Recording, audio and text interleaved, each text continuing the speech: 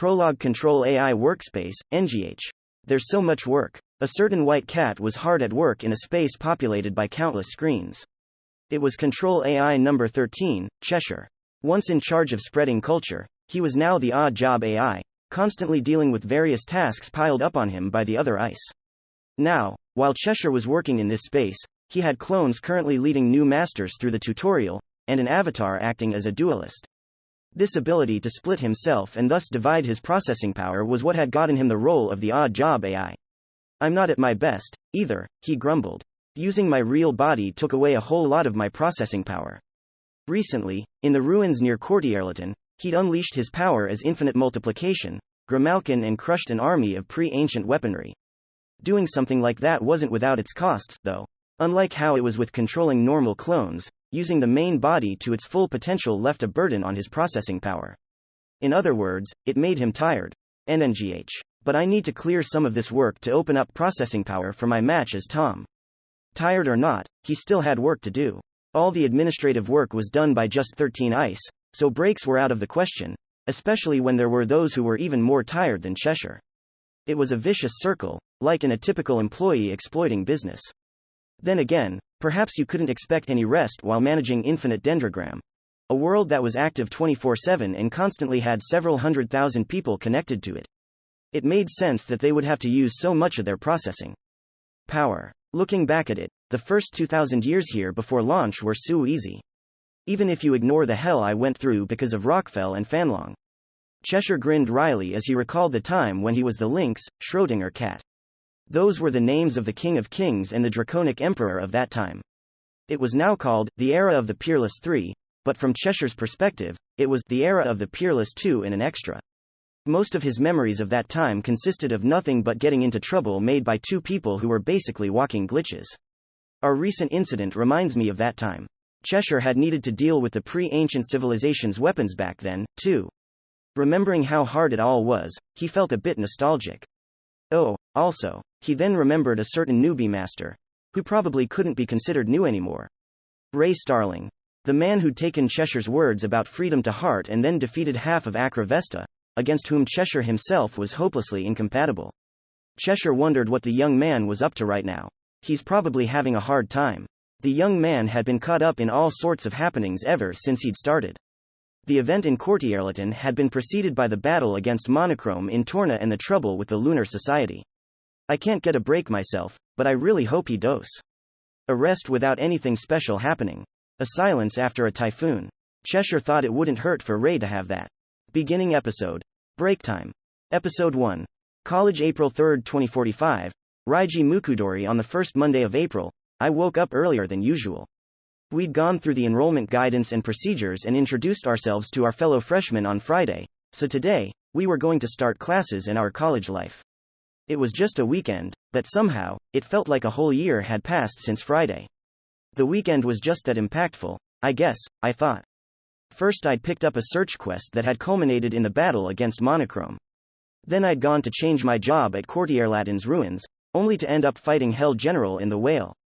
The weekend had been almost as packed with happenings as my first few days in Dendro, everything from coming online until the conclusion of Franklin's game at Gideon. I felt like I'd done nothing but fight the whole time. Now, though, I had to focus on my college life. My parents had told me that I could only live by myself if I made it into Tokyo University, one of the country's best universities. I'd done just that, but this would be pointless if I didn't keep up with my studies. It'd make for quite a bad joke if I went on to repeat a year because of too much Dendro. What would my parents think? Seriously, they already had enough to worry about with my siblings, so I didn't want to add to that. I'd balance my real and Dendro lives to be a proper college student. Speaking of my siblings, I got a call from my sister. She congratulated me for enrolling into college, which was so normal of her that it actually worried me. She'd been traveling all over for as long as I'd known her, and she was now busy working in a different time zone, which was the reason why it had taken her so long to contact me. Being busy with work was a good thing, though. For example, as busy as it would make them, authors who were having their work adapted into anime must surely be happy. Not like my sister worked in that sphere, though. We chatted and reminisced, some memories made my legs tremble, for about half an hour before she asked if I wanted anything for my enrollment party, to which I answered that I wanted some foreign sweets, preferably from famous confectionaires. That might seem inconsequential, but when it came to such things, my sister was a person you had to be specific with. If I were to just tell her, anything's fine, she would bring something far out of reasonable limits or something incomprehensible. Shu had done that once, and he'd received a gift that had somehow gotten him into major, life-threatening trouble in Aokigahara. That was only a little while before the UNKRA World Tournament, when he'd been shaping up to be a great martial artist, and even then, the gift had almost gotten him killed. If I got into something like that right now, it'd make a mess of both my school and Dendro life, so I went and asked for something harmless. Despite the slight bit of fear, my chat with my sister was fun, and it ended without a hitch. Still, for some reason, I heard an explosion right before we ended the call, which made me think, man, she never changes, huh? It honestly felt like she was living in a world and genre a whole lot more dangerous than even Dendro. I made it to college pretty early. It wasn't far from my apartment, so I just used my bike. First I went to the student cafeteria and ate some breakfast while checking the syllabus on my mobile for the details on the various courses. Unlike in high school, where all but a few classes and timetables were decided for you, in college, you have to choose your curricula and set your timetables yourself. I'd looked at it at home, but this could decide my life, so I had to be careful with it. For my required foreign language, I'll just take English too. I'm sure you can't go wrong with the ability to talk with those from the Anglosphere. Although we had some really accurate translation apps these days. Dendro, for instance, translated everything into Japanese for me, no matter where the speaker was from.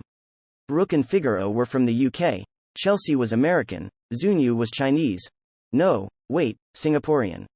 And going by his name, Hugo was French.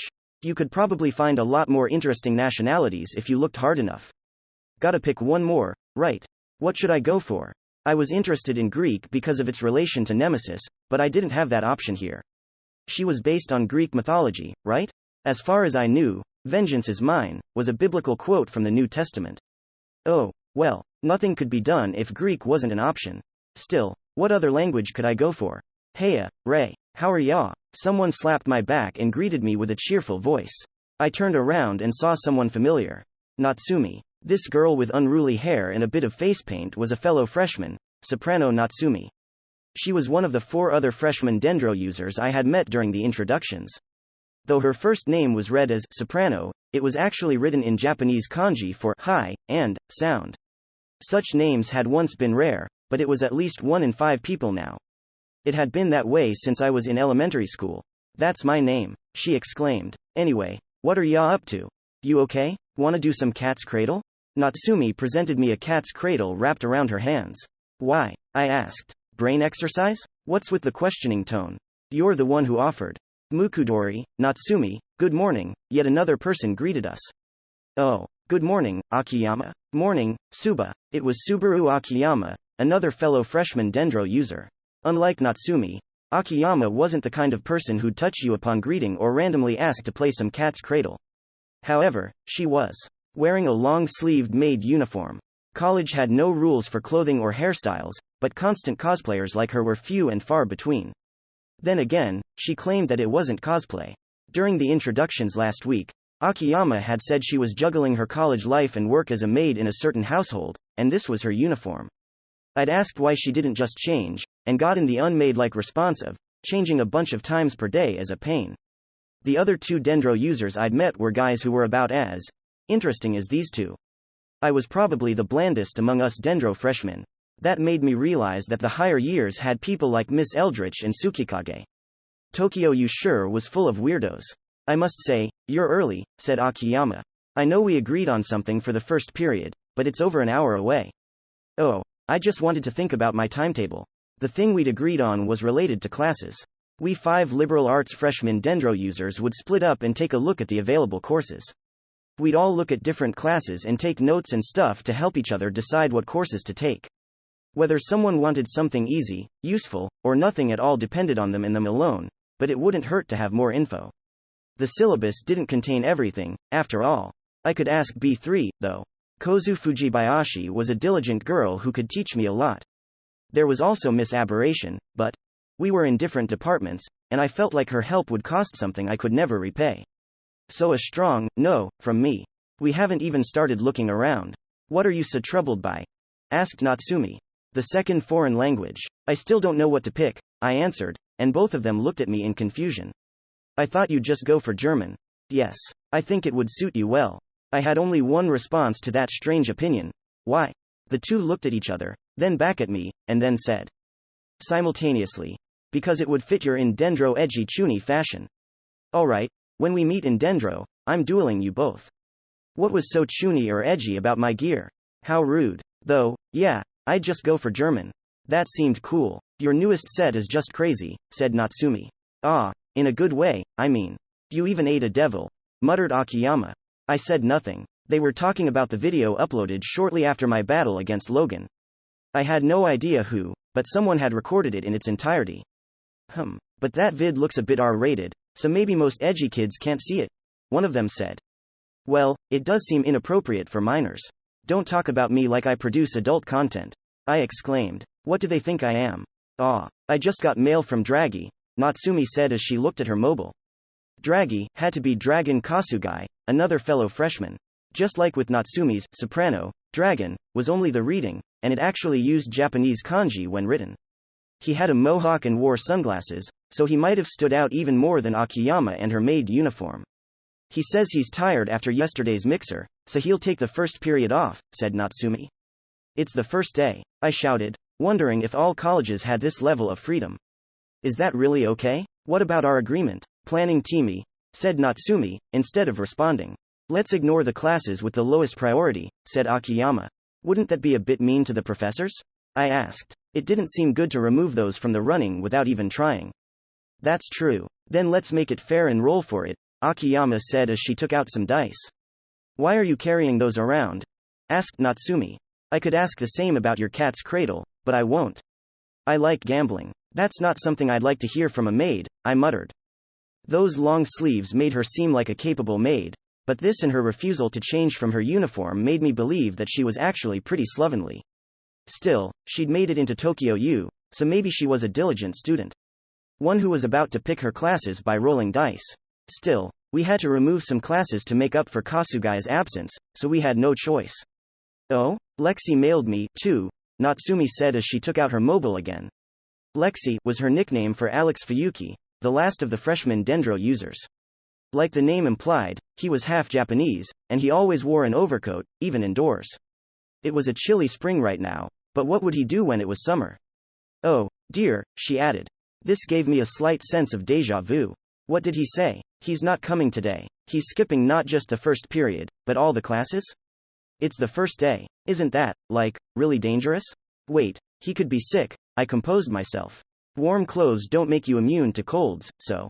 He says he's busy with Dendro.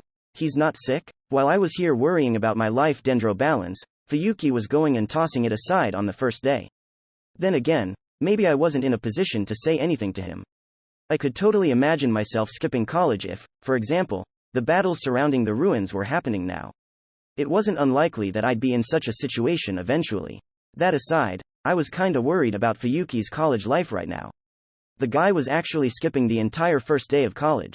Would he be alright? Side story. A certain arrest April 3, 2045, Tenchi, the island country known as Tenchi, was located to the east of the continent. It was considered different, even by Dendro country standards, but not due to its culture or appearance. The extra fantastical fairyland of Legendaria or the floating country of Granvaloa beat it out in that regard. Tenchi's culture was a unique reflection of Azuki Momoyama or Edo period Japan, but that wasn't what made it stand out. It was the fact that it was in a state of constant civil war. The country had a de facto leader, the person with the job of conquest general, but the feudal lords under him, the daimyos, constantly waged war on each other. In fact, you could say that even the conquest general was just the daimyo with the greatest amount of land, as proven by the fact that his status could often be taken from him. In Tenchi, conflict and death were part of daily life. The reason for the constant civil war wasn't clear.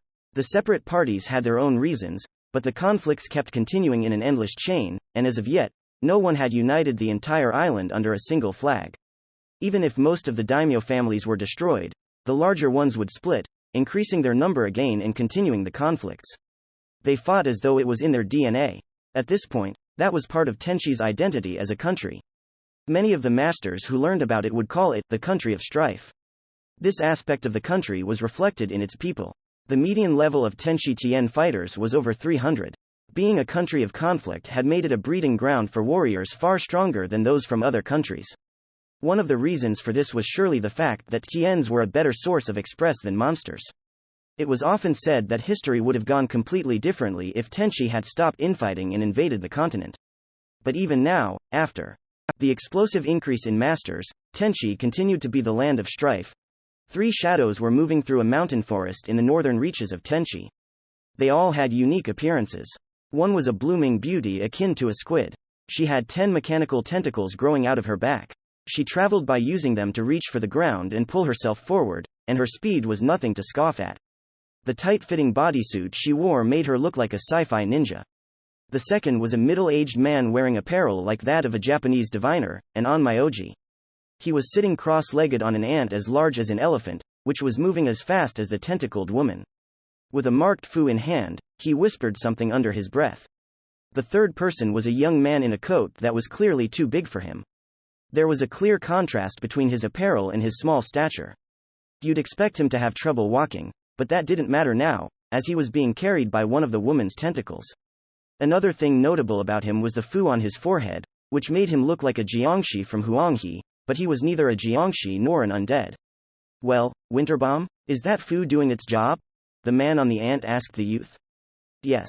I don't feel any motion sickness. Thank you, Mr. Ishton, replied the young man, Winterbomb. Kaya. The man on the ant laughed. It's just a fu to ward against weak poison-type debuffs, but it does the job for motion sickness. You can't ride Probe's chains without it. I could let you ride my ant, but they throw off anyone they're not used to. You don't have to worry about that with her holding you, though. Right, Probe? The woman clearly heard him, but didn't respond. Some might think they were on bad terms, but that certainly wasn't the case. This was just how they usually were. That was proven by what happened next. Boa, bow hhh. A pair of large, demi-dragon tier boars jumped out on the path and attacked them. Without saying a word, Probe tore one of them apart with one of her tentacles. This doesn't look like pork I'd like to eat, said Ishton as 3 ants appeared from out of the ground and instantly reduced the other boar to bone. Still bound by the tentacle, Winterbomb could do nothing but watch. Unlike the other 2, he was a newbie with stats that wouldn't let him last a minute against those 2 boars. They were on a whole other level, both literally and figuratively. They're amazing. So this is the power of Hokugenin's top fighters, huh? He thought, both tense and excited. Hokugenin was the name of a particularly well-known daimyo family in Tenchi. They owned lots of land in the northern reaches of Tenchi and had a lot of strong fighters at their disposal, many of which were masters. The best of the best among them were known as the Hokugenin Elite Four, and they were feared and respected all across the already dangerous country. The 2 people Winterbomb was accompanying were among those 4. One was the Whip, Probe USA-1 the Dismantler, while the other was Onmyo Doctor, Ishton the Army Ant. Both were extremely powerful pre-superiors who'd made a name for themselves in both Tenchi's duel and kill rankings. I'm so lucky, Winterbomb thought. Despite being just a newbie, he'd been invited to go on an official Hokugenin quest alongside these 2. It's hard to refuse a request to party up with our top people. The reward is great, too, so it's worth skipping college for this. I'll have to apologize to them, though. Winterbomb, otherwise known as Raiji Mukudori's fellow freshman, Alex Fuyuki, slowly nodded to himself. He did feel bad about skipping out on their agreement to scout out their course options together, but it was a sacrifice that had to be made. I hope I can make up for it with some lunch. What's wrong? You look like you got something on your mind, said Ishton, noticing the youth's expression. Winterbomb didn't want to lie to someone he respected. Oh, I'm just thinking about college. I skipped it today. Ishton looked at him with worry. Isn't April an important time in Japanese colleges? Can you really do that? It's just the first day, so I'm sure I can get it back. Tokyo U was among the country's best, but he didn't want to believe that skipping a single day would be enough to ruin his college life. Well, this week is all about examining the courses, and lots of people change theirs after the first or second lecture, so I'll be able to make up for this, right? His own words had made Winterbomb a bit worried, so he had to try and convince himself that it would be all right. Funding education, parent burden, idle pleasure, not good. Probe spoke up for the first time. Her tone was strong, and she coupled it with a few light slaps on Winterbomb's forehead. However, Winterbomb didn't really understand her. Her words were too simple for him to process. What? Your parents paid for college, so you shouldn't waste it by playing around, said Ishton. That's how I interpret that, anyway. College life. Prioritize studies, Probe added in a huff. Right. I'm sorry, Winterbaum apologized, now feeling down. But class is about to end, anyway, so please let me keep questing. Probe said nothing and just gave him a glare. Hey, it's fine, Ishton said. It's too late for that now. And he will be useful, right? Reluctant agreement. Probe still didn't seem to think it was okay, but she did seem to see that she had to accept it, so she just continued carrying Winterbaum.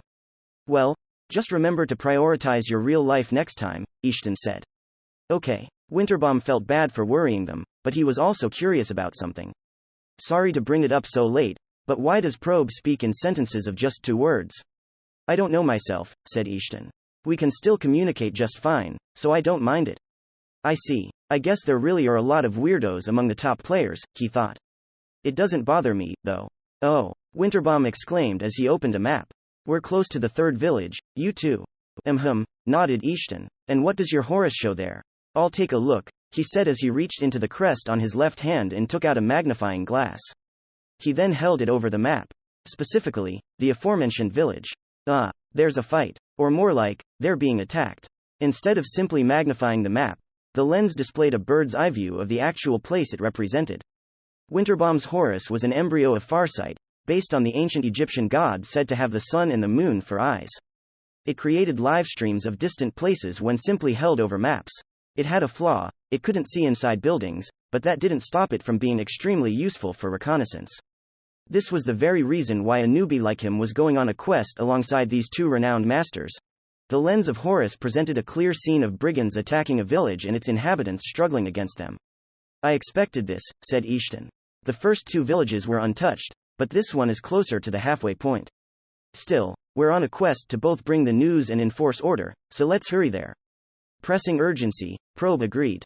The 2 of them prepared to hurry over to the village, but then. What? Ishton suddenly placed the fu in his hand against his ear. Mr. Ishton? Asked Winterbaum, but Ishton just gestured for him to be quiet. A few seconds later, we don't have to hurry anymore, you two, Ishton said as he not only slowed down, but changed direction. Let's go to the 4th village. We'll just be late to this one. Demanding explanation, said Probe. We were too slow. He's already there. There's nothing for us to do there now. Eh? Winterbaum looked at the village once again. The situation had completely changed, and it left him speechless and wide-eyed. Dear me, didn't we set out on this quest before him? I can see why he and Sake are considered abnormal, Ishton grumbled. As for Probe, mist. She whispered her first 1-word sentence and looked at the mist at the foot of a nearby mountain. Tenchi was a land of strife. Because of this, it had the strongest tiens on average, which in turn made it difficult for malicious masters to commit crime. Even tiens could beat them, after all. But there were exceptions. Take it AAAALL. A man roared. Don't kill the women and children. We're sellin', I'm off. A certain mountain village was under attack by bandits. It wasn't that special of a situation, but there were 2 strange things about it. All the bandits had crests on their left hands, and there were nearly no young men among the defending villages. The few elders tried fending them off with spears, but the power gap was evident. Watching his partners in crime round up the villagers, one of the bandit masters spoke to their leader. Big catch, huh, boss? The boss had a large build and a fierce look about him. His apparel was as colorful as a kabuki performer's, and on his hands, he wore gloves with the letters, BAN, engraved on them. His name was Gigamaru Gakido. He was the king of grind, the superior job from the boxer grouping's pound boxer sub-grouping, as well as the leader of the 6th Realm's Chaos Bandit clan, and the 10th in the highly competitive Tenchi duel scene. Ha, sure as, he chuckled. Looks like they sent all their fighters to Kurova. Seems like they lost, too, so they ain't coming back, either. Kahaha. Perfect time to make a killin'. A few days ago, the local daimyo family, Kurova, had battled one of the neighboring daimyos. They'd suffered a decisive defeat, making them lose a lot of influence and land. This village was one of the places Kurova had lost, but the victorious daimyo still hadn't established his rule here. As a general rule, all daimyos in Tenchi ruled separately, and each had their own laws. Since this was no longer Kurova land, Kurova laws no longer applied. But since it wasn't officially under the wing of the victorious daimyo yet, their laws didn't apply, either. Basically, this was now an unprotected, lawless land. Sixth Realm Chaos had purposely attacked them at this exact time. This wasn't their first time attacking Tien's. However, since their crimes hadn't come to light yet, they weren't on the wanted list yet. This was a major job, even for criminals like them. No proper warriors guarding them, no laws or rights to protect them. We rarely get prey this good, Gakudo said, grinning. But where are we selling them? Can't do it in Tenchi, can we? That's nothing to worry about. We got in contact with a good slave trader recently, didn't we? Said he'll buy all the slaves we catch and handle all the shit surrounding him. Oh, that sounds good. What was his name, again? Slipped my mind. Relakma? Lacrima. He's the one who told us about the war and where to find these villages. Also gave us some damn good accessories as a sign of friendship. A good guy, that one. He pointed to his earring-shaped accessory. Gakudo himself had better accessories, but these gifts were more than good enough for his underlings. Ha ha ha, that's great. It costs money to grow the clan and to hire smiths to make better gear for the duels, so we can't miss out on tasty deals like this. You know what, I'll give ya a better share for mediating. Ha ha, I knew you'd say that. You're a nice guy, boss. While they were having this conversation, the rest of the clan mostly finished rounding up the villagers. They were all sitting in the center of the village, bound in chains. 5 of them, however, were seated separate from the rest. They were the prettier-looking women, girls, and boys, and they were bound in just shackles, rather than chains. Does this mean what I think it means? Gakudo asked. The clan members responded to his question with nothing but vile grins. All have the redhead. You do whatever you want with the rest, Gakudo said. That's our boss. You know what it's all about. Hollering, the bandits surrounded the girls and boys. Gakudo himself reached for the red-haired woman he'd picked, but then realized that something wasn't right. Mist? He muttered. A dense mist had filled the village. There was a well here, but the kind of river that could form such a mist was a fair distance away. As they all wondered what was happening, an unfamiliar voice reached their ears. No good. No good at all, the voice said. The women and boys of the world have a beauty to them that changes with the passage of time. Violently tearing it while it's still budding is truly a waste. After all, what's a love-making without love? The source of the voice was on the roof of one of the buildings. It was a muscle mountain of a man. Not in the unsightly sense, though. He was over 2 meters tall, and combined with the muscles, he created a very balanced-looking build. He had hair that was long, dark, and disorderly, and a beard that grew away from his face. Additionally, he wore skins that looked like they were freshly torn from a baboon, and had a hatchet-like blade at his side. Judging by appearance alone, you would have assumed that he was from Gakudo's clan. Who the hell are you? Gakudo demanded. The man reached for his side and took out a traditional Japanese smoking pipe before responding. Me? I'm Big Man. He then lit the pipe and began smoking it. It was a calm and casual act, which was in complete contrast to Gakudo and his gang. After all, Big Man was a major name, a true big deal. King of Brigands. One of them trembled. Big Man the Mountain Splitter. The superior that's second in the kill rankings. The man held the brigand grouping's superior job, King of Brigands. Mountain Splitter was a nickname, said to have been born when he'd cut a mountain in half. Obviously, he was a superior. You can't be serious. One of the brigands yelped. Tenchi had a number of superiors. The top 3 in the duel rankings were among them, so Gakudo, a duel ranker himself, knew their power well. But that wasn't all. Big Man was. So you're all informed, huh? Guess I don't have to introduce myself now. If you know that much, then you probably also know that. I'm a guest at Hokugenin's. Big Man exhaled some smoke, mixing it with the mist before continuing. This recently became Hokugenin turf. Indeed, the daimyo family that had fought Kuroha and conquered this land was the Hokugenin. Thus, there could only be one reason why one of their Elite 4 would come here. He took out a seal case and presented it to 6th Realm Chaos. Hokugenin's laws in place now. In case it ain't obvious, we can't have our people taken into slavery. GH. The words made the bandit clan grind their teeth in frustration, and the villagers cheer. The item Big Man had shown was proof that he represented the Hokugenin family. Midorino Hokugenin, the current head of the family, had taken the potential of such crime into consideration. Thus, he'd given his seals to some of his guest masters and had them travel around to prevent it. Ishten, Probe, and Big Man were among those chosen masters. This was no longer lawless territory. Thanks to the edict, it was now under the law of Hokugenin. Blood has already been spilled, Big Man continued. But it's my own fault for not making it in time. It would be wrong to judge you for simply adhering to the law of lawlessness. Falling silent for a moment, he looked down upon the sixth realm chaos. But if you continue to act as criminals even after seeing this seal, you'll all lose your heads and drop straight to the jail. His status as a superior, one of the strongest masters, made his words feel like a menacing growl. Looking at his odd gang, Gakido clicked his tongue. He's not someone we can handle. Gakido didn't believe that numbers gave him any sort of advantage. Battle-focused superiors weren't the kind of creatures that could be swarmed. Backing down was obviously the right choice here. But before he could tell his clan to retreat, Big Man noticed a few of the clan members point their weapons at the bound villagers. The one he'd talked to before Big Man's arrival was among them. What the hell are you doing? Put your weapons away, Gakido shouted. However, the brigands said nothing in response and just swung their weapons at the villagers.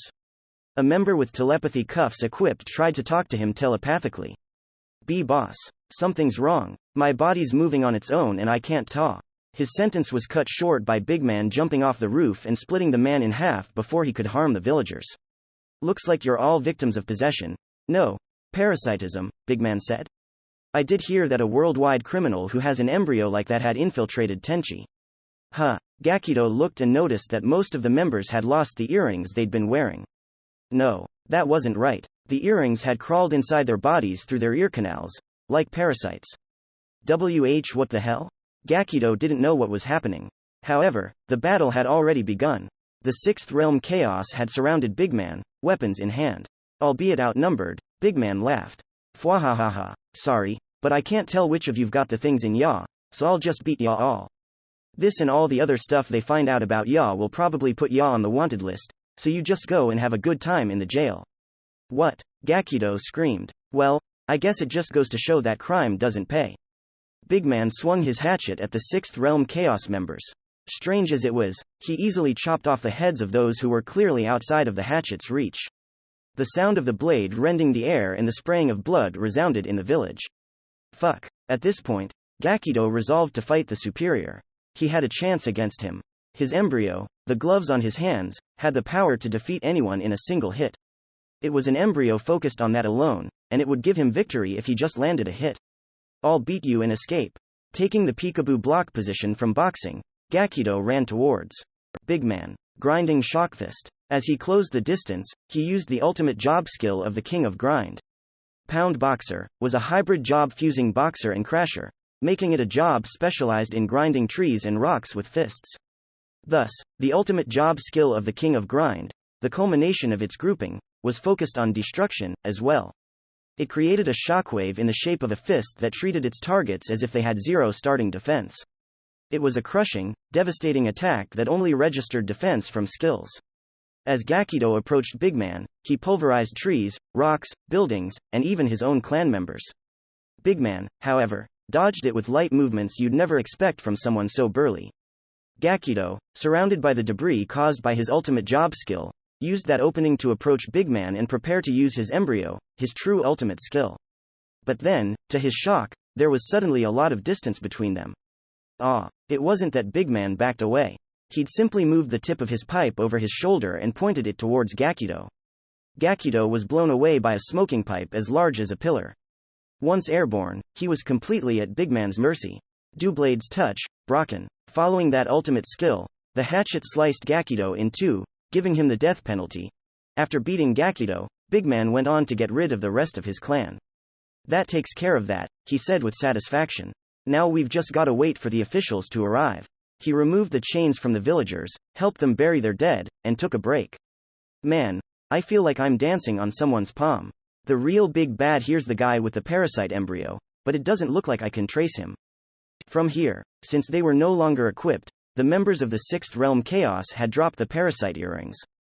However, the earrings had quickly blown up and dissolved into light, no doubt to destroy the evidence. He was gathering slaves. No, that was just to bring us here so he could gauge us, clearly. It's looking like we'll end up fighting eventually. Man, the battles just don't end here. Infinite Dendrogram sure is a restless place. Or is it just Tenchi? Ha ha ha ha ha. Big Man laughed and looked at where he'd just fought the sixth realm chaos. Now, they're obviously going to the jail. It's hard to cross the sea from Tenchi. His words reminded him of the last of the Elite Four.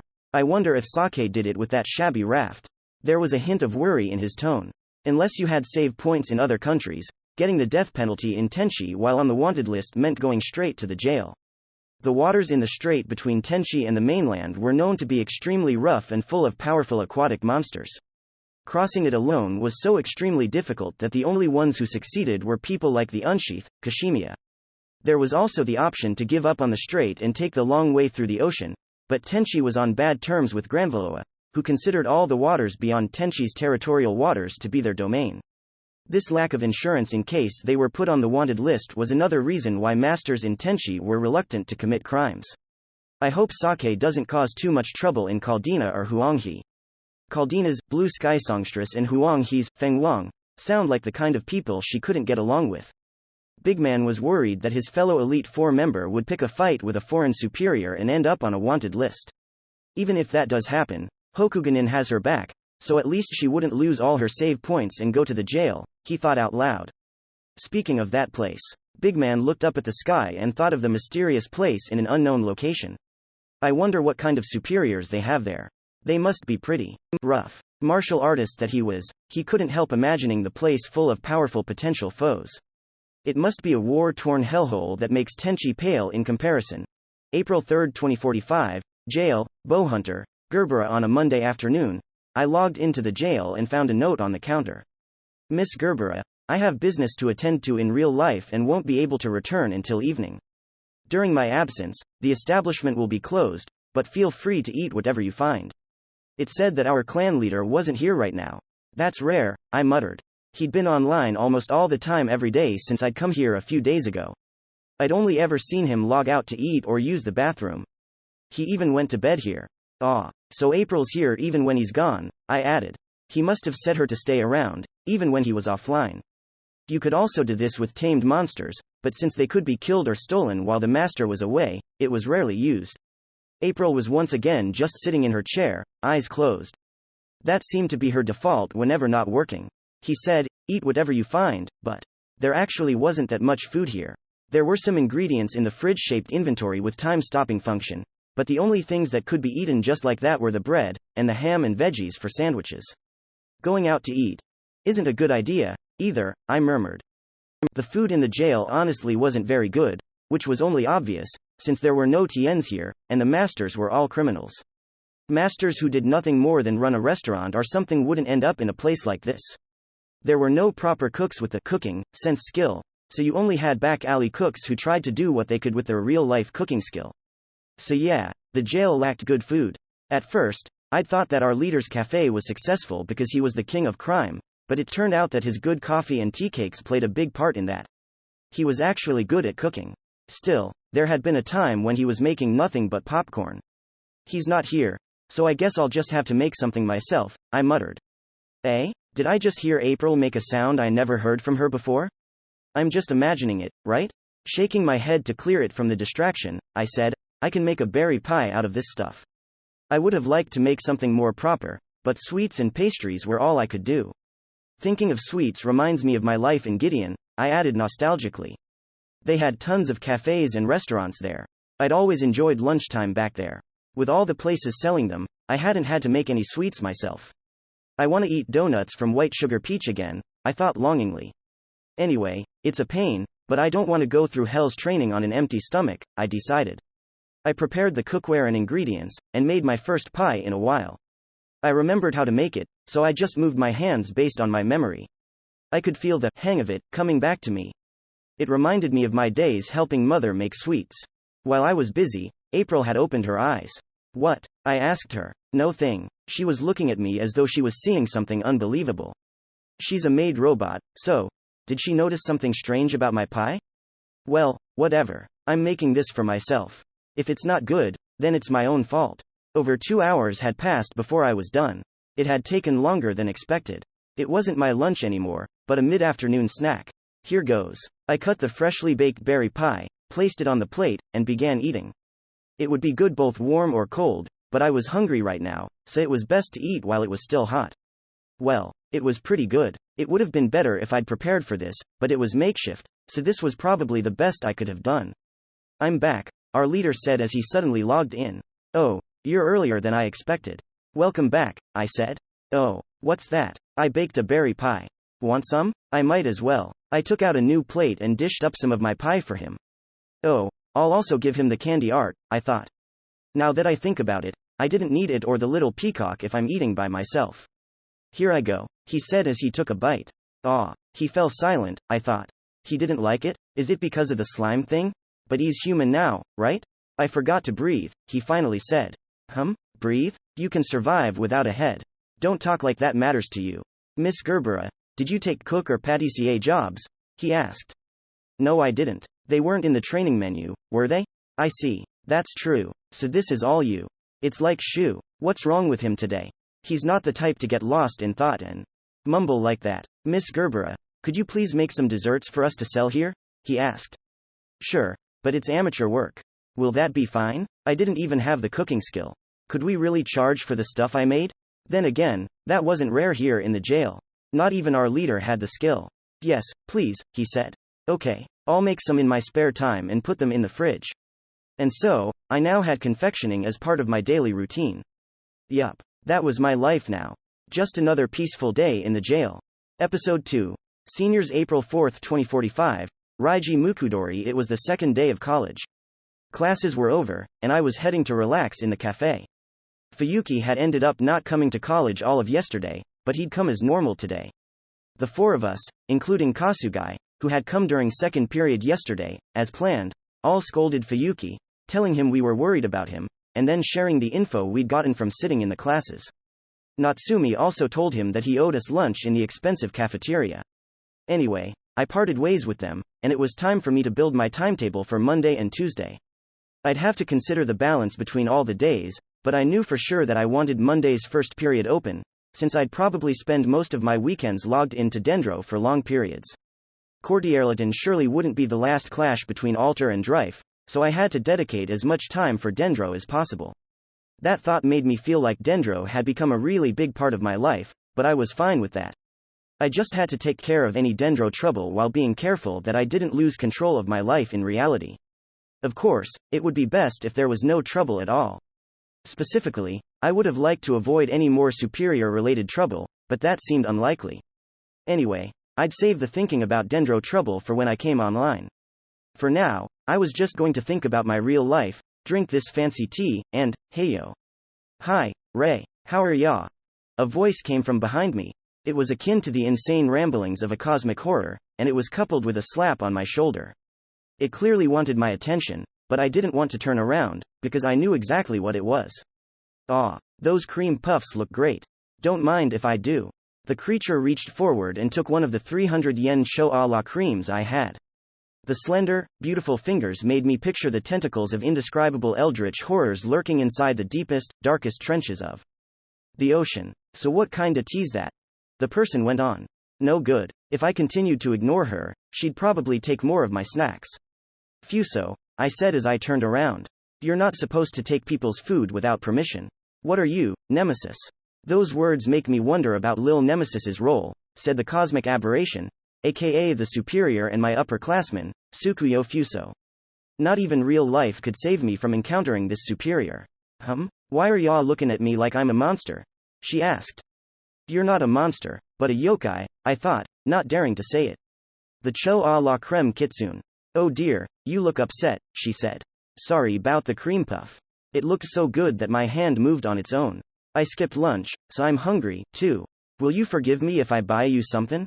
I can even get you something more expensive. A sponge cake? Parfait? Just get me a new cho a la cream, I said. Kai, didn't take you for the type who'd be picky about food names. I'm just calling it by its name on the menu. She went on to order some tea and snacks, and sat down on the chair in front of me. Aw, damn it, we ended up sitting at the same table. Boy, is it hard to meet when we're in different departments, she said, flopping back across from me. Yeah, we had a good time chatting in the clubroom last time, didn't we? That's not how I remember it. You dragged me in and held me down. Details. How are you doing these days? Fine, I guess, I shrugged. College is different than high school, so I'm still adjusting to the system. I'm making a timetable right in. I don't want to hear that boring stuff, she cut me off. She just called everything I was up to boring. I meant in Dendro, the aberration continued. What kinda deadly fights are y'all getting into recently? Why are you making it sound like I'm always on the verge of dying? I demanded, looking back at the dangers I'd faced in Courtierleton and being unable to deny her implication. Well, I did go through some stuff after leaving Torna. Were you caught up in the trouble at Courtierleton? She asked, making it clear that unlike Natsumi and Akiyama, she hadn't seen the video. No comment. No comment, he says. I had no idea what was so funny, but she burst out laughing and started poking me in the cheek. Her nails weren't sharp, probably because she was a medical student, but it kinda annoyed me. Tell me if the trouble ends up hurting ya. I'll treat ya for a special price, Miss Aberration said. How much are we talking? I asked. 1 heal and you join the club. I could consider that much. 2 heals and you join the Lunar Society. Not happening. I was against getting a death penalty just to fix a bad injury type status effect, but I sure as hell wouldn't pick anything worse. Oh, that's so mean. At least I'm not going around a university campus inviting people to my cult, I shot back. Isn't that forbidden? I fumed silently. Hey, don't be like that, Miss Eldritch said. That was just a joke. Look, the snacks are here, so let's just have some tea. I need a break right now. Did something happen? I asked slowly. I had to hand in some reports.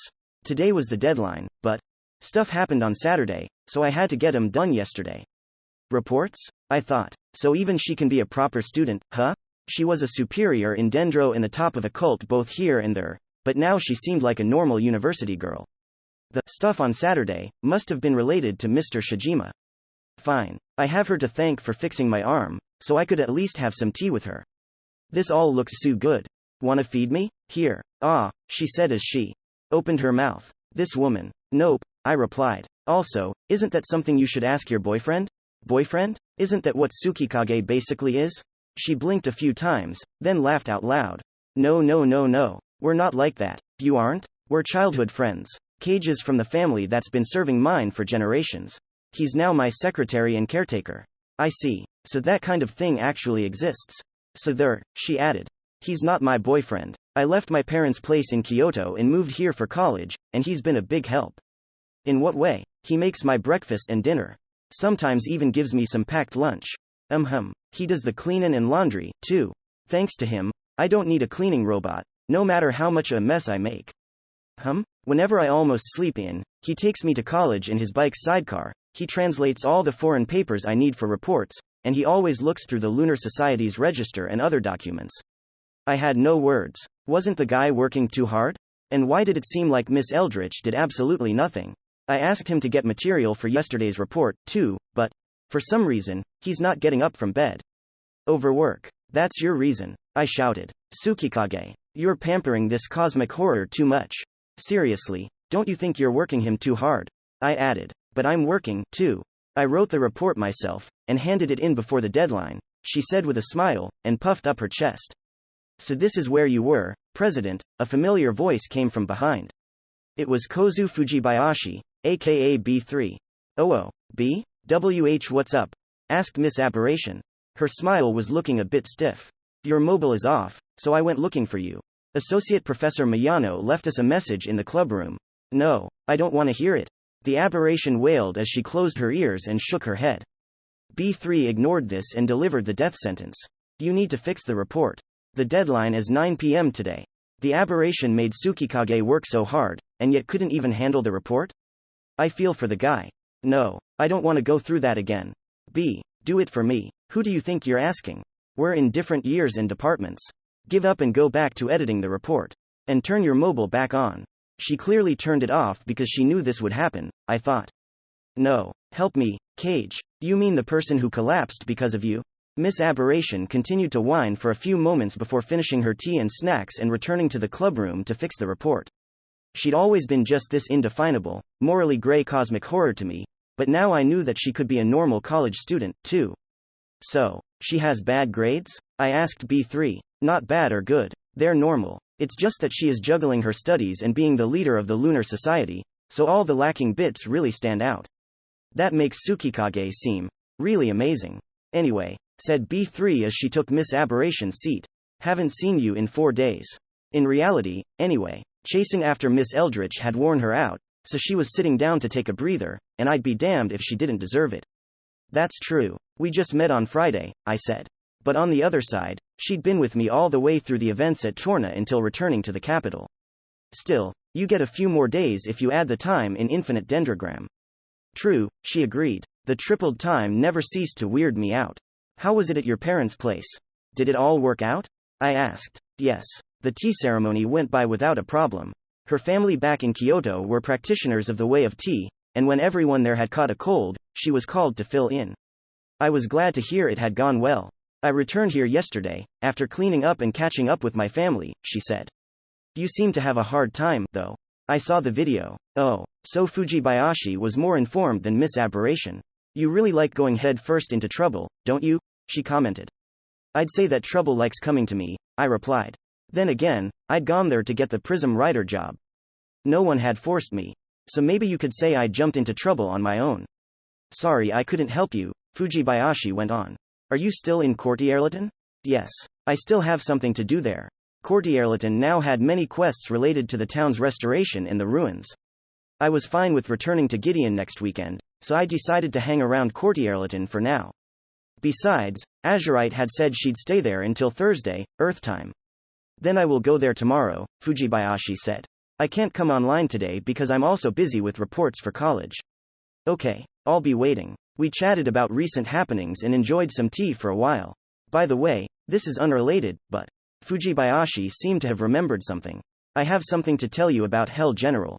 What about him? I asked as I remembered the Devil Wielder. Tonight. Or more like tomorrow. He's going to have a duel for his throne. Well, he is the first in the Imperium's duel rankings. It seems a bit sudden, though. I'm sure he knows the general opinion about him and wants to fix it as soon as possible. Thus, the duel. Basically, he'd found out about the video and wanted to restore his reputation where he had the home field advantage, the duel arena. Since the arenas returned all the items you used, he was absolutely free to summon the mythical devil he hadn't been able to summon against me. It was definitely the best place for him to show his power. Though, I can't be sure if he will win this one, Fujibayashi said after a sip of her tea. Why? Mythicals were 2 tiers above the legendary Giga Knights I'd faced. If he was free to summon them, I was guessing he'd have the win in the bag. Fujibayashi answered briefly, but told me everything I needed to know in a few simple words, because he's up against another superior. Side story. Crime and Invitation, April 5, 2045, Imperial Capital, Vandalheim, Noble District. The countries on the continent all had capitals with a similar design. They all had a central building, such as a royal castle. It was surrounded by the Noble District, which was surrounded by commoner houses and stores. Vandalheim was basically that, too. It was built around the Emperor stand. The only notable difference was that its outskirts had military bases, and research facilities like the Triangle of Wisdom's headquarters. The Noble District of the city had recently begun housing people other than nobles. Specifically, superiors and masters important to the Imperium. But those who used them well were few. Franklin had a residence, but it was unused because he always slept at the Triangle of Wisdom's headquarters. The King of Beasts had one, too, but due to that master's long absences, the only people living there were some servants who regularly cleaned the place. Out of the 2 new superiors, one had simply refused the residence by saying, unneeded. However, the other newcomer, the King of Chariots, Murdoch Martinez, now made good use of his, going as far as to use the attached garage for his hobby of tank maintenance. He also occasionally went to the outskirts to have some fun with his subordinates and embryo in some tank battles using mock shells, so he really seemed to enjoy his new life here in the Imperium. Now, Dryfe had one more superior. It was the Hell General, Logan Goddard. As a veteran Dryfian superior right behind the King of Beasts, he obviously had his own noble residence and generally lived there. He had a large number of servants, and it was safe to say that he was the master who led the most noble-like life in the Noble District. However, he was now curled up in his own bed. NNGH, he cried into the pillow he was holding tightly. It didn't suit the beautiful young man represented by his avatar, but it was something you might expect from his real self, a boy in elementary school. The reason for his crying was simple: he'd lost again. First, he'd lost in Courtierleton, against the newbie, Ray Starling. Then, he'd lost against Franklin, who'd recorded his fight against Ray and uploaded it to the internet. And now, he'd lost his 3rd fight, along with his throne at the top of the duel rankings. Damn it, he sobbed. The first loss could be portrayed as an accident, and the second loss could be seen as the result of a trap, but the third loss, which had happened in his own domain on the arena, left him completely devastated. The person he'd just lost against was someone who'd climbed up to the second place in the duel rankings at an amazing speed. She was the king of thieves, Zeta, one of the two new superiors in the Imperium. She was originally from Granvaloa, but something had led to her being put on the seafaring country's wanted list. After many twists and turns, she'd ended up signing a contract with the Imperator and becoming part of the Imperium. Then she'd risen up the duel rankings at an incredible speed, and then finally faced Logan. It had been, for all intents and purposes, a clash of the superiors for the champion's throne. Logan definitely hadn't been holding back in that battle. In fact, he'd felt he had to win it at all costs, so he'd faced the challenger without any conceit. And yet, he'd ended up losing without as much as scratching her. What the hell was that? He screamed, remembering it. Right after the start of the duel, Logan had started to summon Zero Exceed.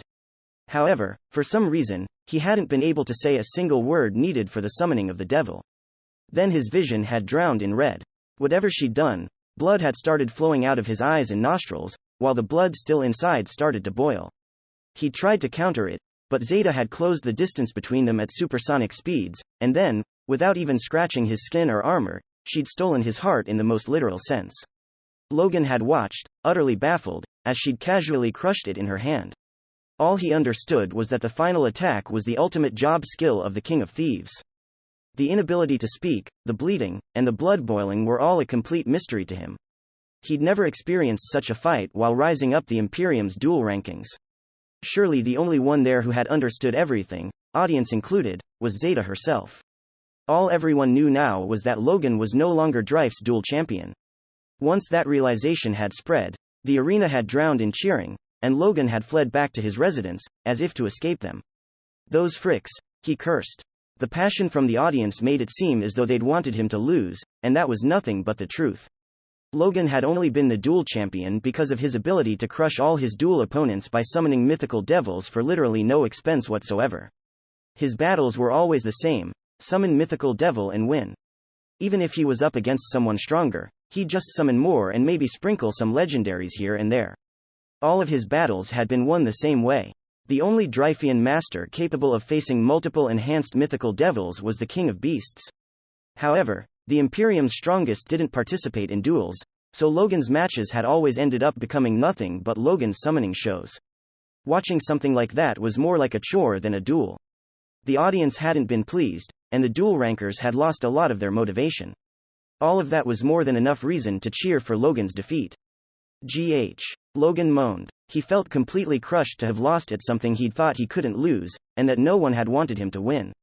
After burying his face in the pillow for a good few hours, Logan whispered, "Maybe I should quit Dendro." He'd become a superior, the duel champion, and had held some of the greatest war potential in Drife. He'd believed he was at the top of infinite Dendrogram. Little boy that he was, he had little life experience, and thought he was better than everyone. This game had affirmed his delusion and satisfied his pride. But now, after 3 defeats and the loss of his position, the pain and embarrassment made him want to quit, which, again, was very much like the little boy that he was. Without Logan, the Imperium would become a far weaker foe in the war. However, since he was about to quit, Logan didn't care about what would happen in this game. He activated the logout timer and prepared to leave Infinite Dendrogram for good. Restraint. I am stopping your escape. A certain person placed a hand on his shoulder, stopping the logout process. You. Logan jumped away and brandished the Viledragon's pride blade, Woltgeyser. His weapon was aimed at a strange person fully covered in bandages. It was none other than the one who defeated him and became the new duel champion, the King of Thieves, Zeta.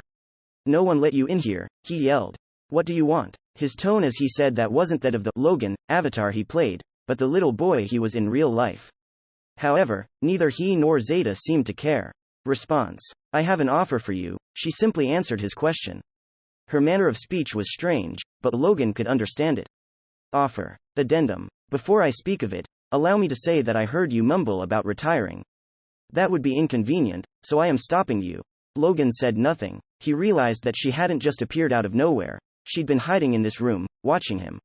He wanted to sue her for violation of privacy, but crimes between masters couldn't be taken to the court of law, so that wasn't something he could do. Of course, since Logan was underage, he had special restrictions and protections put on him. If Zeta had done something inappropriate, she'd have received a penalty, but Logan didn't realize that. I'm not talking to someone who sneaks into people's rooms. Get out, he shouted. Appeasement, Zeta replied. Please do not be upset. I apologize for sneaking in, but the offer I have is one you will like. I will? Affirmative. Specifically, I can provide you with a plan to make you a lot stronger than you are now. That was something that he, defeated 3 times in a row now, couldn't ignore.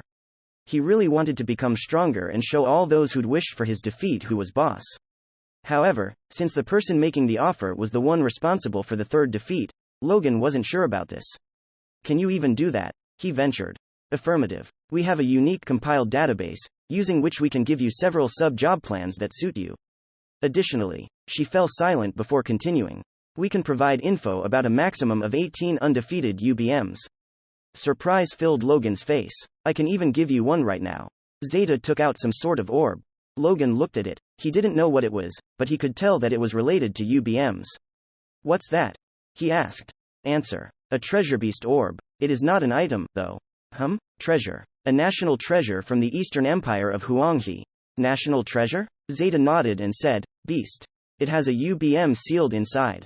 Those words surprised Logan. Statement. You can have this one, and I will give you info about all the UBMs whose locations I know. Quote. Exclamation mark quote. Logan wanted that so badly, he almost jumped on it. Logan's trump card, Call Devil Exceed, required MVP special rewards to work. He'd originally had 3 of them, but he'd used one up in his battle against the Celestial Knight, then another against Ray, which he ended up using against Franklin, and now, he only had the Viledragon's Prideblade. MVP rewards could be great sacrifices in gear, and Logan desperately needed UBMs that could drop them for him. If I had that, he began. I could play Dendro again, he finished silently. However, he was also suspicious. He could understand if she just wanted to give him a job plan to make him stronger, but UBM locations and UBMs themselves were just too great of a treasure. Defeating them gave amazing prizes, so you'd expect any capable masters to go after them themselves. And there was no way that Zeta, who'd mysteriously, yet easily, defeated Logan, wasn't capable. Why would she just give such valuable information to Logan? What did she want in return? His suspicion was about as great as his desire. What do you expect to gain by making me stronger? Sound. I am here to sound you out about something, Zeta said, then looked at Logan with her eyes peeking through the bandages on her face before continuing. Invitation. I invite you to join our clan, Illegal Frontier. Illegal Frontier, otherwise known as IF. It was the most infamous clan, led by the king of crime, Sex Werfel, and made up exclusively of superiors on wanted lists all over. Zeta was part of it, and she was inviting Logan. IF. That IF? He asked. Affirmative, Zeta nodded. With the Courtierleton incident, you are officially on the kingdom's wanted list. That gives you the qualifications. Logan's actions in the war hadn't been considered a crime because they'd happened in wartime. However, the incident at Courtierleton had been clearly outside of it, and Logan was now among the kingdom's wanted. That made him a superior on a wanted list. But what are you guys even planning? He asked. That question was only natural. IF was infamous for being a clan made up of only wanted superiors. Other than that, their nature and goals were a mystery. No matter how great the rewards were for joining, Logan couldn't bring himself to accept without knowing that much. Zeta understood that, and so. Explanation. We aim to. She began telling him about their goal. That sounds great. Was the first thing Logan said 10 minutes later. And for the first time in a while, he was genuinely excited. Question. Do you like our goal? Asked Zeta. Yeah, I want in on that, too. And if I'm also getting UBM info, then I have no complaints. Though, hold on a second. Zeta tilted her head, wondering what he'd say. This country has another superior who's on a wanted list. Needless to say, that was Franklin. If the mad scientist would also be invited to Illegal Frontier, Logan couldn't join it. However, Zeta shook her head. Denied. We will not invite Mr. Franklin. Why? I know I shouldn't say this, but. Logan couldn't bring himself to finish the sentence with, he's stronger than me now. Unfit. The person in question could not exhibit his true power with IF, and more importantly, he is not in gear with us. Logan couldn't understand what Zeta meant, but he did understand that Franklin wouldn't be invited by IF. That left him with no reason to hesitate. Alright, he said. Then I'll gladly join the clan. And take the payment, of course. Reception. Welcome, new member. They exchanged a handshake. So, when should I leave Strife? Logan asked. Hold. Stay with the country for now. I will contact you when the time is right. Alright. I can't wait. Training. Until then, I will provide you with a plan to make you stronger. Alright, I'll play along. Don't disappoint me. Certainly, you will have clear results. And so, Logan and Zeta were now on the same side. This was the moment when a third faction began tangling itself in the intrigue of the Altarian-Dryfian War. Episode 3. Sister April 4, 2045. Raiji Mukudori. I returned home from college to find something in the mail. The foreign sweets I'd asked my sister to send me. It was pretty fast, considering she just called 2 days ago. It was also delivered by a company I never heard of, but that wasn't that strange, my sister had connections. Just to be safe, I looked up the confectioner and product online, and sure enough, got a decent number of search results. After confirming it wasn't weird in some way, I threw one in my mouth, and it was a proper, delicious sweet. Nothing weird happened even after a few minutes post-eating, so I was now completely sure it was safe. A part of me thought I was being too wary of my own sister, but this was necessary. She was the one who'd casually asked me if I wanted to go to the jungle, and then actually taken me there when I'd said yes. I still wondered how she'd taken me to South America when I hadn't even had a passport. Honestly, it felt like I just suddenly found myself flying over a jungle in a small plane, and then thinking about it makes my head hurt. The point was that I'd learned to exercise an appropriate amount of caution when dealing with her. However, I didn't think that she bore any ill will. Whatever she did with me, she did out of kindness. Even that traumatizing trip had probably been nothing more than her taking advantage of her work trip to South America to show her little brother what jungles were like. She certainly hadn't intended to endanger my life and chastity. I still didn't really know why I had been chased around by Amazons or why the jungle had ended up on fire. It was probably a rude thing to think, but my sister was quite abnormal as a living being. That probably affected her standard for me. There was also the fact that her first little brother, Shu, was also quite the superhuman. Compared to them, I was pretty normal, so I knew I always had to be cautious with her. I felt that it was an inviolable rule necessary to my survival. Still, I wouldn't forget to send a thank you email to her. She scared me like hell, but she was a dear part of my family and not a bad person. I've gotta say, these are pretty good, I muttered. Since they looked really safe so far, I began trying out the sweets for real. I just had some cho a la creams at the college's cafe, but these were simple chocolates, so I still had plenty of room for them. College had exhausted my brain more than I'd expected, so my body needed the sugar, too. I also hadn't rested at all in the cafe because of Miss Eldritch. Speaking of chocolate, there's Valentine's Day in Dendro, right? I murmured. Special as it was with its full dive capabilities, Infinite Dendrogram had planned events, just like any common MMO. Most were based on real seasonal events, such as Christmas or Valentine's Day. I'd started in the latter half of March, though, so I'd missed both Valentine's and White Day. I had yet to experience any seasonal event, actually. There had been 2 Valentine's Day events so far, and I had no idea what they were like. Did Shu and the others participate? I wondered. Shu, Figaro, and Miss Eldritch had been playing since launch, so they must have seen a whole bunch of events. I wonder what Valentine's was like. I'll have to ask them. Valentine's Day was associated with love, so it must have been a peaceful, sweet time. Side story. Valentine's Day of 2044, February 14, 2044. Figaro logged into Infinite Dendrogram and was welcomed by his friend saying, "Figgy, let's hop off and hunt for chocolate." His friend was none other than Shu Starling, wearing a 2-meter-tall animal costume. The clumsy inclusion of hop was him making a pun, for he was wearing the Hyper Costume Series, Cyclone Pocket, a costume he'd gained from an UBM that looked much like a kangaroo. He also emphasized his s and even added them where they didn't belong. Figaro silently looked at him, remembering some of Shu's previous costumes. He made bear puns when wearing the bear costume, but when wearing the wolf costume, he just threw in the occasional woof. How does he decide between puns and animal sounds? He wondered. He chose not to ask, though, for there was something more important. Hunt for chocolate? Not receive it? Even Figaro understood where this talk about chocolate came from. In the real world, it was Valentine's Day, a special occasion in both Christian and non-religious places. Figaro had already received chocolates in real life. Though his inborn heart disease had him bound to his house for medical reasons, he had still received chocolates from his mother, the maids working at his house, and his little brother Keith, for some reason. Figaro was sickly, and one of the symptoms of his disease was the spasms that happened every time his heart rate rose above a certain point.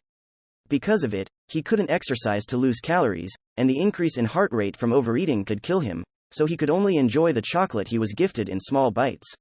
Even so, he really appreciated the love they had put into them. Yeah, we're Ru Ming through the Valentine's event.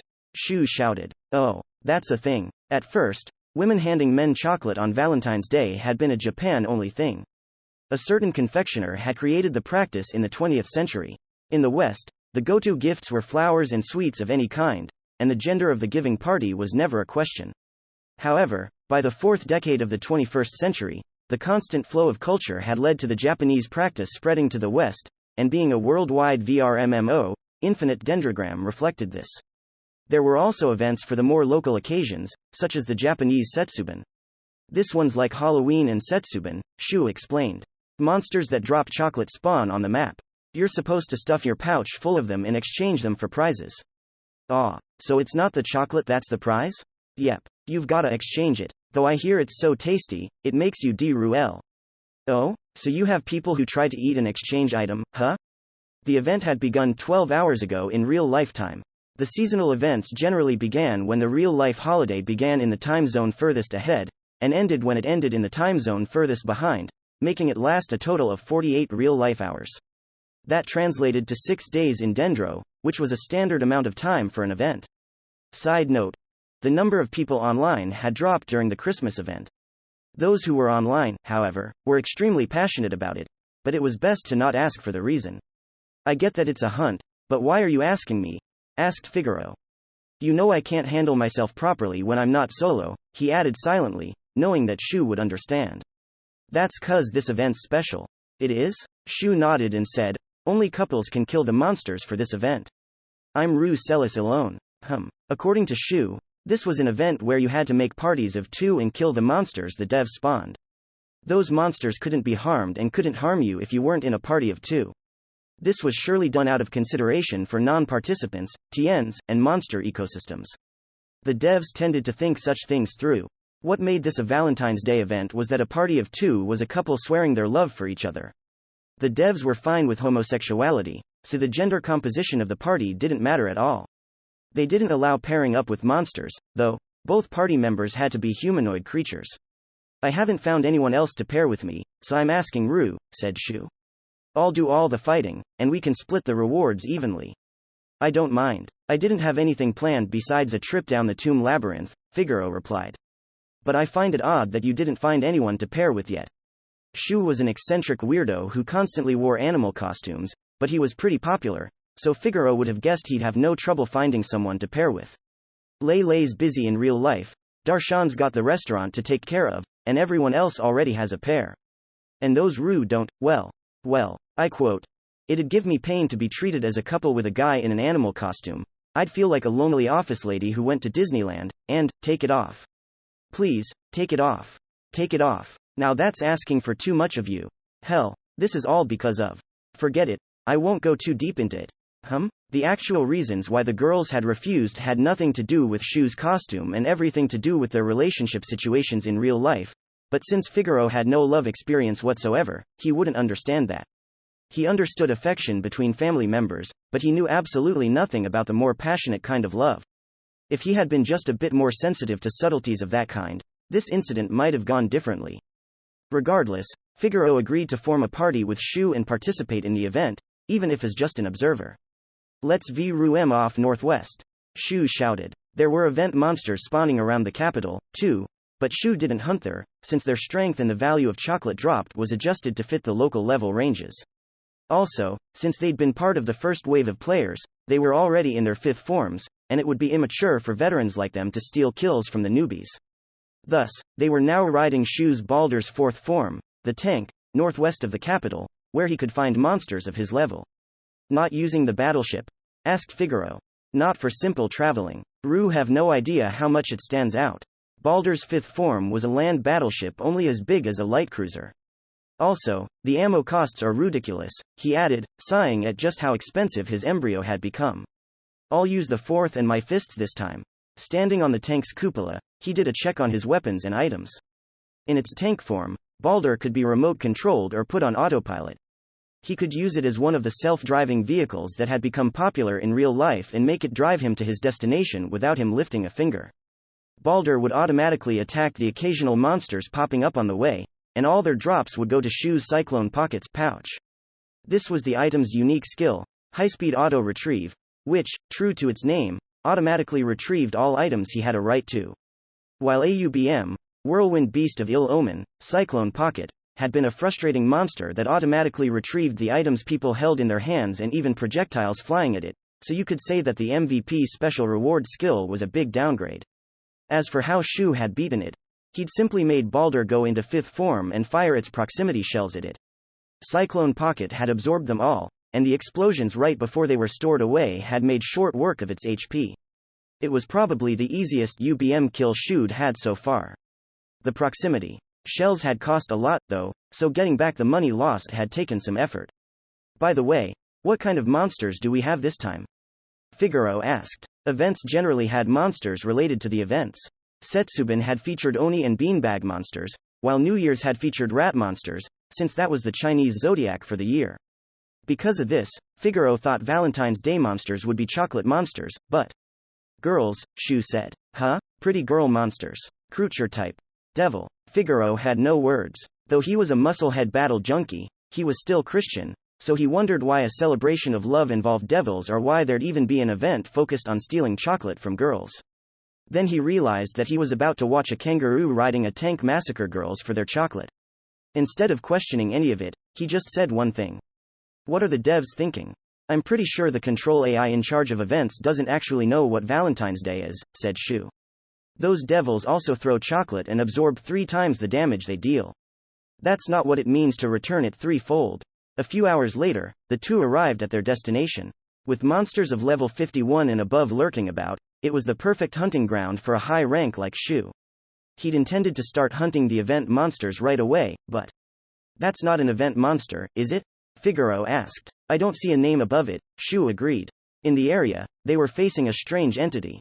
It wasn't an event monster, nor a master hunting them. It looked like 2 towering, metal legs that skipped around with lightness you wouldn't expect from their size and earthquake-causing weight. Additionally, there were master-like people where it was heading, and you could see them being crushed and turned to light. The most bizarre thing about this place, however. Ahahahahya. Crush. I'll crush you all. It's what all boyfriends and homewrecker deserve. Was the feminine roar echoing from the top of the legs. The two watched the scene, not saying a word. They were skilled masters who'd already faced many foes, so they were able to make a quick, calm analysis of the situation. The shouting woman was a master. The large metal legs were her embryo. The fact that she was crushing masters in this high-level area meant that she was really strong. Her legs were making them scatter with next to no effort on her part. However, anything that came from such analysis meant nothing compared to the searing hatred in her voice. Shu instantly understood that she's the type you shouldn't get involved with. Figaro, on the other hand, thought she looks strong. I want to fight her. That might have been the reason why there was such a gap in the amount of danger they felt. Figaro knew nothing of love, so he couldn't understand just how deadly the grudge in that voice really was. We're hopping away from that, said Shu as he turned Balder 180 degrees, determined to leave as soon as possible. Okay, Figaro replied, slightly disappointed. But then, the hellish voice rang out above them. Is THAAAT a couple ISEEEE? They looked up and saw the metallic legs. Not saying a word, the two silently analyzed the situation again.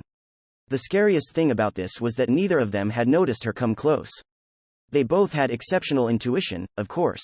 Therefore, this had to be teleportation or something similar. She'd also come to them after killing every single master on the map, making it even clearer that she'd be a tough foe to fight. While Shu thought that they were in for some trouble, Figaro was excited. Shu started out by trying to communicate. We're just, what? She unexpectedly cut him off. There's a guy in that costume? You could tell by her voice that she was surprised by something. A few seconds later, she asked, Are you a gay couple? No, Shu and Figaro replied in perfect unison. Then all's good. Hold on a second. Suddenly, the hellish thundering subsided, the towering metal legs vanished, and a woman descended from the sky. It was worth noting that it was over 100 meters worth of free fall, and she went down with great energy and splendor.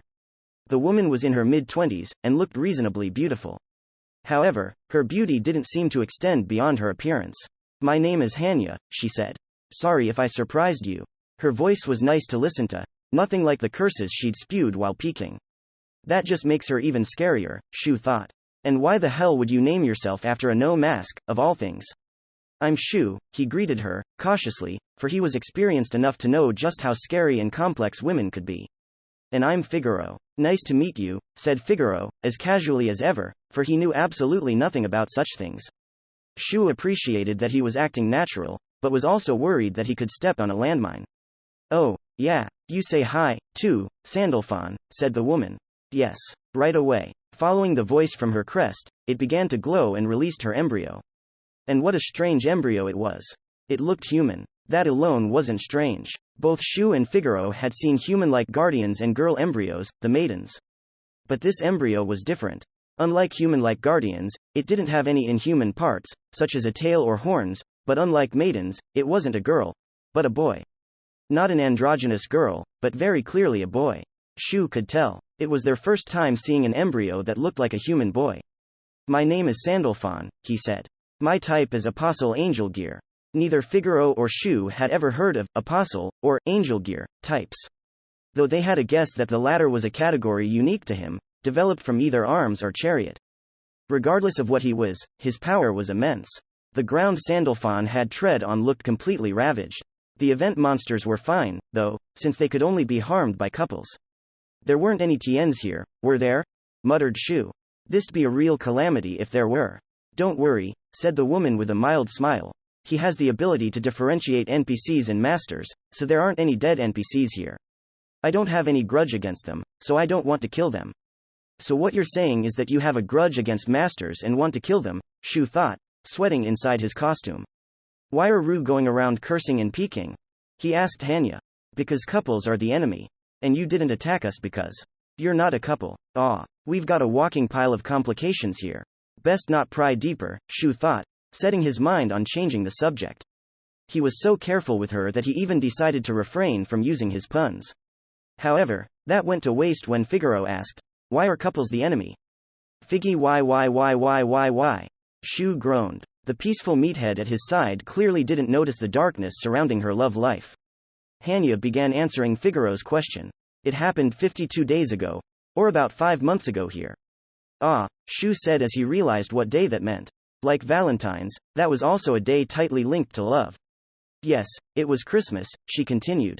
Back then, I had a boyfriend I was dating with the intention to marry him. Her eyes were calm and her tone was nostalgic, but Shu knew that this was basically like the peace you felt while going up a tall roller coaster. Her emotional state would soon go downhill. Figaro, of course, was clueless, and just listened to her story. I knitted a sweater, scarf, and gloves for him, and made a full-course Christmas dinner for both of us. I even baked a 3-layered cake.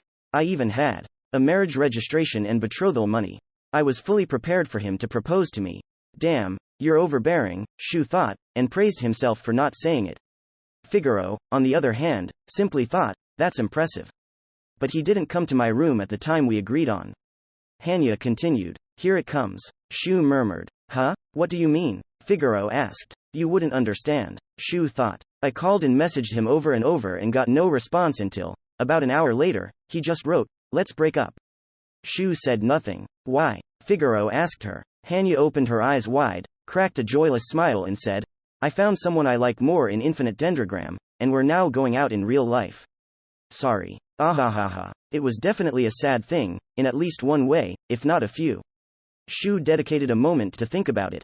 Real love born through MMO relationships and online game marriages had existed for almost half a century now. And this was Infinite Dendrogram. A world as real and realistic as this gave plenty of room for love to blossom. Epic fights against powerful monsters could also produce a good suspension bridge effect. Over half a year had passed since release, and you had more and more masters marrying other masters or even TNs. There was even a term for it now, dendromany. However, why was I left? Because of a damn GAAAAAAME? The woman screamed. Yes, whether someone who was left for such a reason could accept it was an entirely different matter. Shu knew that everyone loved differently, and that all loves had different origins. However, he wished that people would at least give their loves a clean conclusion. Otherwise, you could create people like Hanya, desperate and hurt creatures who went around causing trouble for others.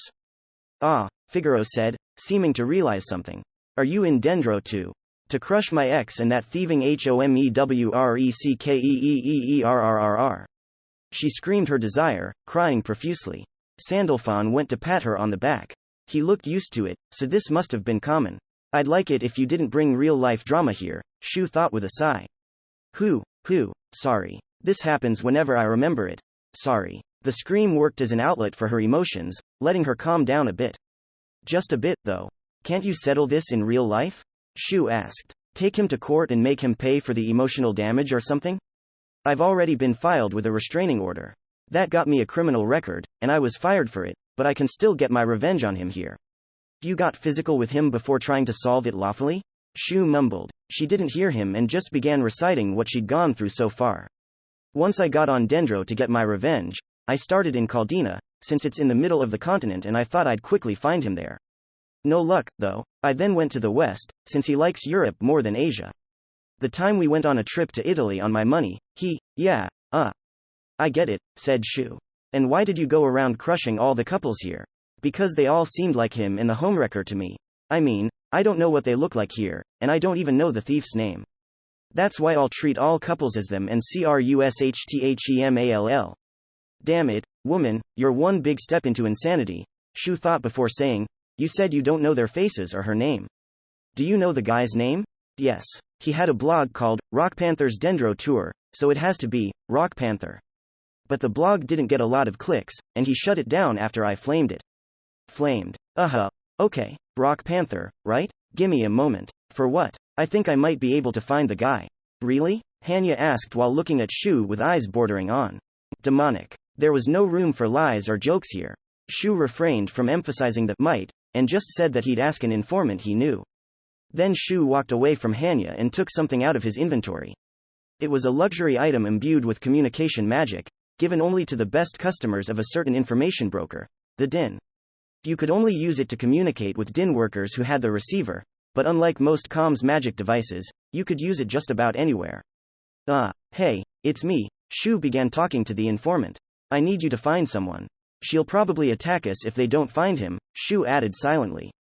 While he was busy with that, Figaro was talking to Hanya. By the way, you look pretty strong. What's your job and embryo form? He asked. She could absolutely crush skilled players who were hunting in this high-level area, so there was no doubt she was powerful. Figaro, the battle junkie that he was, also wondered if she would be up for a duel. Job. What was mine, again? Hanya asked a seemingly impossible question. It wasn't a joke or anything like that, though. She had actually forgotten her job. Her revenge on her ex occupied such a large part of her that she couldn't care about anything else. You are now the king of berserk, Lady Hanya, Sandalphon helped her. Oh yeah, that's it, Hanya nodded. A superior job, Figaro muttered in amazement. Indeed, the king of berserk was the superior job from the berserker grouping. If she was telling the truth, she'd earned it within just 50 days since starting Dendro, which was simply staggering, even when you took into account the tripled time. Even Figaro was still just aiming for the gladiator grouping's superior job. Granted, the only reason why he didn't have it yet was simply that one of the conditions was to be first in the duel rankings. He'd already cleared the other two. Figaro was currently second, and he was preparing to beat the first, Tom Cat. By the way, while Hanya didn't remember any of the conditions, and Sandalphon was too ashamed to say it, one of the King of Berserk's conditions was basically Uncle Arable. It was to kill 444 humans within 10 seconds of seeing them. Berserking at its finest. No sane person would even attempt it, and even if they would, they probably couldn't do it. Unless you'd preemptively decided to kill everyone, you could never decide whether to kill someone and then do it within 10 seconds. In the time when there were only Tiens, you'd be hunted down and punished as a murderer. Those who'd tried it were many, but none had succeeded, making the King of Berserk into a true lost job. Masters would have probably attempted it with other masters, but as mentioned above, this condition had been completely buried by the time Dendro was released. There were probably berserker grouping masters doing this and that, trying to figure out how to get the superior job, completely unaware that it had already been taken. Now, though this condition was something you normally couldn't and wouldn't clear, the fact that she was the King of Berserk was all the proof you needed that she could and had done it. This was due to Sandalphon's skill that allowed him to differentiate masters from Tiens, and due to Hanya being a dangerous person who instantly killed any master couple she saw. As a result of her shenanigans, she had inadvertently cleared the long-buried condition for the king of berserk, and taken the job. And my current form is 6, Sandalphon continued. 6. Amazing, Figaro said. Neither Shu nor Figaro were there yet. He did feel like his evolution was close, but it was still 5. He's an apostle, right? Maybe they evolve quickly, Figaro guessed. Maybe, said Hanya. I only know Sandalphon, though, so I can't be sure. I barely see my own kind, said Sandalphon. I wonder why? There was a time when a thing called category-based personality analysis had enjoyed decent popularity. It was simply personality guessing based on people's embryos' base categories, so Figaro wondered what kind of personality the super-rare apostle represented. Then, he noticed Hanya looking at him weirdly. What? He asked. Well, I just felt like it's been so long since I've had a proper conversation. I don't think I've talked to anyone since my ex left me. Except Sandalphon, I guess. Indeed, the apostle said.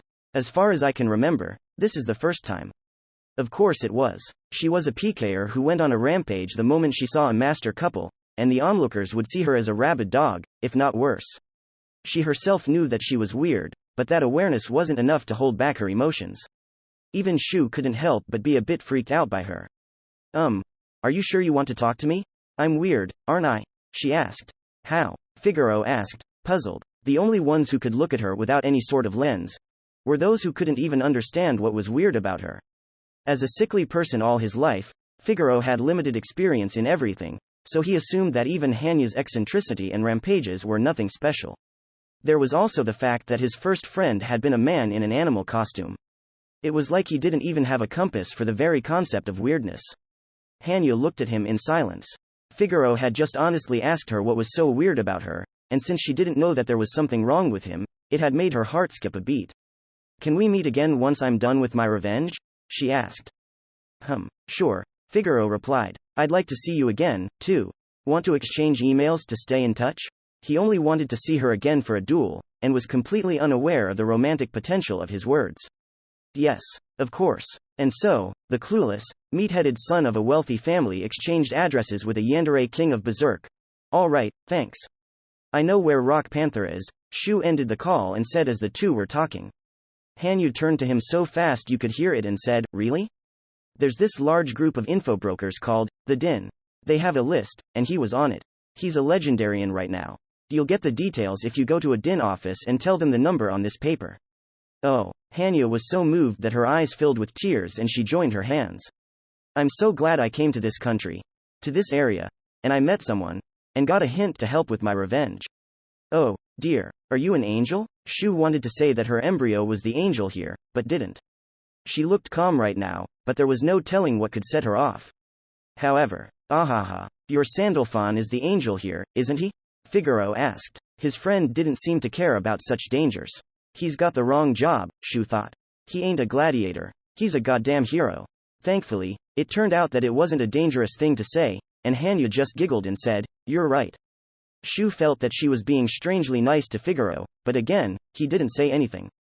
Then I'll be going to Legendaria, said Hanya. It's to the south of here, right? Yeah, just go straight south. You can't miss it, said Shu. Thanks again. Let me help you out with something after I'm done with my revenge. No need. Really. Seriously, don't, he added silently. Goodbye, Shu. And Figaro. She walked up to the gladiator and handed him something. What is this? I just got them. It's Valentine's Day, right? It was the chocolate dropped by the event monsters. I'll send emails, he said. Let's meet again. Yeah. See you, she said as she waved, made Sandalphon transform back to the towering, metallic legs, hopped on and ran off into the horizon. She was heading to Legendaria, and it was guaranteed that she'd make a scene. Man, I'm glad her boyfriend isn't in Alter, Shu thought. I do feel bad for Legendaria, though. Let them handle the rest themselves, I say, Shu whispered. If she was to be believed, her ex was at fault, so he believed, or, rather, chose to believe, that this was the right decision. Shu ended up not hunting any event monsters. The encounter with Hanya was so emotionally and mentally draining that he lost all motivation. He and Figaro were now riding Shu's Balder back to the capital. On the way, Figaro decided to ask Shu the question he had about Hanya and Sandalphon. Category-based personality analysis? Shu raised an eyebrow. Yes, Figaro nodded. What would apostles represent? Proactive people? Figaro asked. I'm pretty sure there'd be more if that was the case. Ah, true. Shu was genuinely impressed that Figaro could look at that woman and see proactiveness, of all things, as the defining feature. Well, I can't make any conclusions with just a single sample, but I have a guess, he said. Which is? Shu's guess was based on two factors: Hanya's words and actions, and the extreme rarity of apostles. It was.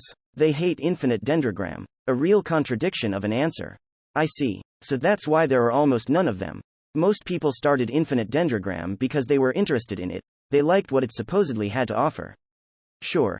There were those who experienced something as they played and began to hate it, but those who hated it right from the start, before their embryos hatched, were practically non-existent.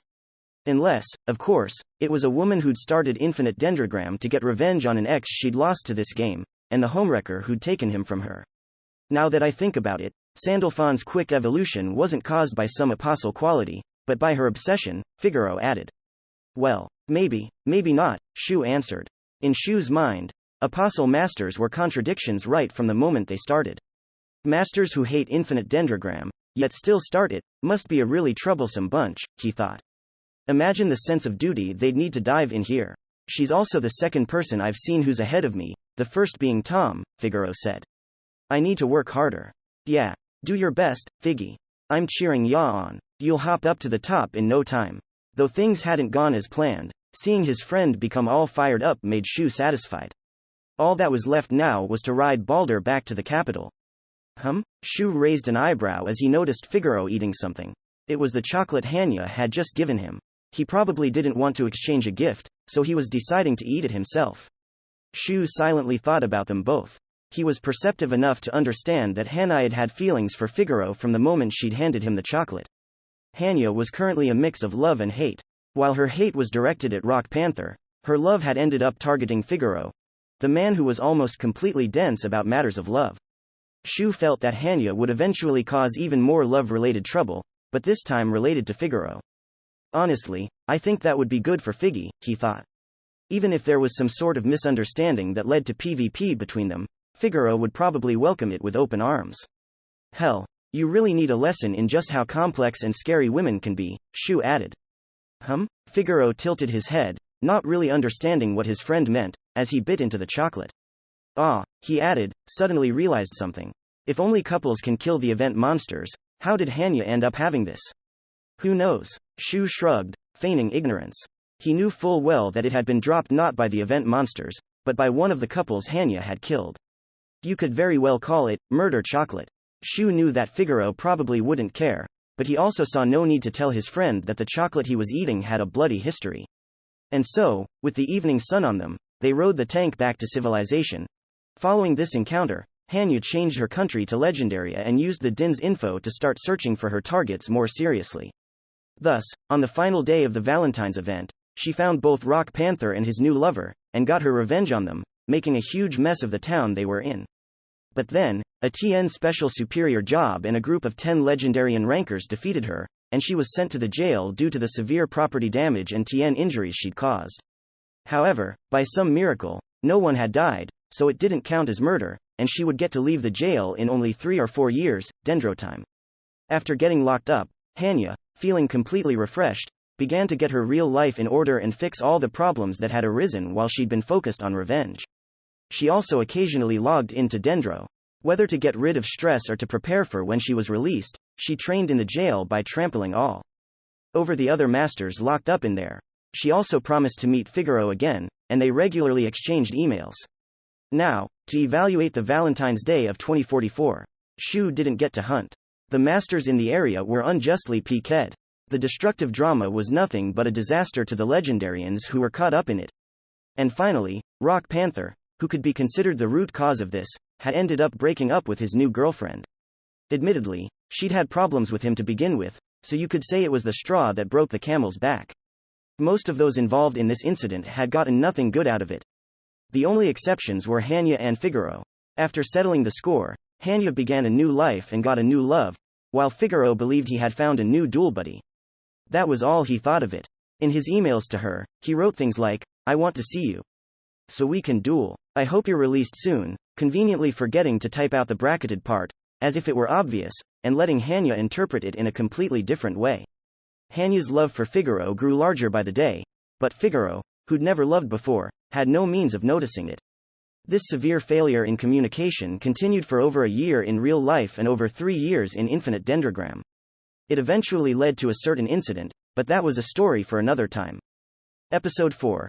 Consultation April 4, 2045, Prism Rider, Ray Starling. I looked through my mail, had a meal, and logged in to Dendro. Even though it was night in real life, the sun was still high up in the sky here. You're back. Nemesis popped out of the crest and welcomed me. Well, I have college tomorrow, so I can't stay online for more than a day here, I said. There's no helping it. Life on the other side is important, too. Now if that ain't something Fuyuki should hear, I thought, rolling my eyes. Still can't believe that guy skipped the first day of college. Also, it's not like we have any major trouble here right now, Nemesis added. True. I nodded. We'd had problem after problem for the first few days after coming here, but things had calmed down after that. There was no sign that anything was about to happen now, and the local quests reflected that. There were only tame ones like ruin investigation and town restoration. We'll hang around and do a bunch of those before returning to Gideon, I said. It feels like it's been so long since you were kidnapped by that fox, Nemesis commented. Well, it's been an impressive journey, I thought. We went all the way from Gideon in the south to Courtierleton in the north. I actually miss Gideon quite a bit, said Nemesis. I'd love to be back soon. Same here, I said. It's pretty far, though. Even getting to the capital takes a while. We'll go back to Altea on Thursday the 6th, then go to Gideon over Friday and Saturday. We'd have to talk it out with Azurite, though. She was still working here in Courtierleton. Wouldn't we return faster by riding Silver through the sky? Nemesis asked. The skies above the capital have the occasional pure dragon flying around, I replied. Now that is troubling. If there was one thing we'd learned from Giganite, it was that we were weak against enemies who didn't rely on any gimmicks, but were simply strong. We were bound to fare badly against flying dragons who would fight from outside my range and use various breaths. Sure, I'd beaten a pure dragon tier worm near Gideon before, but it wasn't a good comparison to the sky beasts above Altea. Riser told me that you could even come across UBMs there, I added. Let's avoid needless deadly battles. You've had too many of those recently. Seriously, I wanted some peace and quiet right now. I'd probably get more than enough of that if I just didn't log in, but that would leave a bad taste in my mouth. Anyway, we'll think about the way back later, I said. For now, let's just take care of our business for today. You're planning on going to a craftsman, right? Yeah, they offered, so I might as well. A local craftsman had offered to make something out of the metal powder I'd acquired from the whale. The place wasn't far from the local save point, so we went there right away. It was a mix of workshop and store. It specialized in equipment, and there were 2 counters, one for buying ready-made equipment, and one for ordering custom mades. Now that I think about it, all the equipment you've ever had has been either monster loot, ready-mades, or gifts, Nemesis commented. True, all I'd ever gotten in the past was either store-bought gear, MVP special rewards, gotcha pulls, or gifts from B3. A custom-made certainly won't hurt, said Nemesis. I do have the money and mats for it, I nodded. It'll be my first one. Speaking of order-made gear, I knew someone who knew a lot about that. Juliet. Her gothic dress armor and many other things she wore were order-mades. We'd even talked about the subject once. A few days before Miss Eldritch kidnapped me from Gideon, Juliet and I had a mock battle. If you ignored Figaro, a superior, and Marie, who primarily used ranged attacks, Juliet was the sparring partner I had the most trouble with. This was due to her build being extremely balanced. She could move at the speed of sound, fly, had powerful physical and magical attacks, intense debuffs through her curses, and a knight grouping superior job, Fallen Knight, which gave her great defense. Sure, I could turn her debuffs into buffs by using the second form's reversal, but that barred me from using Vengeance, which overall just made it worse for me. On top of that, I didn't have my left arm, so I couldn't use Purgatorial Flames. And Nemesis was in her second form, as I wouldn't get monochrome until I went to Torna later. I lost the overwhelming majority of my mock battles against the rankers, but Juliet was easily the one who beat me the most times. This was simply due to the fact that we were often online at the same time, and thus sparred the most. Apparently, she was a middle schooler who also lived in Japan. We were in the same time zone, and just as I'd started Dendro on my pre-college holiday, she'd started her spring break right after Franklin's game, so our online times coincided a lot, and we had many mock battles because of it. Well, My online times coincided even more with Shu's and Marie's, who were not only living in Japan, but were also unemployed, but we didn't spar a lot because Shu was busy with his popcorn stand, while Marie had an important job as a mediator between Count Gideon and the ninjas now working there, among other things. Well, back to the main matter. While Juliet beat me more than anyone else, I was also learning a lot from her. Though I still wasn't perfect at it, she was the one I had to thank for teaching me how to counter those moving at supersonic speed, and since my battle style incorporated rare things such as counter-absorption, vengeance, silver, and MVP special rewards, she also ended up learning a thing or two. That was what she said, anyway. My guess was that she was preparing to fight someone who used unique battle styles and special rewards. At first I'd assumed it was Figaro, but by now, my guess was that it was Rosa, who was just below Juliet in the rankings. That was probably the reason why she'd shown me her most secret move a whole bunch of times now. It was like she was testing it on me. Now, since Juliet and I sparred a lot, we tended to have many post-spar chats over lunches or tea. On this particular day, we talked about fashion. The reason for that was the fact that, just a few days ago, I'd pulled the BR armor from the gacha. The once cursed, spiky armor that had melted in the battle against Monochrome had really intrigued her. Although no longer bound by the abyssal shell of malediction, it continues to shine in obsidian black, Juliet said. That roughly translated to, that spiky armor looks cool even without the curse. I liked it myself. It was better than glasses, animal ears, our cross-dressing, anyway. Is this truly a praisable design? Asked Nemesis, clearly not sharing our sentiment. Looking back at it, Nemesis had been very critical of my fashion even before we'd met Azurite. Goblin bracers, corpse greaves, an iron prosthetic arm, spiky curse armor. Where are you even going with this? She muttered. 'Tis not but the wondrous and mysterious hand of fate, Juliet said with shining eyes. Nemesis sighed in response, but I couldn't tell if it was because she didn't have anything to say or didn't understand Juliet's words, which, by the way, meant, you got this design set from MVP rewards and the gacha. You didn't even try for it. It's gotta be fate. Wow. She then added, if you wish to resist fate and reveal yourself to the world in a new form, you must resolve to sacrifice material wealth in exchange. Nemesis raised an eyebrow. She's saying that if you want something with a specific design, get it. Custom made, I translated. According to Juliet, though it was based on their stats and skill levels, craftsmen could slightly alter the designs of the gear they were making. From what I'd been told, before people like those in the Triangle of Wisdom, that lab coat lunatics clan, had come along and made things like humanoid robots, most items crafted by masters had been exactly that, just slightly altered non-originals. Still, the increase in masters that could create new things hadn't decreased the demand for design changes, and even now, you had many masters who came to craftsmen to forge their own unique look. Juliet was one of them. She regularly used the money she won in duels and materials she got from kills to order various new gear from her favorite craftsmen. She probably liked trying out new clothes. You could even see her walk around the normal clothing shops. Not too long ago, I'd seen her in front of some shop show window, talking to Chelsea and some other girl I didn't recognize. They must have been having a hearty chat about fashion, like the girls they were. My false eye itself was wrought by the hands of those with art and ability, Juliet said as she reached for her right eye and removed its surface. It was a contact lens. I'd always thought that both her eyes were red, but the one under the lens was blue. You can even have custom-made colored contacts? I asked. Certainly. This one bears the powers of identification and reveal. That reminded me of when I'd met Franklin for the first time. He'd been wearing a penguin costume and mentioned that you could get glasses with skills on them. I guess contact lenses are the same, I thought. Do they count as accessories? The truly exceptional false eyes have the power to throw your foe's condition into disharmony, Juliet added. Oh, there are contact lenses that give debuffs by just looking? That's pretty strong, I thought. Still, you can probably negate them with the right level and resistances. Why is that one colored? I asked. I began having eyes of a different hue, bewitching in purity, but it came to be known that the foes see such a quality as an ill omen, she explained. I see. So at first, she'd used transparent contact lenses, but since her avatar had heterochromia, her enemies would be wary of something in her eyes despite the transparency, so she'd switched to one colored contact and one transparent one, to make her eyes appear the same color. Every now and then, you would see manga with characters who hid their heterochromia, and with it, some sort of power, behind contacts, but in Juliet's case, the contact was the power, while her avatar's heterochromia was just a bit of fashion. But now, you couldn't even tell that she had heterochromia, so the fashion factor was gone. I was guessing that this had caused an inner conflict between her as a fashion-loving middle schooler, and her as a high-ranking duelist. Did you just imply that heterochromia is merely a bit of middle schooler-like fashion?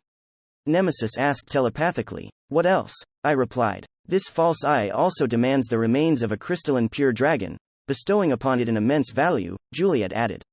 You need materials for custom-made items? I asked. If you seek apparel that reaches supreme heights in its splendor, you must be willing to part with elements common folk cannot procure, some so precious that not even the weavers of finest cloth have them in store. She had basically just said, craftsmen sometimes don't have the material for high-level gear, which was completely right. Most pure dragon tier material couldn't be found on the market, and if it somehow got there, it'd be really expensive. It didn't mean much to me, though. I couldn't equip any of that fancy gear at my level, so there was no point in gunning for it, even if I had the money. If there was one thing to take from this, it was that it was standard to bring your own material when ordering a custom-made item. Side note. UBM MVP special rewards were sometimes materials which had to be used by craftsmen to become something useful. How troubling it is that you are aesthetically complete, said Juliet. Ray, said Nemesis, what did she just say? Your set is so perfect that there's really no point in ordering any custom-made items. This is your idea of perfection? Yeah, that was the conversation Juliet and I'd had. Since then, I'd lost the spiky gear and instead gotten a black coat and armor of fire and darkness, so I was beginning to feel like my personal fashion was converging on the darker side. Really? On the darker side? Is that the extent of what you think of the disaster that is your equipment? Asked Nemesis. I see your point. This gear would let me be the star of a dark overlord fashion show, I said. Deafening silence. I'm cracking a joke here. How about a reaction? At least boomy if it's that bad. You said nothing but the truth. I had no comment whatsoever. Anyway, this dark overlord gear of mine couldn't really be replaced. The 3 MVP special rewards were closely linked to my fighting style, while the VDA I had as my upper body armor was both really good and a gift from B3. Therefore, the only open slots I had were lower body armor, headgear, and accessories. I noticed that Nemesis looked somewhat pensive. What now? I asked. Nothing, she replied. Oh well, I thought as I went back to considering my gear. In my hand, I held the shining material, the metal particles, I'd gotten from the whale. I could get some lower body armor, but the result would be plate mail, and thus would probably make it harder to move around. Besides that, I had headgear and accessories, but then I decided to just ask the craftsman about my options. In the store, I met the same person who'd recommended I have something crafted using the powder, and he gave me a list of items they could craft from it. Apparently, Countess Courtierleton had given him some of it, too, and they were in the process of investigating its properties and uses. The powder turned out to be really easy to work with, and it could be used to make various pieces of high-quality equipment. It must have been one of the reasons why the whale regenerated so quickly. As I looked through the relatively small list, I saw an anti-poison oxygen mask. This one's good, I said. It counted as an accessory, and once equipped, it provided a flow of clean air. I really needed something like it for whenever I used hellish miasma or flew around on silver. Besides, its name was Storm Visage, which sounded crazy cool to me. I'd clearly found what I was looking for, so I wrote it down on the order form.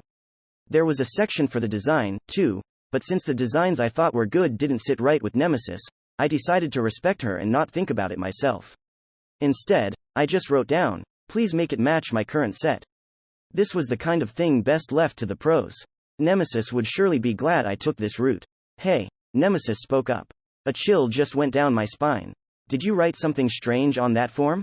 Hey, it's all good, I said. It's nothing for you to worry about. I certainly hope so. Anyway, that ended my first order of a custom-made item. I can't wait until it's done. After ordering the Storm Visage, I went to the Adventurers Guild to pick up a quest. Courtierleton's Adventurers Guild was away from both the ruins and the town center that Logan targeted, so it hadn't suffered any damage in the attacks, and was functioning as normal. Scratch that. It wasn't normal, since you had way more masters and TNs looking for quests through the catalogs than usual.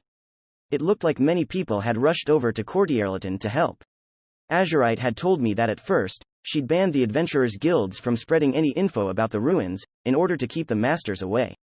Because of this, the only ones who'd come were those who'd gotten the info some other way, like I had through the din. But the ban was now lifted, So you now had people from all across the kingdom coming here on or for quests. Alright, let's see what quests we have today, I said as we sat down at a table that had just opened up. However, there was someone else who sat down at it. Oh, well, it's crowded, anyway. Might as well share, I thought as I looked at his face. I said. He looked familiar. It was a guy with a bandana on his head. Where had I seen it before? Why, you're Ray Starling the Unbreakable. He suddenly raised his voice. Oh, so we did meet before, I thought. Wait, no, I'm weirdly famous, so I can't be sure about that.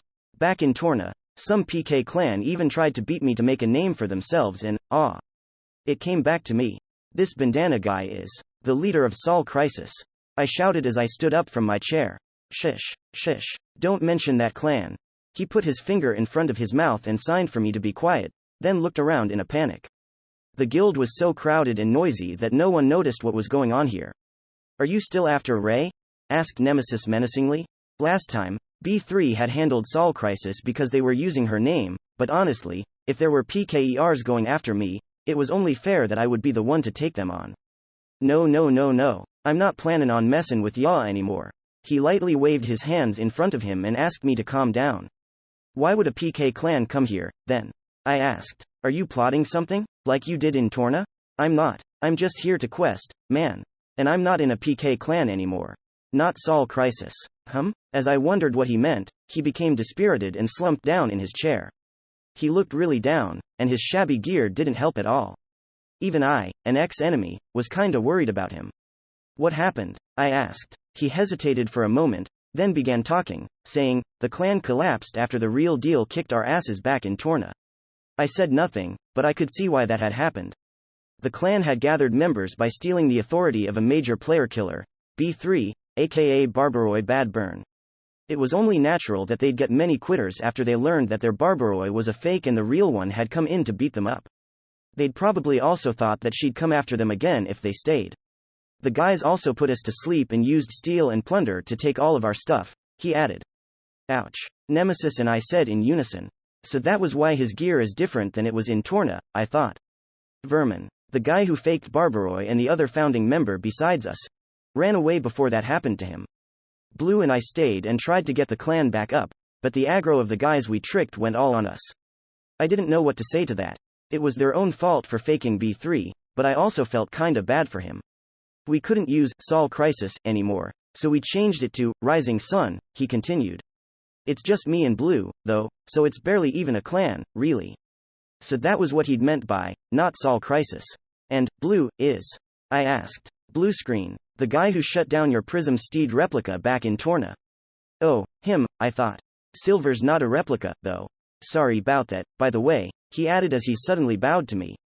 I was in a PK clan, so I'm not gonna say sorry for trying to PK ya, but now I think we should have picked a better time for that. You beat the UBM, didn't? Ya? Yeah, I nodded. The black warcoat I was wearing was all the proof I needed to show that I'd killed the UBM that had attacked Torna, void of the black sky, monochrome.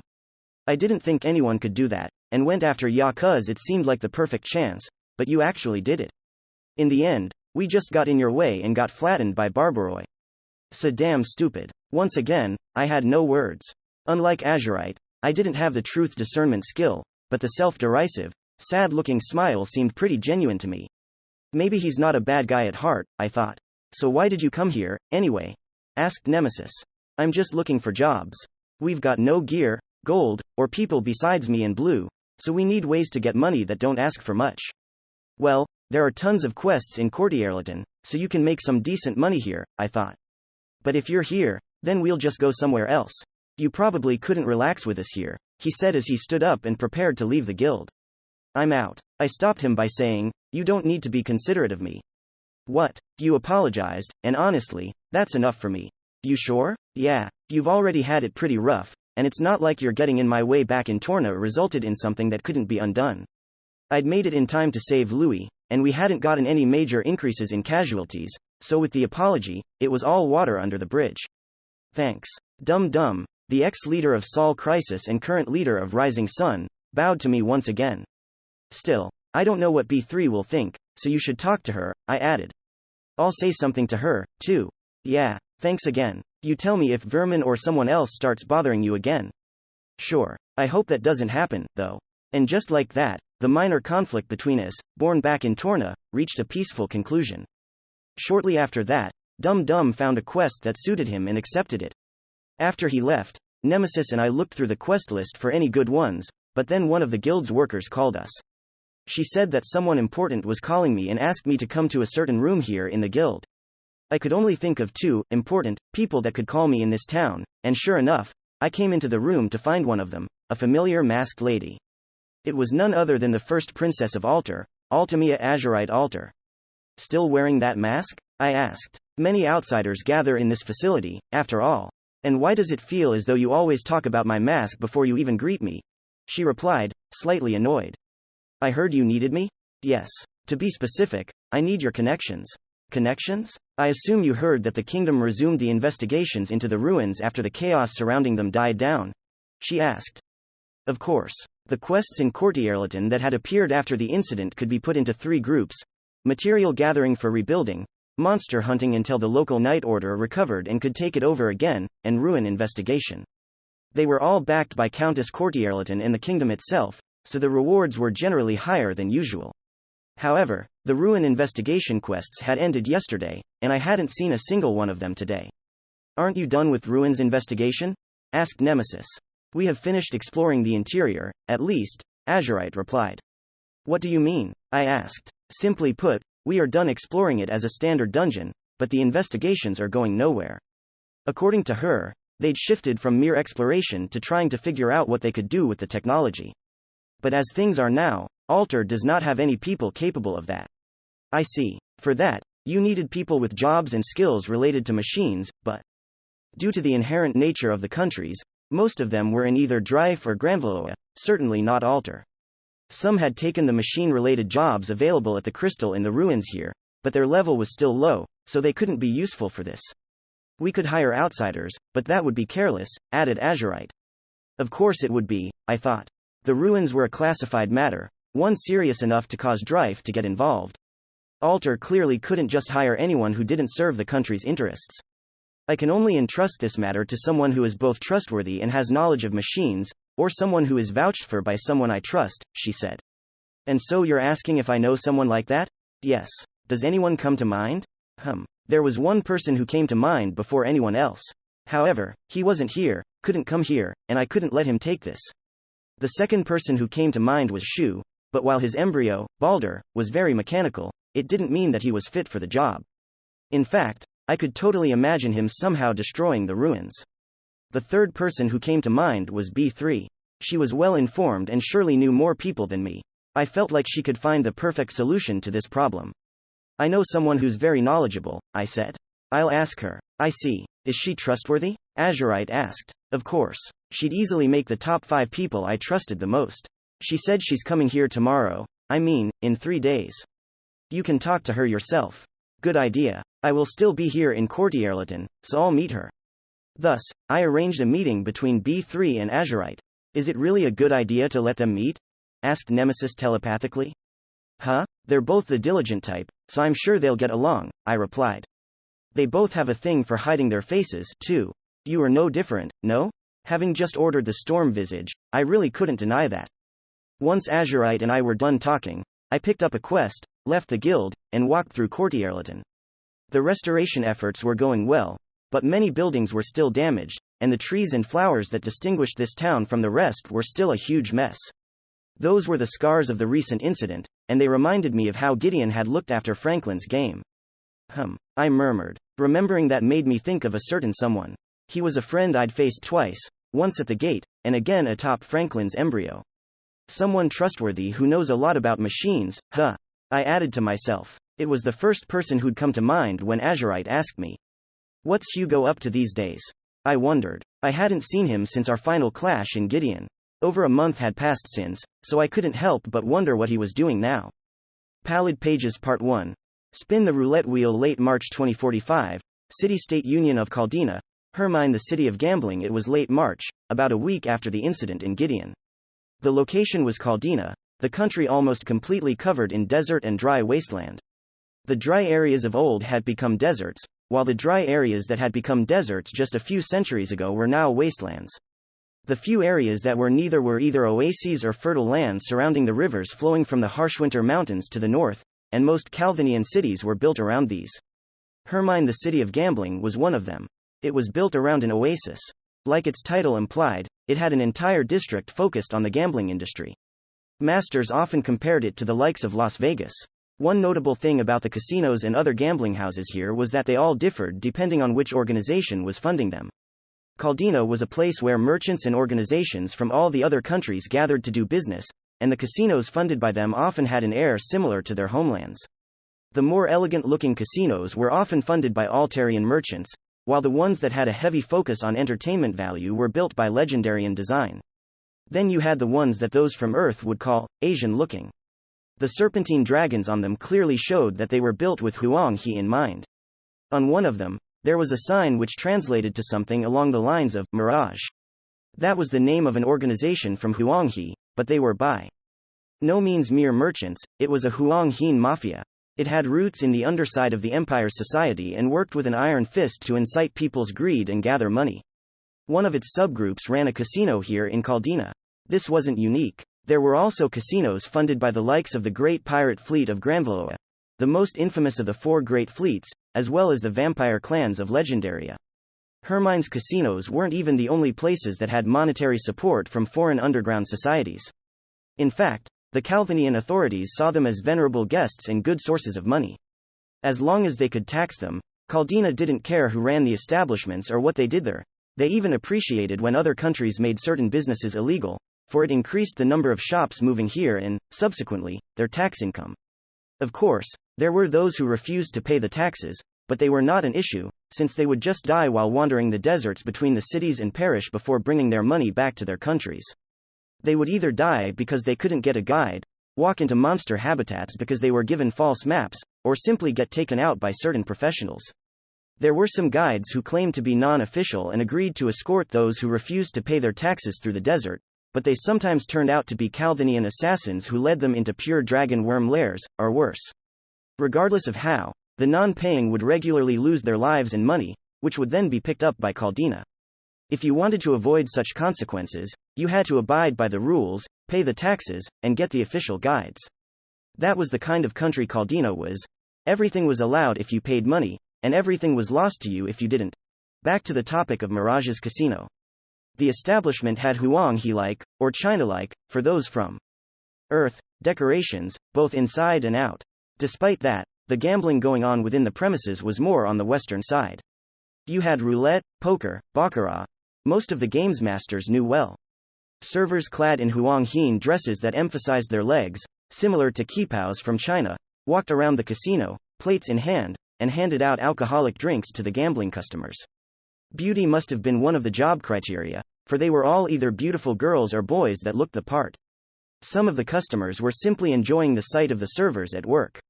Many would gather here not to gamble, but to relax after a long day at work while having a meal and drink at the designated eating space. Watching the gamblers and the servers was a strange kind of spice to them. Among those eating, there was an individual wearing strange clothes. That strangeness made him attract lots of attention. Perhaps his apparel wouldn't appear strange in some places, but they certainly didn't suit this casino. It looked like a mix of a military uniform and pilot suit, and neither Caldina nor Huanghe had anything like it. Another notable thing about him was his face. He was a handsome man, but for some reason, there was sadness in his expression.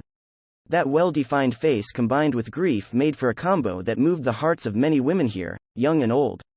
However, more perceptive folk would notice that his mannerisms were sometimes too feminine for a man. The third notable thing about him was the snow-white girl at his side, who was silently eating almond jelly. They were Hugo Lesseps and Psycho, ex-member of the Triangle of Wisdom and his embryo, and together, they really stood out in this casino. High pilot, Hugo Lesseps, ha. I sighed, wondering how I'd ended up in a place like this.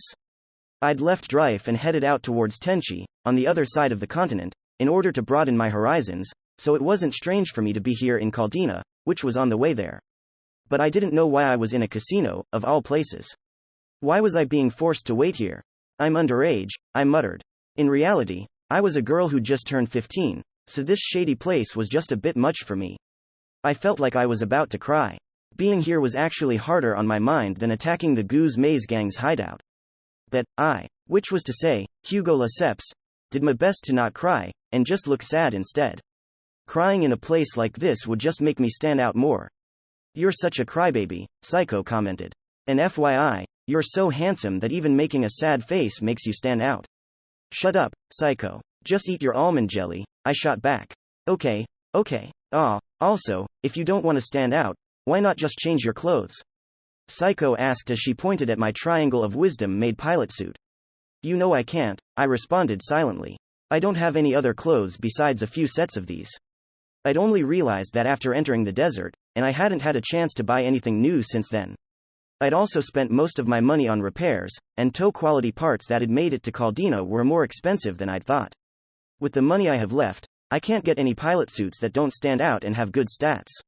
You can just stop caring about stats, said Psycho. Shut up and just get more almond jelly. Who do you think I am? Nemesis? She retorted. One portion is enough for me. I said nothing in response. That name made me remember a familiar face, Ray. We'd been enemies at our last meeting, but I still wondered how he was doing right now. I'd cut off his right arm, and he'd lost his left against Francesca. Had he gotten them back yet? I'd love to meet and talk to him again, I thought. Probably not to apologize, though. Oh yeah, said Psycho. When you're down like this, you should act all smug, like you did when Ray was around. To be honest, keeping up that act has become really hard lately. One of the reasons was probably the fact that I'd lost all reservations I'd had for Francesca, but anyway, the Hugo Lesseps character wasn't as big of a part of me anymore. If I remember correctly, even my thoughts were more Hugo-like before, I thought. Oh, I get it, said Psycho. You turned 15 on the other side, so that cured your chuny. Your self-conscious 14-year-old syndrome. No, I am not in a phase, I retorted. You're a handsome, pompous gentleman who likes saying hot one-liners. No, Hugo Lesseps is not a product of adolescent self-consciousness. Lady, we shall stop your tears. I promise that you will greet tomorrow's morning with a smile on your face, Psycho quoted me. You even stopped speaking in monotone to say that. Can you not? And that wasn't a weird thing to say, right? I know I'm the one who said it, but that's a good line. I didn't expect the very basis of who I am to be put into question at this point, I complained. Did that help? Psycho asked with a smile. That made me realize that I was feeling a lot more comfortable than I had been a few minutes ago. So my verbally abusive, monotone embryo had said that to take my mind away from the pressure of being in a place like this. Thanks, CYC, anyway, I'm gonna write a report about what's not right about you and hand it over later. You've ruined it in more ways than one, I muttered. Anyway, though she had hurt me a bit in the process, Psycho really was helping me deal with being in this place. Feeling a bit better, I continued to wait for the person I was here with. What's going on there, anyway? I said as I looked into one part of the gambling area, the roulette space. Just like in reality, the roulettes had all the numbers from 0 to 36, red or black colors on them, and green on 0. They were European-style roulettes. Yes, they were almost no different from the ones in reality. That reminds me, I murmured. Francesca believed that the developers had made the Tiens accustomed to these games ahead of time.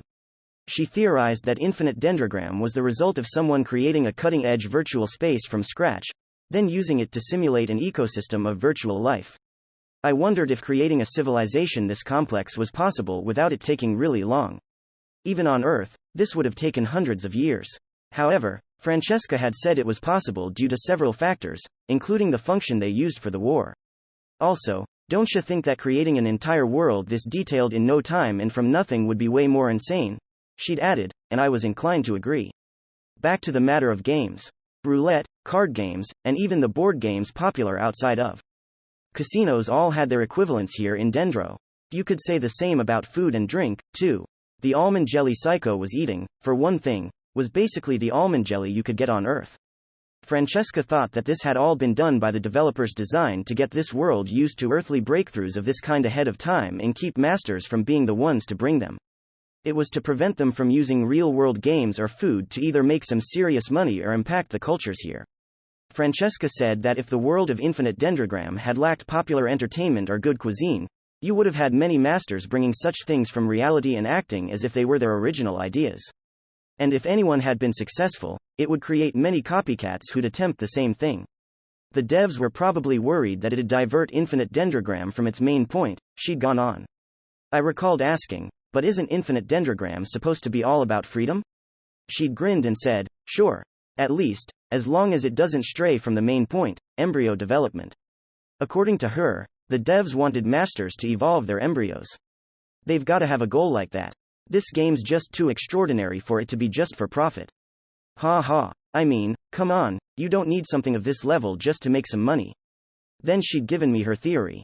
If it's about something other than profit, it's gotta be something that distinguishes Infinite Dendrogram from the other games. That would be our embryos. There's something the devs force upon us, and something no other game has. That made me conclude that Infinite Dendrogram was made so we masters, as a group, could nurture all kinds of embryos. Do you think it's this realistic world that makes it stand out? I don't think so. I have a basis for that belief, but it's long, so I won't say it now. Anyway, I'm pretty damn sure the devs made the game so they could have us grow some embryos. Specifically, superior embryos such as Pandemonium, or maybe something beyond that. Not that it matters right now. Do you wonder how this relates to entertainment and all that? Isn't it obvious? If the meta was all about trying to make money by introducing the real world's features to Dendro, it'd be nothing but a glorified business simulator.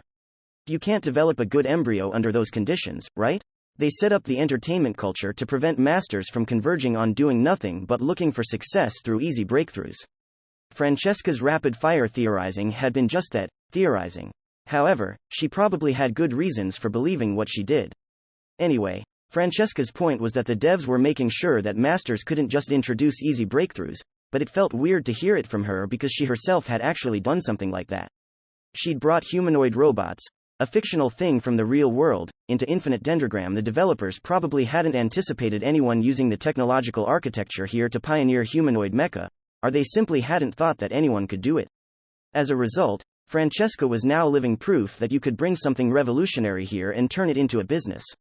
While remembering that, I looked at the roulette table in the gambling area. It was surrounded by an air of expectation, or perhaps fear. I shall throw it, then, said the dealer with a tense voice. Something was strange, though. Not about the dealer, but the roulette's betting table. There was only one token on it, specifically, the red 1-to-1. It was the cheapest, too, worth a mere 100 lire. Despite there being many people around the table, that was the only bet on it. Rules were rules, though, and since someone had made a bet, the roulette had to be spun. But after the dealer threw the ball on the roulette, 10 million lire on 21, someone made an additional bet and placed 10 of the most expensive tokens on top of the 21. Me too. Same here. More additional bets followed as those surrounding the table also bet on the 21. The dealer became pale, the roulette gradually stopped spinning, and the ball ended up on the 21. T21. He stammered. The table was drowned in raging cheering. The person who'd bet first, and the most, was given 36 times the original bet, which amounted to 360 million lire's worth of tokens. That was equivalent to 30 million euros in real life, and it was enough to buy a whole 12 Martial IIs with add-ons. With toe member prices, at least. Isn't that too much? I muttered. I didn't know whether I was heard or not, but the person took the tokens and left the table. The surrounding gamblers looked blatantly disappointed that they could no longer win by simply copying her bets. The woman realized something and stopped before pointing at the table, looking at the absent-minded dealer, and saying, "This is 200 lire short." Those were the winnings from the first token she'd bet on the red 1-on-1. That was the straw that broke the camel's back and made the dealer cry. Even so, he forced himself to give her the tokens. Not only had she won an immense amount of money, she had even broken the dealer's spirit. This person's appearance was best described as red and white. Her hair was red with a few streaks of silver. Wearing only hot pants, a bikini-like top on her chest, and a flight jacket, she was brazenly showing off her nice figure. However, the most notable thing about her were her eyes. Each of them had a different color. The left eye was red, the right one silver. A closer look into her right eye would reveal that its iris had the pattern of a detailed kaleidoscope, and that it as a whole was artificial. I knew that that was her embryo. She casually walked over to the eating space, approached our table, and said, "I made some good money just now, You overdid it, Teach," I said. She was the person who'd forced herself into the role of my mentor. Just like me, she was an ex-member of the Triangle of Wisdom, as well as my sister's close friend, and the one and only, Blue Sky Songstress, one of the 9 Calvinian superiors. She was the ace, Arica. I'd met her about 3 weeks ago in Dendro time. After the incident in Gideon, I left the Triangle of Wisdom and tried crossing the Chaldean deserts to go to Tenchi. Using the sea route was the better option, but ever since Strife had created a navy and tried to expand into the ocean, the country's relationship with Granvaloa had become sour. We'd even started stopping Granvaloan merchant fleet ships, so I really couldn't go to Tenchi by sea. I even considered using Altarian ships, but I wasn't brazen enough to just pass by through the country after causing all that trouble in Gideon. That left only one route, the desert in the middle of the continent. There were also the Harshwinter Mountains to the north, but that was no place for people, passing or otherwise. The person who'd passed the place most recently was a Huang Hien superior and his flying fortress, which said everything about how inhospitable the land was and how much you'd need to pass it. That was why I'd chosen the desert, but since it'd be a long journey and I would have to log out, I wouldn't be able to ride alongside merchant dragon carriages. Zunyu the Yinglong had arrived at Altar using a dragon carriage that functioned as a mobile save point, but unfortunately, that was among the best magic items you could get, and I didn't have anything that luxurious. Still, even without anything that fancy, I had ways of traveling long distances.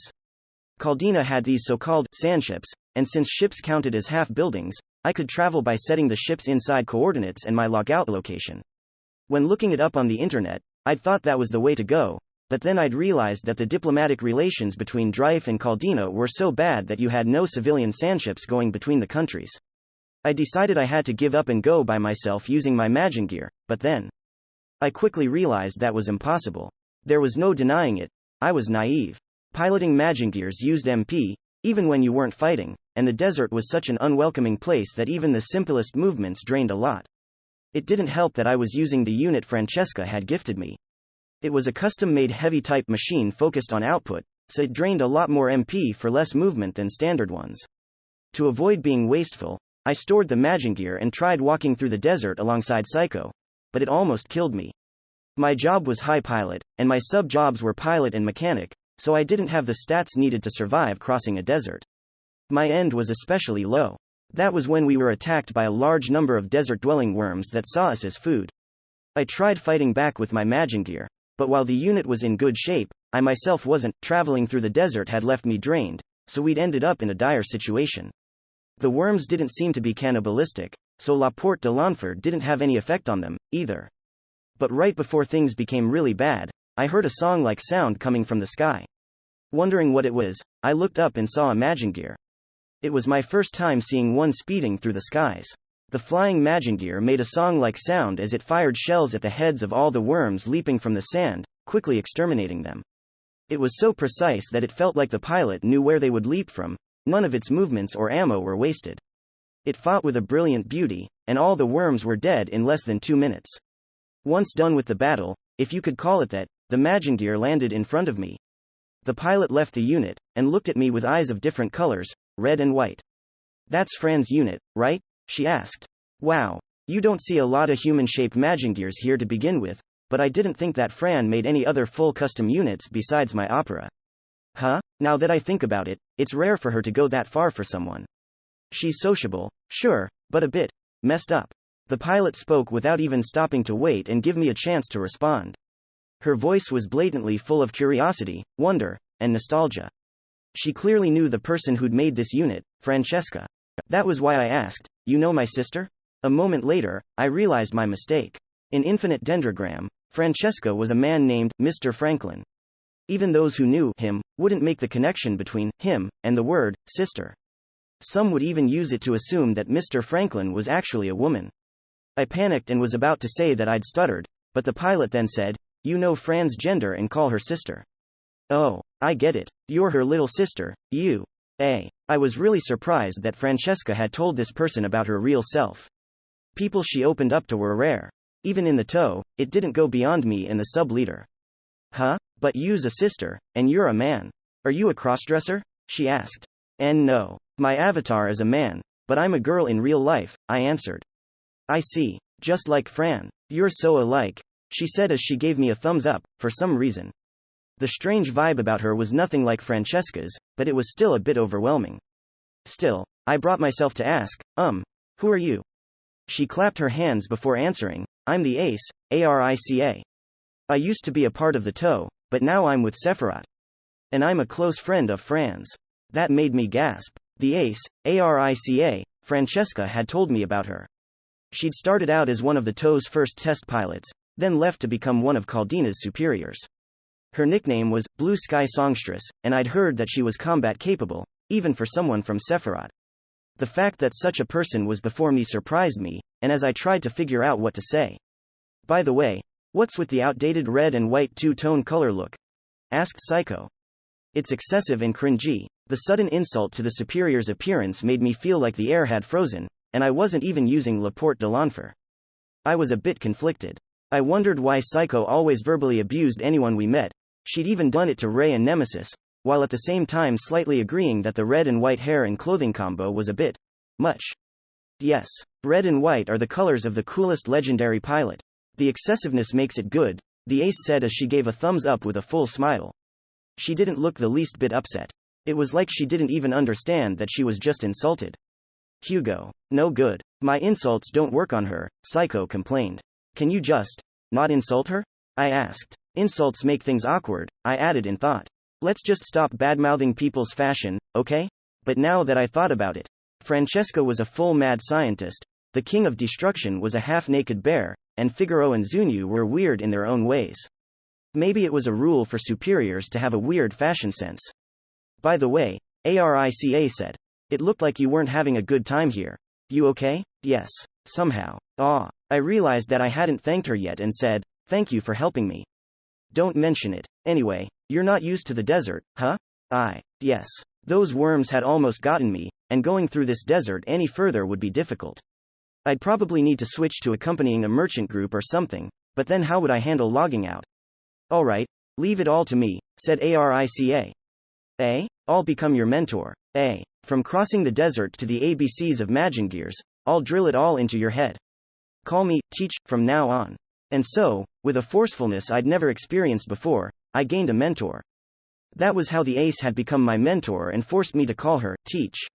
Her constant forcefulness was a bit problematic, but I could tolerate it just fine. There were two much bigger problems. First was the fact that her training was actually hellish. She'd started out by making me level up by throwing me into a lair of worms similar to the ones that had attacked me, putting my unit in danger of destruction. Then, she made me do mock battles, read one-sided beatings, with her. She'd evaded my La Porte de l'Enfer despite not knowing anything about it, which was completely ridiculous. She'd even made me pay 10 million lire to repair my unit, and I was really glad the broken parts weren't custom-made. Her vibrant appearance was hiding a darkness that came out whenever she was acting as my mentor. It was hard to complain, though, since I actually was getting stronger. Not only was I gaining more levels, I was actually becoming a better pilot beyond just my piloting sense skill level. This positive cancelled out the negatives of the first problem, so I could accept it. But then there was the second problem. She was likely the apex of all Magingear pilots, and had a wealth of knowledge about machines in general and Caldina in particular, which made her a mentor deserving of respect. However, as a person, she had a disposition that made me uncomfortable. You're looking for prey even in a place like this? I asked. Yep, she replied as she looked around the establishment and drank a non-alcoholic cocktail, clearly satisfied with all the tokens she'd won. She was looking not at objects, but people such as the attractive servers or the young, rich ladies who'd come here to gamble. And who do you have in mind? Psycho asked her. Either that Chinese-looking pretty boy with long hair, that lady with a 90 centimeters bust, or that fiery-looking girl. You really don't have any limits for this, huh? I hope you die, Psycho put in. And you're as sulky as always, sigh. It's so cute. Don't hug me. It makes me feel like I'm in danger. Yes, that was the problem with my teacher's personality, she hit on. Anybody she thought looked good. It also didn't matter to her whether they were men or women. In fact, it seemed like she hit on women more often than men. She'd only have tea with some of them, while taking it far beyond that with others. Still, it was something that a 15-year-old like me couldn't quite grasp. If you're feeling lonely, why not get a lover? I asked. You're in a clan. Don't you have someone you like in there? Nope. I asked our leader, but he awkwardly refused. I don't know what Carl's like on the inside. Albert's a hardcore, iron-faced Terminator. Fatum is handsome, but married, and the old man and lady are, well, old. There are no good love interests in the clan. Doesn't Sephiroth have 3 more people? They're not even worth considering, she said, strongly implying that she was averse to the very idea of loving them. Looks like even the strongest clan in the world has some internal issues, I thought. Also, getting a longtime lover is fine and all, but one-night stands are great, too, she said. Both sides fall in love, are drawn to each other, have a tryst of a lifetime, and part ways with only the sweet memories to show for it. You see that kinda thing a lot in movies from my homeland of Italy. That's why I'm more about hitting on and picking up than keeping. But 3 days ago, you said something about getting a real beauty to sleep with you for 1,000,000 lire, I said. I did, she replied as if it was nothing. Does that really count as hitting on, or picking up? Looks, words, wealth. I'll use everything I can to charm them. I'm the ace of love. Though, my superior job has nothing to do with my sexuality. Now that's a relief. For a moment, I wondered if that was one of the conditions for the ace. Ahahaha. If one of the conditions was to make a number of people fall for me, I'd have gotten it 3 months earlier than I did. She laughed, but it was hard to see it as a joke, considering how she behaved. Anyway, she continued, I've got a good idea of who I want to pick up, but when I think about what's about to happen, I probably shouldn't do it here. She looked at me and Psycho as if she just had a brilliant idea. Hey, you, what is it? I asked. Let's have some fun later, shall we? So she finally bares her fangs at me, I thought. My avatar is a man, but I'm a girl on the inside. An underage one, at that. So I thoroughly refuse. But the three of us could have so much fun, right, Psy? Not in 1,000,000 years. Oh my, what a shame. I really appreciated that she never actually forced anyone to go with her, so all you had to do was refuse. She'd also told me that she backed down if she found out that her targets weren't single. That made it sound like she had limits, but it had to be emphasized that she went for every good-looking person besides those in relationships. No chance, huh? My teach continued. Fran rejected me, too, so now I've been given the cold shoulder by both of you sisters. Oh, woe is me. She went for Francesca, too? Aren't you and my sister friends? I asked. Yeah, that's why I hit on her with the intention of marriage. She rejected me, but she's still my best friend. She'd wanted to marry her best friend? I really didn't understand her outlook on love. It made me want to turn my brain off. So what are you into, anyway? Men or women? Asked Psycho. Both, obviously, my teach replied without even thinking. I specialize in taking the lead with other girls, though. Is your gender different on the other side? Like Hugo? No way. I'm a woman all the way through. Her indifference for what she was saying made me heave a long sigh. Aren't you a better fit for Legendaria than Strife or Caldina? I asked. Ahaha. Don't be stupid, she laughed before making the most serious face I'd ever seen her make. My sexuality has nothing on the perverts. There. The words by themselves were like a joke, but it certainly didn't feel like she was fooling around. Hearing that made me promise myself that I'd never, ever go to Legendaria. Following the silly exchange about my teacher's sexuality, I lowered my voice and began talking about something more serious. About the roulette game. Are you sure you didn't win too much? It's fine, my teacher replied. It was obvious they were gonna cheat if the bets were too high, so I bet when the hole the ball was going into became obvious and threw a wrench in their plan. I was silent. Knowing where the ball was going to seemed impossible, for anyone except her, anyway. I don't use my eye unless they're cheating, she went on. It wouldn't be fair if I was the only one doing it. But isn't this place owned by Huanghin Mafia? If you bet and win in ways that stand out, you'll catch their attention, right? That's the plan. I'd seriously appreciate it if they picked a fight with me. If you want to fight Tiens who aren't criminals, you need them to attack you first. Otherwise you're going to the jail. Ha ha. She laughed before adding, as long as they pay their share, even Mafia don't count as criminals here in Caldina. This was the first time I'd heard that she'd come to this place to fight the Huanghin Mafia backing it. Shaken by the revelation, but hiding it well, I said, before we came here, you said that there was something you were supposed to get here. I thought you just meant some money for the journey. Ah ha ha, please. I'm not poor enough to need to gamble to get through the day. I'm a superior, and the money I already have is on a whole different level than what I won today. Right. Superiors like her and Francesca were basically people who made astronomical amounts of money with little effort and wasted it just as easily. I'd heard that there was a broke superior who was making money selling popcorn, but that had to be an urban legend. The thing we're here for is basically a stolen article, my teach said. Stolen? Yeah. I'm doing this at the request of the good old company leader. Well, the main source of it is someone even bigger. I've got to retrieve or destroy the thing that was stolen. Retrieving something stolen seemed like a good enough reason to infiltrate a place owned by the Huanghe Mafia, but I didn't understand the rest of it. What's the point of destroying it? I asked. Sorry, I said it wrong. We're supposed to break what's inside it, not the thing itself. But that's only if it comes out. That made it sound like the item was some sort of container. But in that case, shouldn't she have said that the stolen thing was the content of the container? What is it, anyway? I asked. Something that was stored away in Huang He's treasury. Not too long ago, when Kanglong the third prince was leaving for altar, they decided to give a couple of these to him, and when they took them out and got busy deciding which ones to pick, someone came in and stole it. You mean it's a national treasure? Not a Calvinian one, either, it was from Huang He in the east. Something that important had made it to the hands of a criminal organization here in Caldina. Though, since it was in the possession of a Huang He mafia, it had probably gotten here through Huang He's criminal channels. Regardless, this was big enough to become an international problem. It's exactly that, my teach said. We're bound to get a lot from Huang He if we bring it back to them, and if whatever's inside comes out, we'll have to break it, and if it comes down to that, it might as well be us. That's why I was chosen for the job. We don't have a lot of members who can fight while being careful not to break something. The old lady's all about one-on-one fights, while Carl's unbeatable, but a bit dull, if you know what I mean. I'm the least worst choice among us. She'd mentioned breaking the contents of the object again. It was a foreign national treasure, yet she was speaking as if breaking it was inevitable. Teach, I said. What? She asked. Can you describe the stolen object in detail? Oh, it's a... Before she could finish, the casino became astir.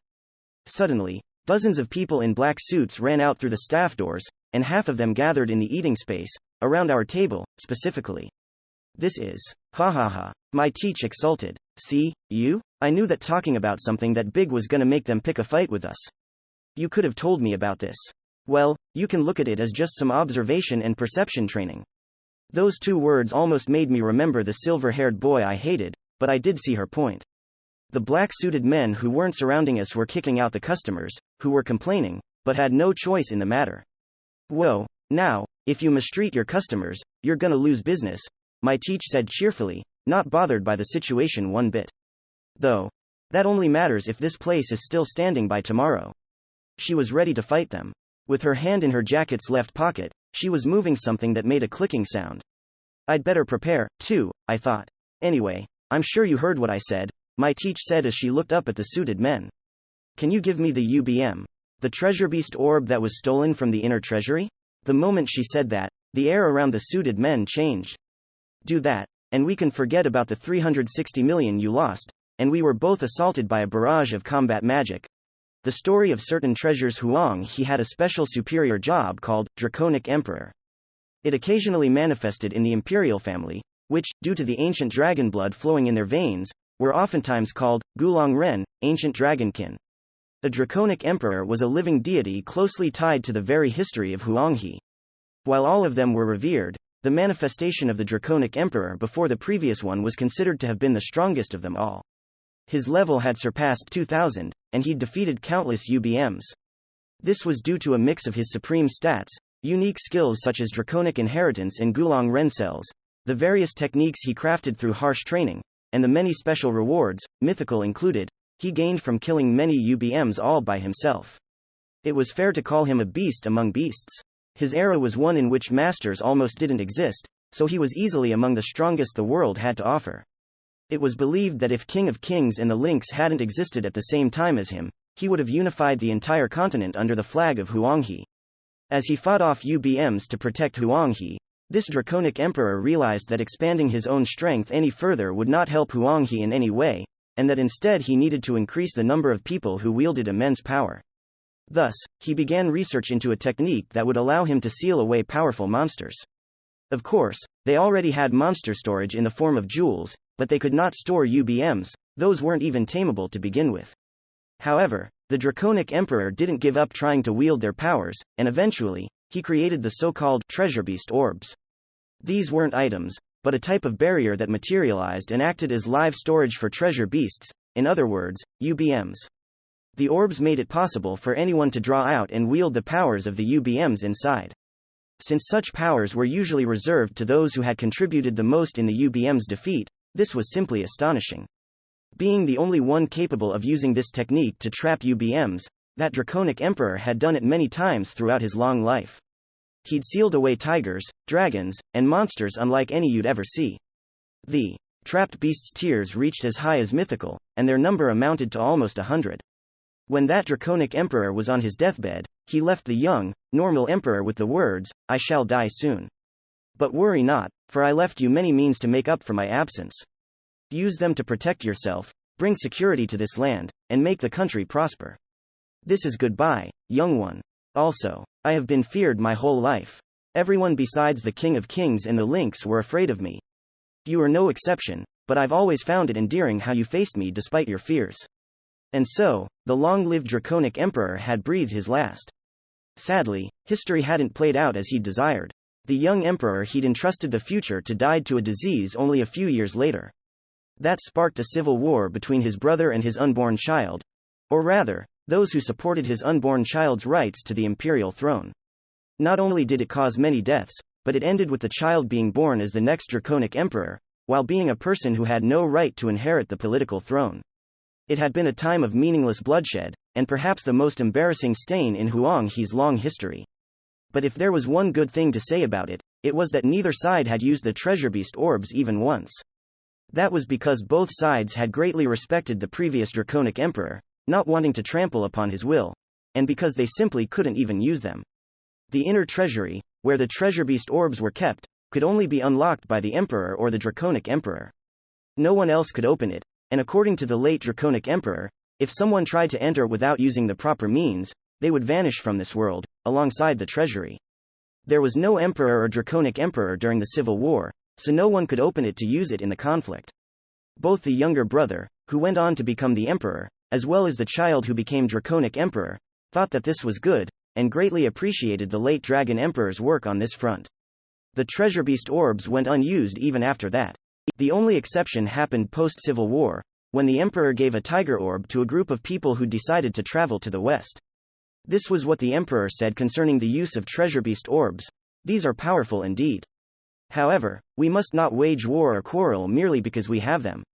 Instead, we should let them lie dormant until we truly need them." Perhaps that wasn't what the late draconic emperor had intended. However, the people of Huanghe, weary from the civil war, readily accepted his words, and the nearly 100 UBMs sealed within the treasure beast orbs were left to lay dormant without even using their power. That ended once the treasury was opened a few centuries later, when the third prince of Huanghe was heading out to the kingdom in the west, and someone used it as an opportunity to steal some of the orbs. "Hermine, the city of gambling, Mirage, Mr. Zhang, we've disposed of the rats," an employee reported. "Well done." In the gambling den's manager's office, the man in charge of the place, and all of Mirage's operations in Caldina, sighed in relief and sat down on his chair. His name was Zhang, and there was a treasure beast orb in his hand. He was looking at a crystal giving a live video feed of the gambling den's hall, where he saw nothing but smoke caused by several dozen combat magic attacks. Phew. Needless to say, his relief was due to the death of the masters he'd ordered to have killed, or at least one of them. As one who worked here in Caldina, Zhang obviously knew about Arica. She'd come here to take the orb in his hand. She was a superior operating as part of the strongest clan, Sephiroth. Her nickname was Blue Sky Songstress, and she was one of the strongest people in the country. However, that was only when she was riding her Magingear. That was why he'd given out the order for her death while she was still bare. In a way, Zhang was lucky. If she'd been replaced by Karl Lorlau the multifariously invincible, this attack wouldn't have done anything to him. He was the ultimate endurance fighter, known for, among other things, his fight against a UBM in boiling magma, and also the destruction of a spellcaster association that had tried to defeat him with thousands of combat spells at once. Surprise attacks wouldn't have scratched him, and they'd have been defeated before the battle even began.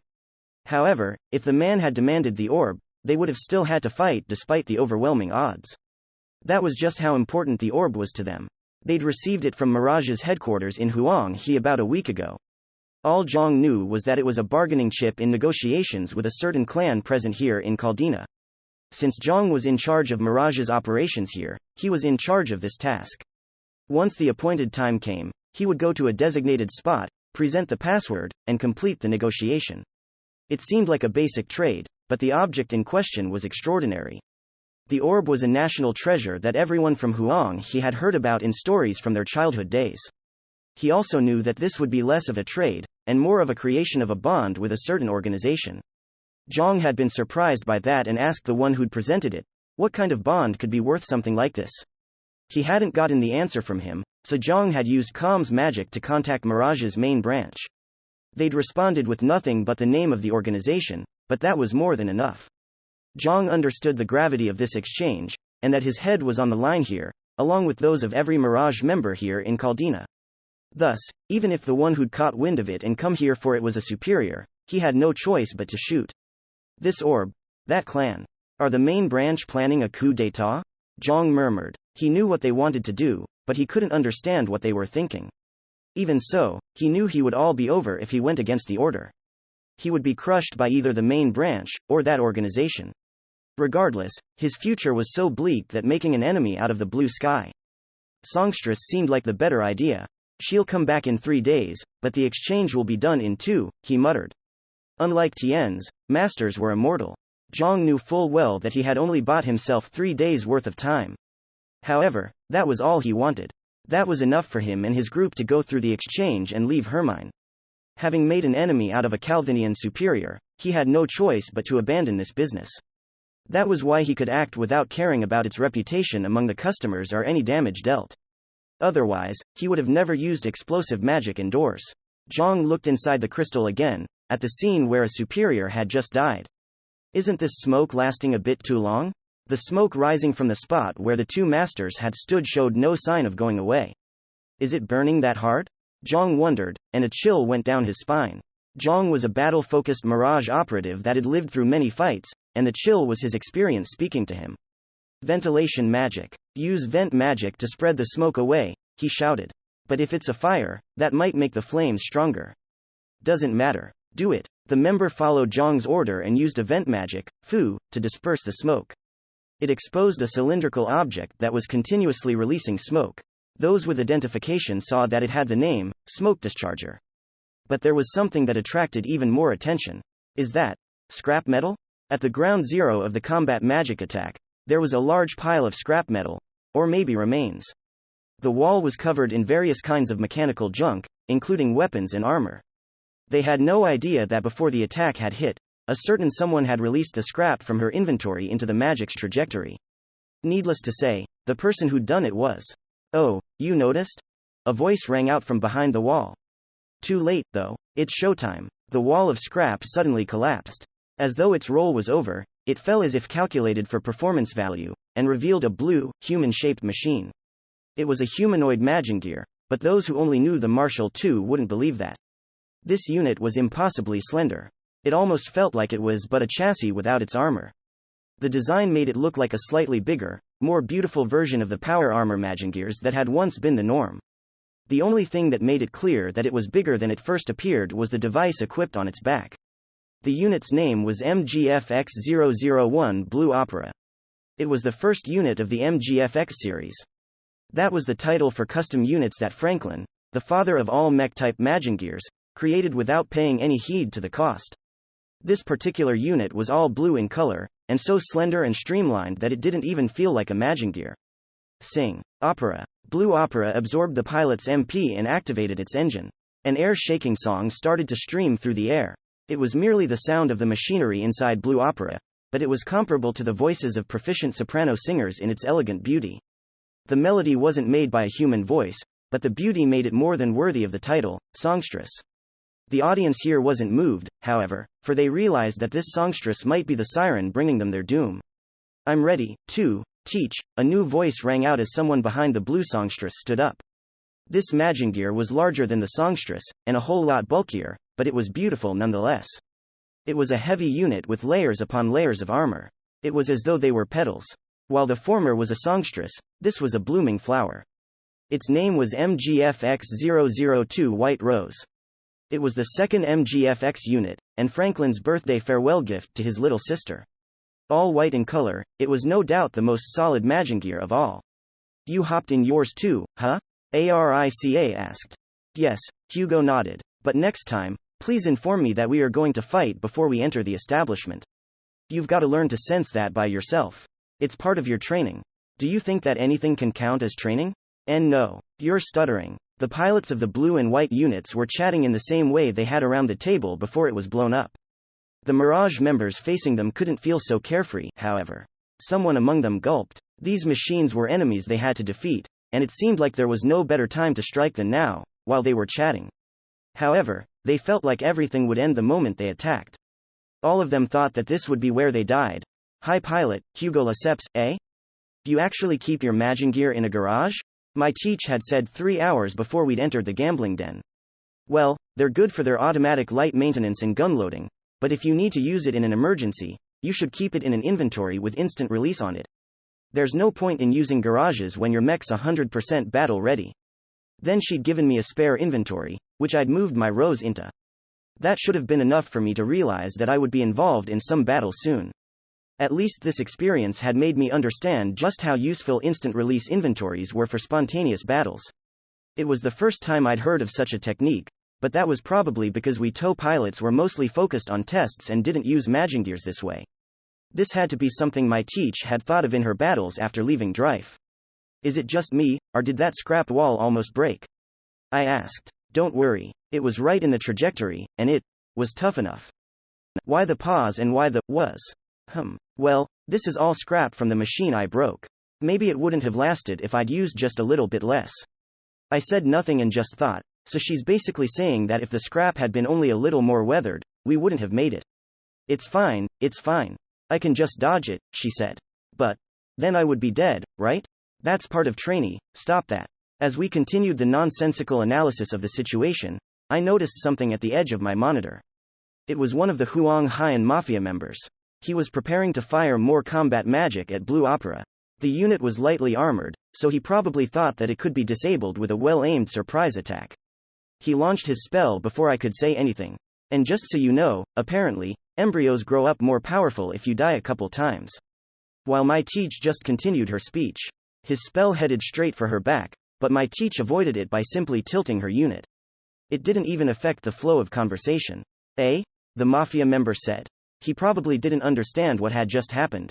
It was as if my teach had eyes on her back, or some other mysterious sense. She was capable of that. I was pretty sure that no one could land a surprise attack on her. Before her superior embryo, traps, sneak attacks, gambling cheats, all dangers were rendered powerless. Teach, I began. Yeah, I guess we should start the battle. We don't want the one with the orb to escape. As she spoke, she materialized 2 rifles in midair, probably using instant release, then grabbed them with her Blue Opera. Fire! A Mafia member shouted. They all began attacking us all at once. A rain of combat magic fell on both Opera and Rose, but it didn't have the effect the casters were intending. My teach's Opera repeated the previous feat and dodged every single one of the spells. Her maging gear was on the smaller side, but still much larger than a human, and yet it didn't even get scratched. My Rose, on the other hand, couldn't dodge at all, so every single attack heading my way landed. Still, the petal-like layers of armor created a white light that blocked off all combat magic. It seemed like we were demonstrating the difference and viability of AGI and end-focused builds. If not that, then we were showing them the power of the most expensive and strongest maging gears built by Strife's largest clan. Of course, it was worth noting that while my teach was dodging using her skill, I was surviving using nothing but the power of my unit's gear.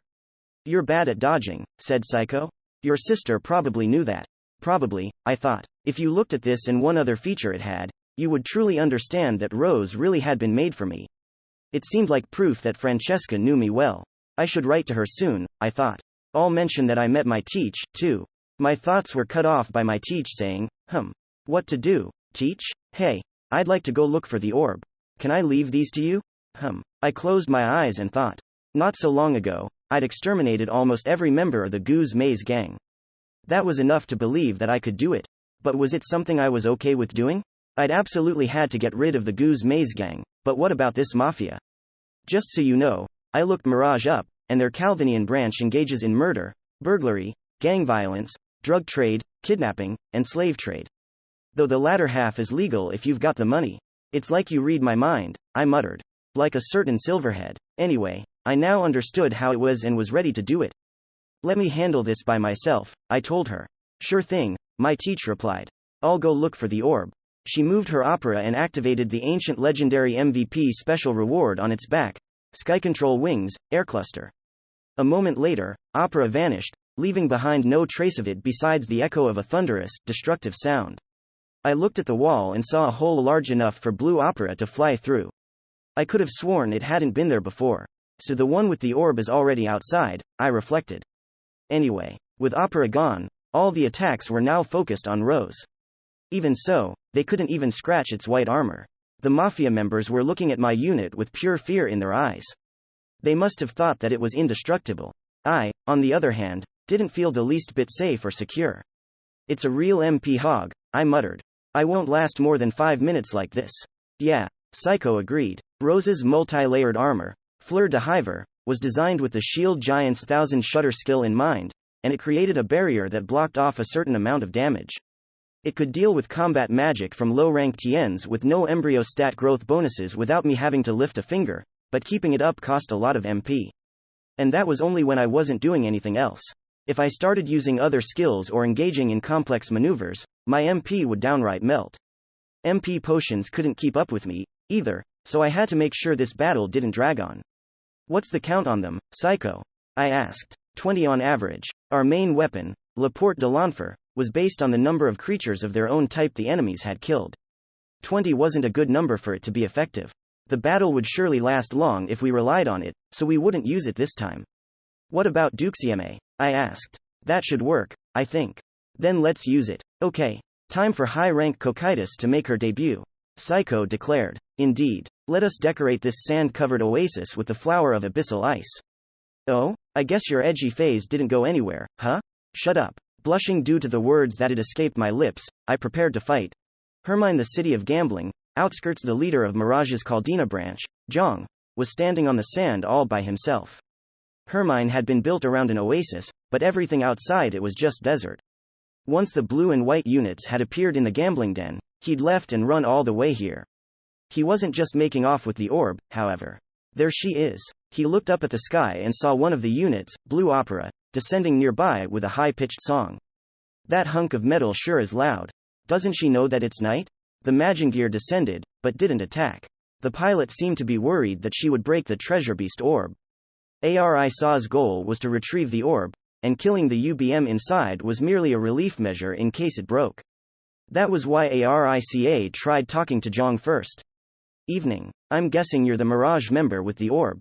Indeed I am, Zhang said. I'm impressed you found me. I've got this radar here. It's a special reward, and I just followed the person with the highest level. I see, he sighed as he realized that escape wasn't an option. Anyway, you didn't give me the orb or run any farther, and instead you just stopped here in the middle of nowhere. Does that mean what I think it does? Yes, Zhang said as he turned his hands around, revealing dozens of Fu talismans. I realized that battle with you was inevitable and prepared myself for it. That's why I changed location. Indeed, he hadn't gone to the desert to escape, he'd been waiting for Arica so that he could face her. If I went all out in there, I'd end up killing my subordinates, he shouted as he spread his arms. A moment later, 5 pillars of sand rose behind him, revealing 5 long silhouettes. The things that popped out appeared much like the local worms, but there was something different about them. I'm the head of Mirage's Caldina branch, Great Soul Daoshi, Zhang Zongqi. My nickname is Wuxing Jialong, and I will use the 5 great Jiangshis that gave me this name to destroy you. Wuxing Jialong, translated to Penta Ravenous Dragon, and that was exactly what these creatures were. Their eyes were completely lifeless, and each of them had a fu on their face. They were simultaneously dragons and Jiangshi, and for some reason, they were covered in lightning. Oh, so you have a superior job. Great Soul Daoshi is basically Huang He's king of Tartarus, right? Arica asked. You're not exactly that similar, though.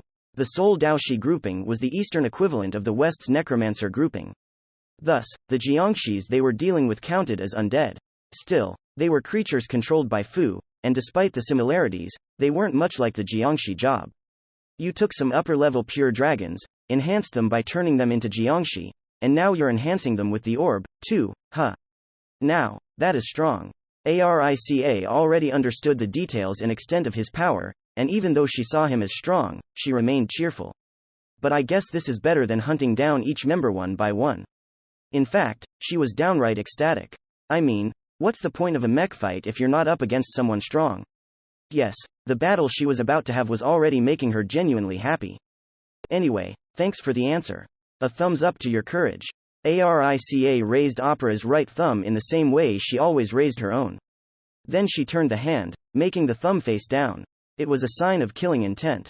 And goodbye. Prepare yourself, Zhang shouted. With the great desert of Caldina as the stage, the battle between the Blue Sky Songstress and Wuxing Jilong began. High Pilot, Hugo Lesseps, we're done, I said as I confirmed that the members of Mirage here were defeated. We had done it in less than 2 minutes. The casters were all partially or completely frozen. Great, huh? Psycho spoke up. That was so super easy, huh? Boring, huh? Could you at least not call it boring? I couldn't deny that it had been super easy, though. I'd taken all of them out with a single skill. At least we now know that La Porte de l'Enfer Duxieme works in battle, I said. That was the skill Psycho had gained upon advancing to her 4th form. Like the name implied, it was an upgrade, or more like a sidegrade, to La Porte de l'Enfer. Its effects were exactly the same as that of the first, but the formula was different.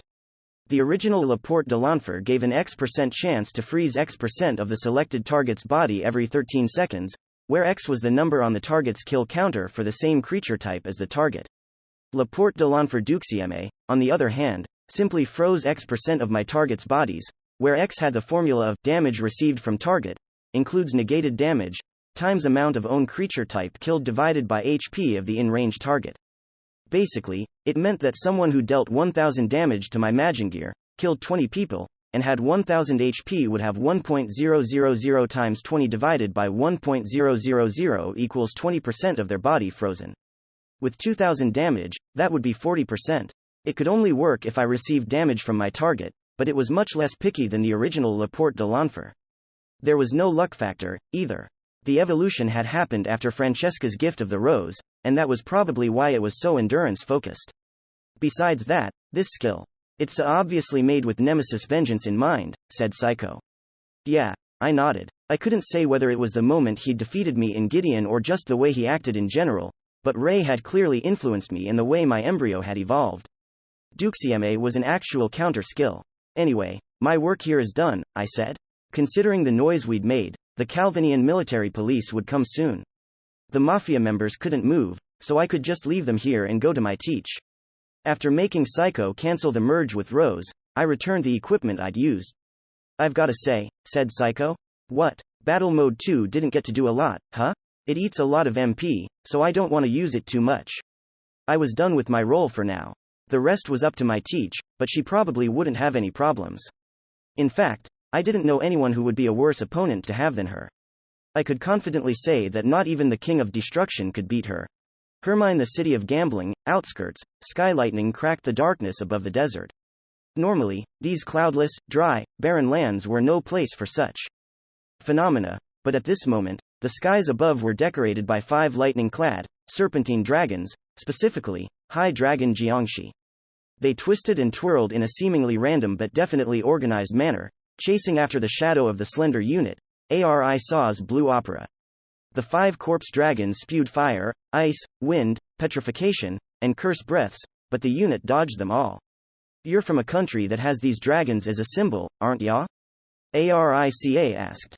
Pretty messed to make them into Jiangxi, don't you think? Perhaps that is the reason why I was tasked to work in Caldina, her opponent replied. Good point. The one commanding the 5 lightning-clad dragons was Great Soul Daoshi, Zhang Zongqi. He was riding one of them, but the lightning wasn't shocking him, nor was it burning the fu on the High Dragon Jiangxi's forehead. Despite that, the electricity surrounding them burned and melted all the shells fired by Blue Opera. This was done by the treasurebeast orb in Zhang's hand. It sealed the UBM called Thundershield Beast, Dongai, which was said to fight using lightning armor. Despite centuries of imprisonment, its power hadn't faded. Wow, that's just unfair, said Arica. That's some broken loot. Be silent. You're in no position to call anyone unfair. Despite the immense power he wielded, Zhang didn't feel like he had the upper hand. While the lightning rejected all the attacks heading his way, none of his dragon's attacks were landing on Blue Opera. Even when he calculated its trajectory and fired where it would be a moment later, it kept dodging in a 90-degree angle, seemingly ignoring aerodynamics and the law of inertia.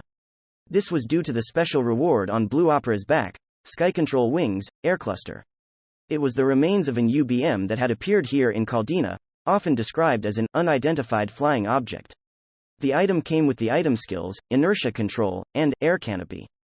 The former did exactly what it said in the name, while the latter allowed manipulation of air resistance. Combined, they let Blue Opera fly in trajectories that ought to be impossible. It seems like we're on equal footing, said Zhang. Both he and Arica only had one UBM power they could use in this battle. Arica had her radar, too, but it was useless to her right now. Though Zhang's UBM power was leaning towards endurance and Arica's was focused on speed, they were more or less evenly matched. Zhang's attacks couldn't hit Opera, while Arica's shells couldn't break through the lightning barrier. If I hadn't had Dongai, this battle might have been over already, Zhang thought, impressed by just how accurate Arica's shells were. Nevertheless, as things were, he was right that they were on equal footing. It was a stalemate neither of them could easily break. Thus, Zhang predicted three outcomes to this. It could either become a struggle for who would run out of MP first, Arica could use some sure kill attack that could break through the lightning barrier, or Zhang's attacks could somehow hit Opera. He obviously wanted it to be the third one. I'm not losing sight of her, anyway, he muttered to himself. Blue Opera's dark colors melted into the night sky as it moved quickly and erratically, yet Zhang always knew exactly where it was. It wasn't his own ability, but a certain feature on the unit, specifically, its engine sound. The high, song-like roars filled the entire battlefield, making it easy to tell exactly where it was.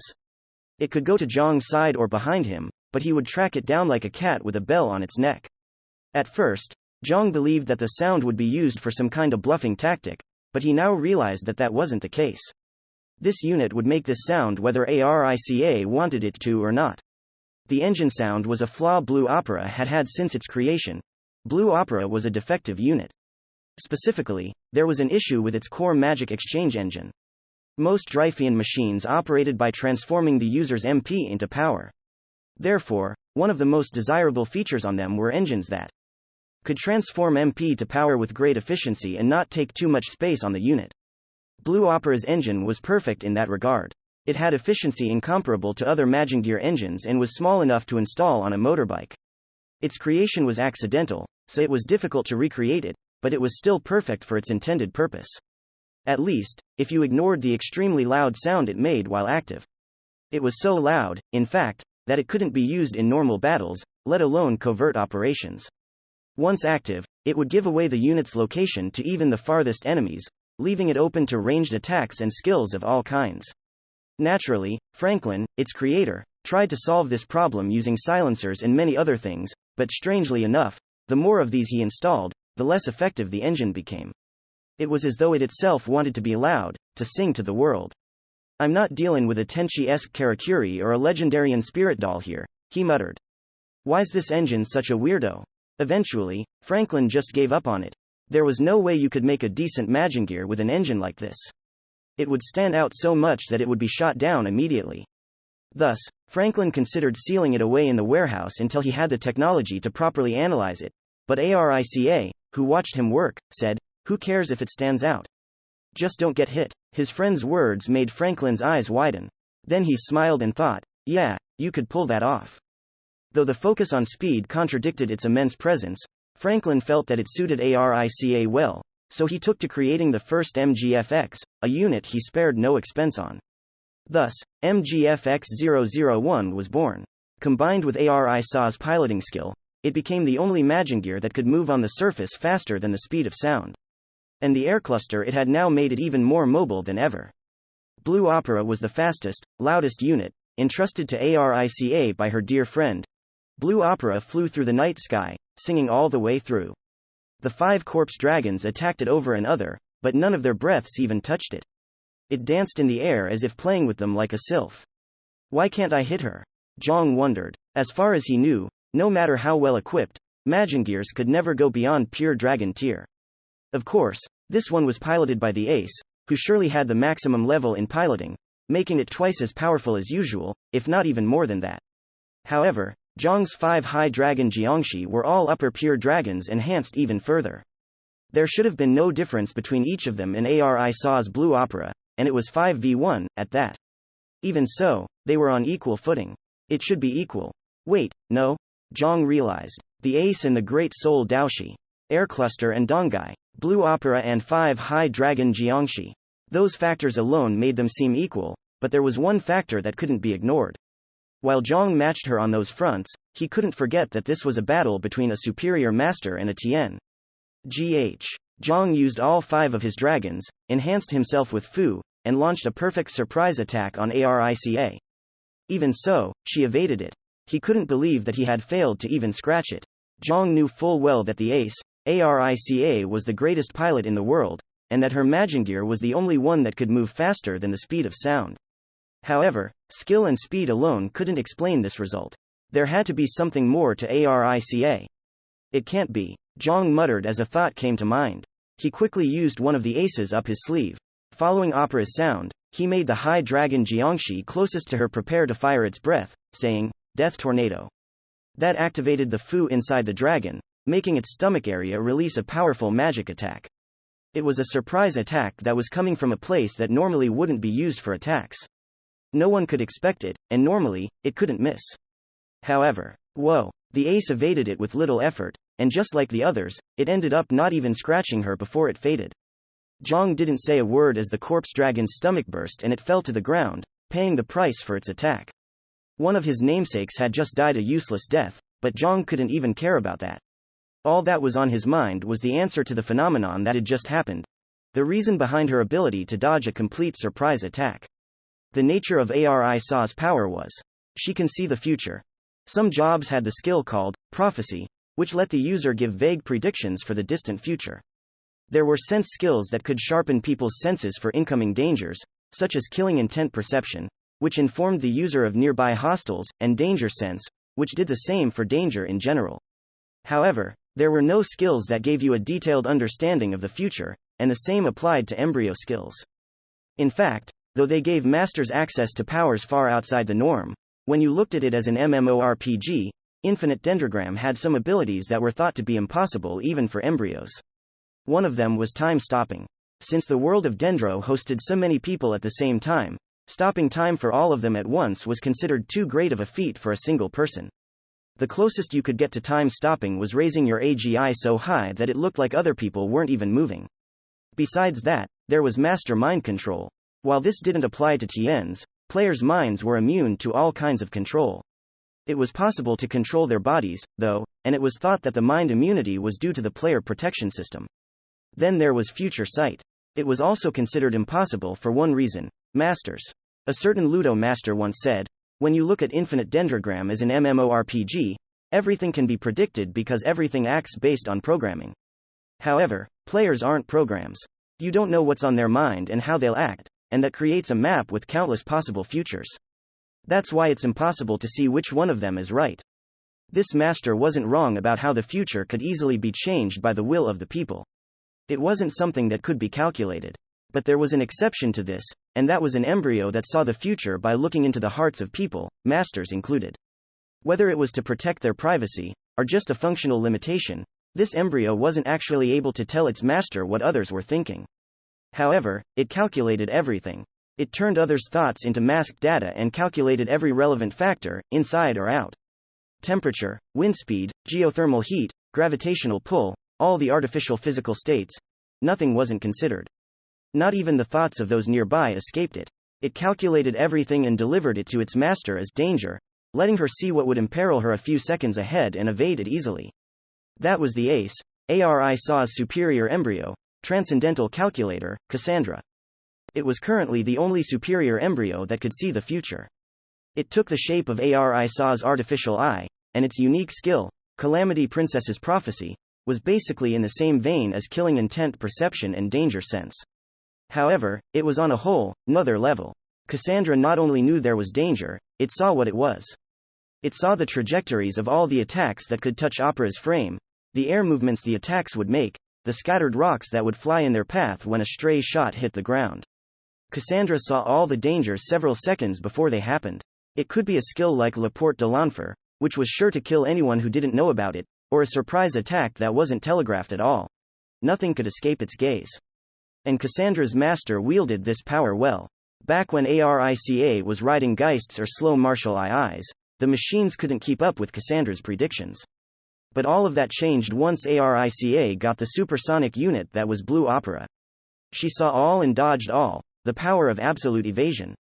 That was half of the reason why she was a renowned battle-focused master. Prescience. Muttered Zhang. I guess I should assume that you can read all my moves. Zhang had lots of battle experience, but someone with such a power was new even to him. But that's it, I simply didn't know something like this.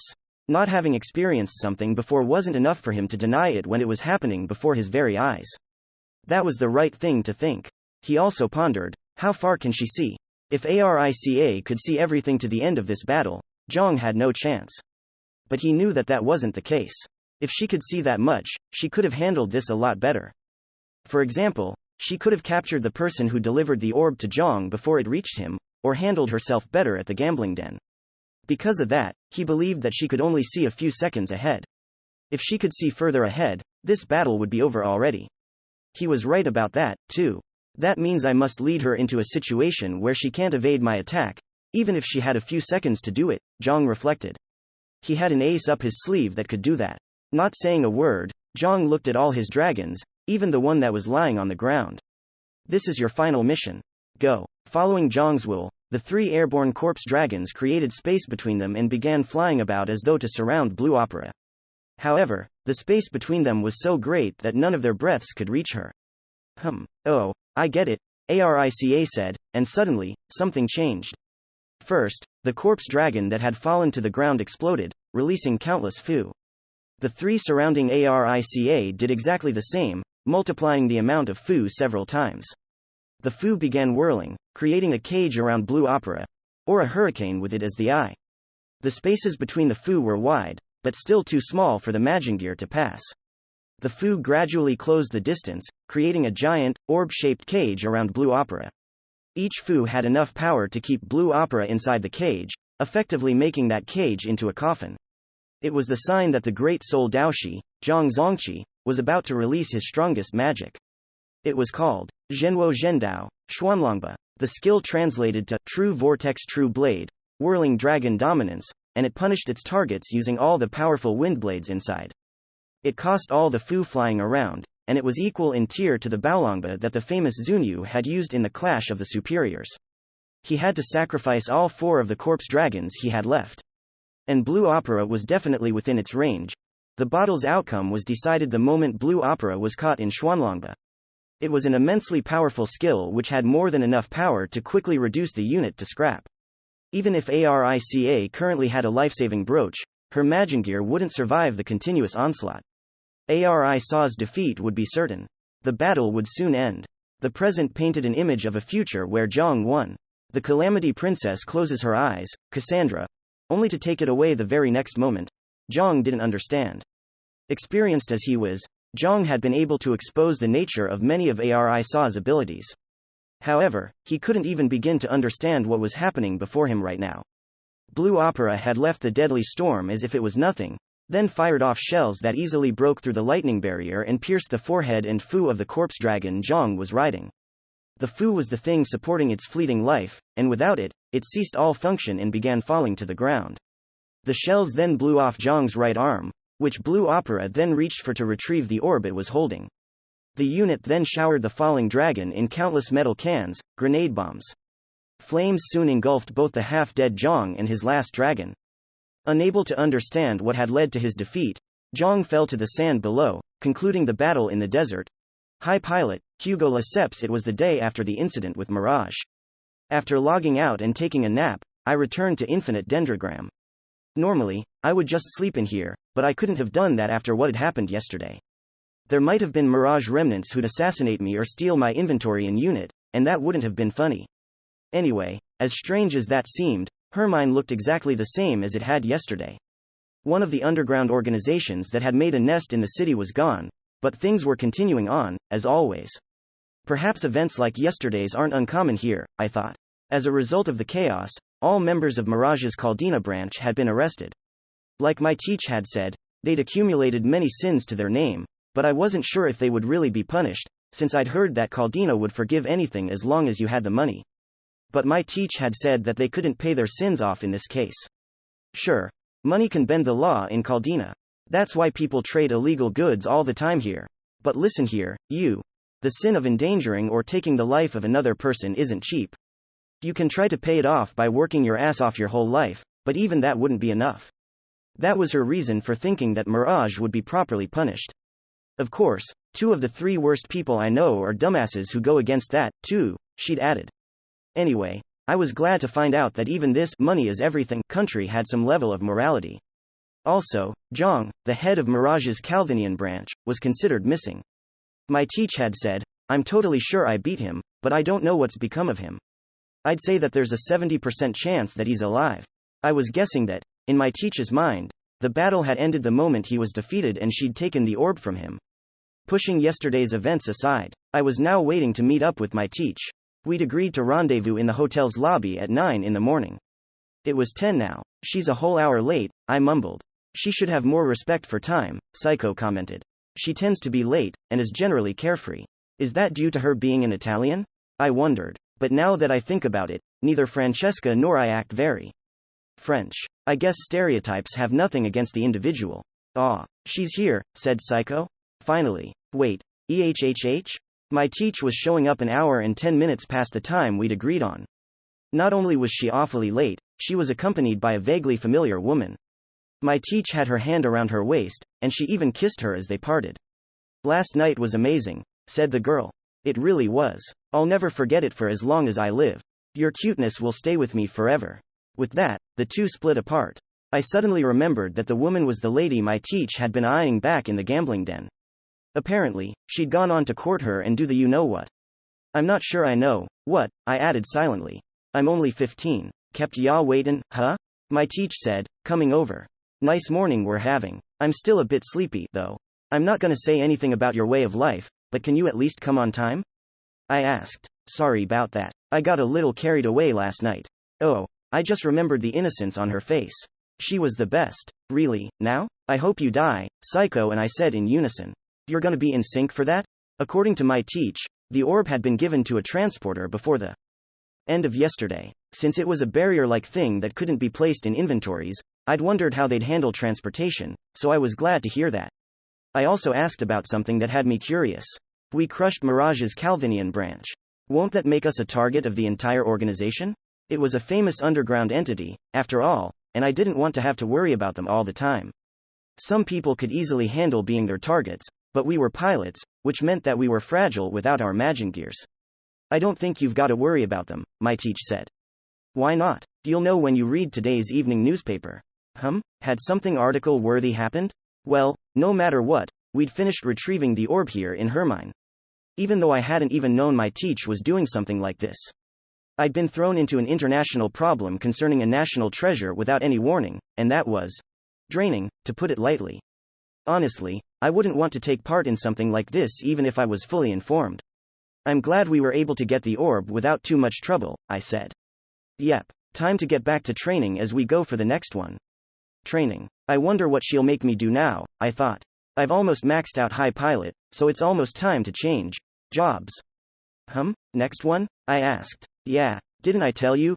She said as she raised 7 fingers. There's a whole 7 of these stolen Huanghe orbs.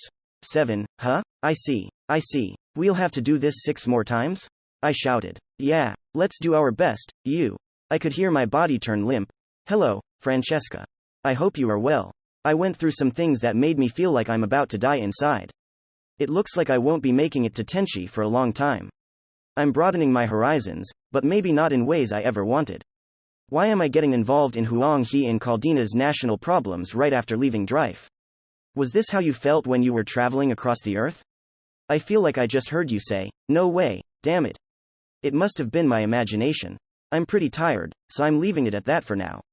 All right again if something happens. Also, let's talk a lot when I return to Strife someday. I hope my journey is one that gives me more good stories to tell than complaints.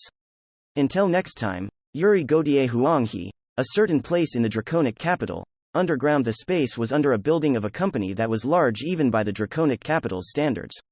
It was a place of proper business, too, but its Mirage's true nature was in its underground.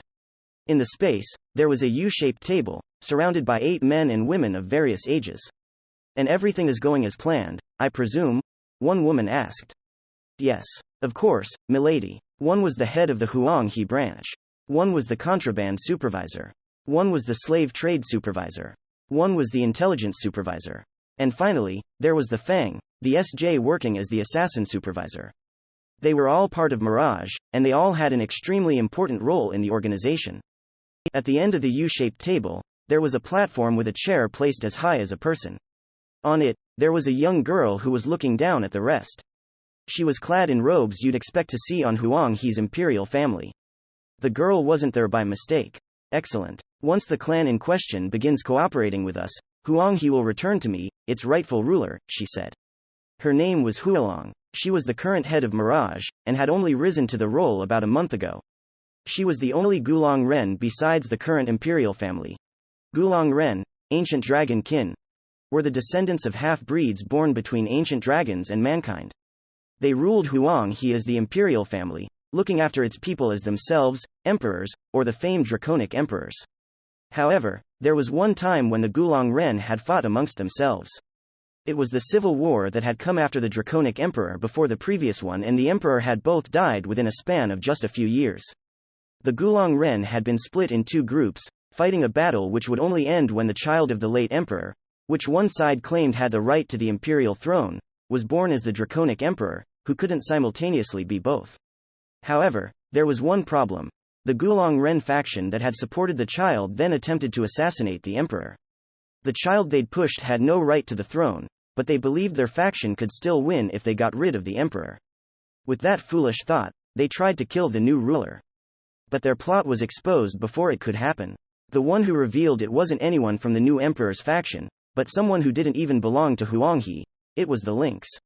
No one knew what the rival of the late draconic emperor was thinking when he did this, but the result was clear: the assassination didn't happen. And all those who were planning it were executed. However, there was one person who'd avoided death. It was a young girl, the person the assassins had wanted to make the empress.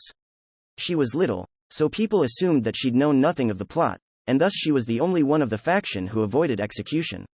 Or perhaps the emperor simply hadn't wanted to kill a child. Regardless, someone related to the assassination plot had no place in the imperial court. Because of that, the child was merely banished.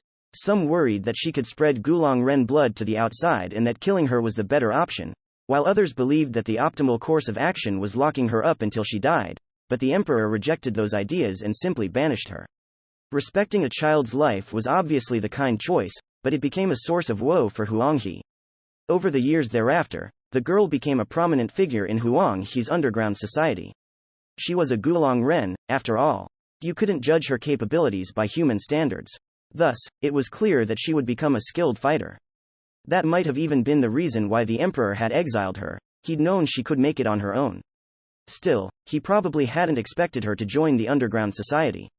Anyway, by the time she was an adult, she had great wealth, many subordinates, and something you could call an organization. Its name was Mirage. Indeed, at the center of the infamous Huang Haiyan Mafia, there was an exiled Gulong Ren. The name of the mafia was actually the name for her hideout, a reference to it being an illusion compared to the palace she rightfully belonged in. "We won't get there in my generation," she would think as she watched Mirage's progress. There referred to the imperial throne. Indeed, she was living on while carrying on the will of the would-be assassins from her younger years. She planned to exterminate the current imperial family and rise to the top. It wasn't that she hadn't known anything, people had simply thought she hadn't. And she was still thinking of killing the emperor and becoming the empress herself. "It will take us a few generations to grow large enough," she murmured with dissatisfaction. No matter how quickly Mirage expanded, it would never be able to fight Huang He in her generation. Thus, she entrusted the plot to her descendants, essentially turning Mirage into a mafia. Several centuries had passed since then. "Everyone, the time has come." Seated in her throne-like chair, the current head of Mirage, Hualong, spoke to her people. Another thing of note about her was her name. The long in it, which meant dragon, was actually only allowed on men born into the imperial family, so her having it was just another show of defiance towards the current rulers. All the heads of Mirage had done this. Recently, the inner treasury, which had been sealed for centuries, was opened, and one of the orbs ended up in our hands. With it, we were able to secure the strongest reinforcements. The heavens themselves are telling us that now is the time to act. Many would consider that to be a mere coincidence, but the girl was certain that this was their greatest opportunity yet. Her family had been waiting to take the throne for centuries. "The battle to decide the true emperor draws near," she declared. That is when the mirage will become the reality.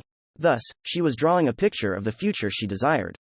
The moment that her family would have their revenge for the pain they'd experienced, which was arguably well deserved. They would start a coup d'état and take the imperial throne for themselves. It wouldn't be legitimate, of course. The people had no issues with the current imperial family, and their chances of success were low. However, Huolong thought she could keep them under control if she simply had the power to do so. At the moment, half of Huanghe's superiors were outside the country. Thus, if the clan she had in mind, which was said to be one of the best, came here and helped, they should be able to overthrow this country.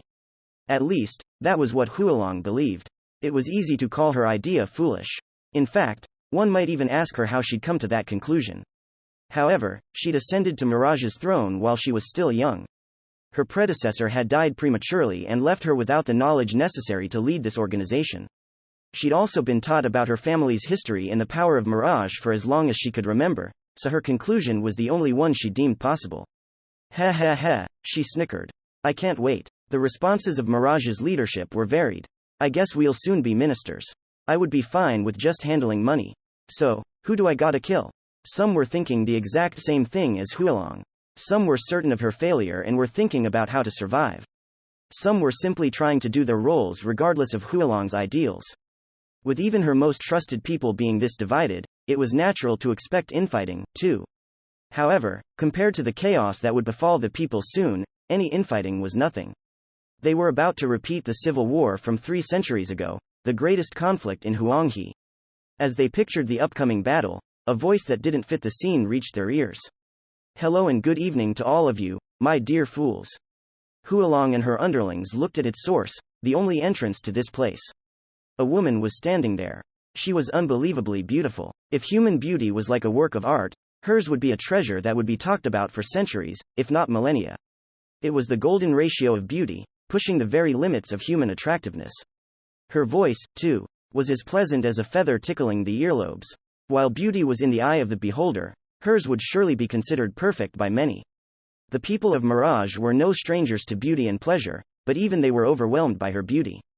However, those who kept their sanity felt something completely different.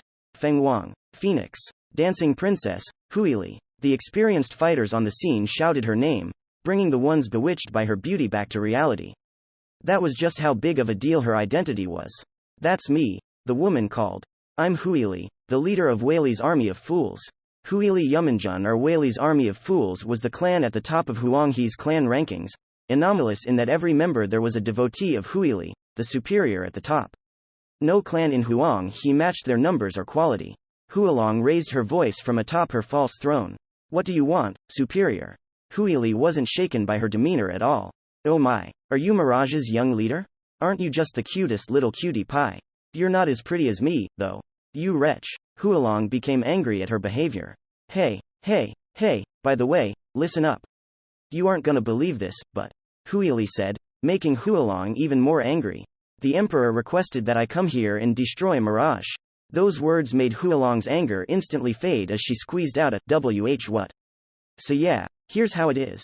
Until now, he thought that Mirage was such a big deal that destroying it would be even worse than just leaving it, but with the whole orb thing, them getting outside the country, and that little coup you're planning, he decided that he couldn't ignore you anymore.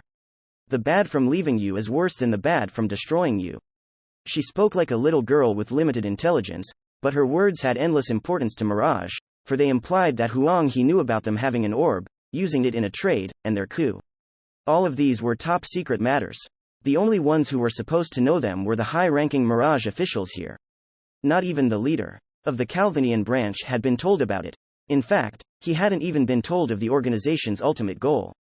He was far too normal, unfit to take part in their ambition. Regardless, the Mirage leaders present were now suspiciously eyeing each other. They wondered which one of them had leaked the information, but none of them seemed to have a clue. There was no lie there, none of them had told anyone about this. Even those who'd considered betraying Mirage hadn't made a move yet. By the way, we got this info from the Din, added Huili. Those damn paper salesmen. The Din was an information organization with no borders. Mirage certainly hadn't anticipated them having and selling info about the plot of Huanghe's most secretive group. Anyway, His Majesty's also giving us a good reward, so it's bye-bye to Mirage. All smiles, Huili eyed Hualong and her people. Her smile bewitched some of them, while terrorizing the rest. They all understood that that smile meant nothing pleasant. It carried in it the will that could tear them apart. I'm sure you fighting types probably realized it already, but Huili took out one of the two fans on her waist and used it to point at the ceiling. There's no one alive upstairs. Mirage had a total of over 200 fighters on the surface and on the path leading here, and Huili was saying that they had all been dealt with. One of the battle-focused Mirage officials in the Fang, who was in charge of security, already knew they were dead due to no one having come here to deal with Huili. Just how many did you bring? Hualong demanded. No one. It's just little darling me. You'd see me coming if I brought an army, and I made my 5 generals go crush all the other Mirage branches in Huanghe. What? The 5 generals were the strongest members of Weili's army of fools, which put them among the country's strongest masters, as evidenced by them taking ranks 3 to 7 on Huanghe's duel rankings. There were 2 reasons why the leaders here were shocked. First was the fact that such powerful people had gone to crush the branches they were supposed to be in charge of, and the second was that Huili was capable of silently killing a whole 200 of their fighters without her generals at her side. And that's why Mirage is over, Huili went on as she equipped 2 fans. It was her superior special reward of Phoenix Wings, Suling At that moment, one of the officials made a move. It was the Fang, who had a superior job focused on dagger use. He had an AGI build, so he was able to move behind Huili at a supersonic speed and use the Fang-like dagger in his hand to attack her neck. Only to lose his head and both of his arms. Don't touch my hands, okay? The woman sang. Hualong voiced her confusion at the Fang's vanished head and arms. She knew him very well. He was her bodyguard and an assassin who'd sent many of her enemies to their graves. She trusted him more than anyone else here, and he was now lying in a pool of his own blood, leaking from the places where his head and arms were supposed to start. Oh dear, I'm gonna get blood all over me. Maybe the head was enough? Huili said as she made a troubled face. In her hands, she held 2 bloody fans, making it obvious what happened. She'd killed the Fang using those as her weapon. It can't be. Hualong panicked. The Fang, he was our strongest. Her subordinates were shocked, too. And no way. Wait, but the dancing princess wasn't a vanguard. She was this powerful? She wasn't at the top just because of her looks. No one could blame them for being surprised. As famous as Huili was, she wasn't known for her battle prowess. It was widely believed that she was at the top of her clan only due to her supreme beauty, and that she only had a superior special reward because her clan had played a big part in the battle against the SUBM. That was the consensus among Huanghe's Tiens. The fact that Dancing Princess was neither a vanguard nor a rearguard job played a part in that perception, too. The belief about the superior special reward was ridiculous, though, for the MVP had to be someone who'd contributed to the UBM battle directly, not through someone else. But even then, no one could blame them, for it was hard to believe that someone this beautiful could be such a monster. The Fang, huh? Huili muttered as she looked down at the Fang's corpse. Do we have anyone who could take that job among my fools? It's the one job, though, so it'll probably be hard. Will I free up any more superior jobs after I take care of you all? She looked at the remaining officers as if evaluating them. On this day, Weili's army of fools and Huanghe's military focused on completely destroying Mirage. The info provided by the Din was very clear, so they were able to eliminate all the Mirage bases in Huanghe and the people working there. They were all either killed or arrested. The same applied to those in the main branch. The 200 fighters were either killed or captured, while out of the 8 officials that had gathered, 3 died, 2 committed suicide, and 3 gave themselves in. And most importantly, Hualong was arrested. After losing everything her family had worked for in but a blink of an eye, the girl looked as though all emotion had left her. Thus, centuries of a grudge that had almost sparked a new civil war was cleaned up like the most insignificant triviality. Then again, compared to what would eventually happen on this continent, it really was a triviality. A certain clan's info transmission time, March 28, 6:32 a.m., Global Standard Time, notification, from Zeta to all IF members. Report. Failed to retrieve Treasure Beast Orb containing Thundershield. Beast, Dongai. Reason. Destruction of the other party, Mirage. Details. The Calvinian branch was suppressed by the Ace and one other, no details available. The main branch in Huanghe was destroyed by Dancing Princess. The other branches there were destroyed by Weili's army of fools and the military. Addendum. Dancing Princess isn't the only one making notable moves in Huanghe. The Emperor found out that other orbs had leaked to Caldina and ordered the commander-in-chief to go retrieve them. Powerful people from Legendaria and Tenchi are moving towards Caldina, too. It is unknown whether that is related to the current main subject, but the possibility cannot be ignored. It appears that Caldina will soon host battles over the orbs. It is unlikely that any faction will cooperate with any other. Conclusion. Just as planned. By giving 6 of the 7 orbs I'd stolen to Tien organizations which then took them from Huang He to Caldina, I successfully achieved the intended goal. The info reached many people, making widespread chaos inevitable. Next up, we will focus on analyzing all the forces taking part in the battles for the orbs, starting with Caldina and Huang He. I will also report this to our leader in the jail. Just as scheduled, I will play a role in the upcoming war between 2 countries on the west side of the continent. The orb I have with me will be a good bargaining chip when trying to persuade someone to join us. If possible, I will also try meeting the newbie infiltrating Gideon, Gerbera. It appears that she is planning to do something we haven't accounted for, so I intend to question her. Human affairs. I entrust our Caldina operations to those who aren't wanted there. Revision. All of us are. Designation. I entrust it to Murder Princess, Emily. Remarks. I request that the weapon, Rascal the Bloodonics support her. Additionally, I have found someone of value in the desert. Entrusting him to my successor. Caution. Emily, keep your kill count for this case within 3 digits. Episode 5. Predicament April 5, 2045, Prism Rider, Ray Starling. It was Wednesday. I was in a certain room in the Courtierleton Palace. 2 girls were facing each other, surrounded by crushing silence. One was Azurite. She was staring, or more like glaring, at the other girl. The other was B3, who was sweating profusely as she meekly sat on the floor. These acquaintances of mine clearly weren't enjoying each other's presence. It wasn't a nice comparison, considering the fact that they were girls, but it felt like I was watching a snake ready to swallow a frog. Why is this happening? I wondered. You putting them in the same room is one of the reasons, I assume, Nemesis said telepathically. I couldn't deny that at all. I was partially responsible for this. It had all begun an hour, or perhaps over a month ago. After coming back from college, I logged into Dendro and, just like yesterday, paid a visit to the Adventurers Guild. It was packed again, but Rising Sun secured a table and invited us over. It was my first time talking to Bluescreen, and he apologized for shutting down Silver back in Torna. Sorry about that, he said. Gremlin's effects should be temporary, though. Did it work fine after that? Yeah, it didn't change one bit, I told him. Silver had flown around during the Courtierleton incident without a hitch. Though he had done something weird when we'd fought the whale. Good thing it didn't put you on another wanted list, eh, Blue? Dum commented. Drife's is more than enough. Never again on that crap, Bluescreen replied. He's on Drife's wanted list. I thought, can you expand on that? I asked. I don't want to talk about it, said Bluescreen. I do, grinned Dum. Blue started out in Drife, and it happened sometime before the war, right about when his gremlin got its ult. You know, the skill that fried your prism steed. Oh, that. He was in town, and he decided to try it out on one of his magic machines, but he didn't know how to control it, and it had such a large AoE that it caused an electricity. Magic. Whatever, power outage in the entire area. It even fried a bunch of state-owned machines. No one died, but he still got on the wanted list for terrorism. Oh, I nodded in understanding. That does sound like something that can happen, Nemesis commented. Looking back at it, my Miasmaflame Bracer and Windhoof tests went pretty badly, too, I reflected. I'll make sure to do my other tests in safe environments. As we continued to chat. Ray, Nemesis. Sorry for the wait.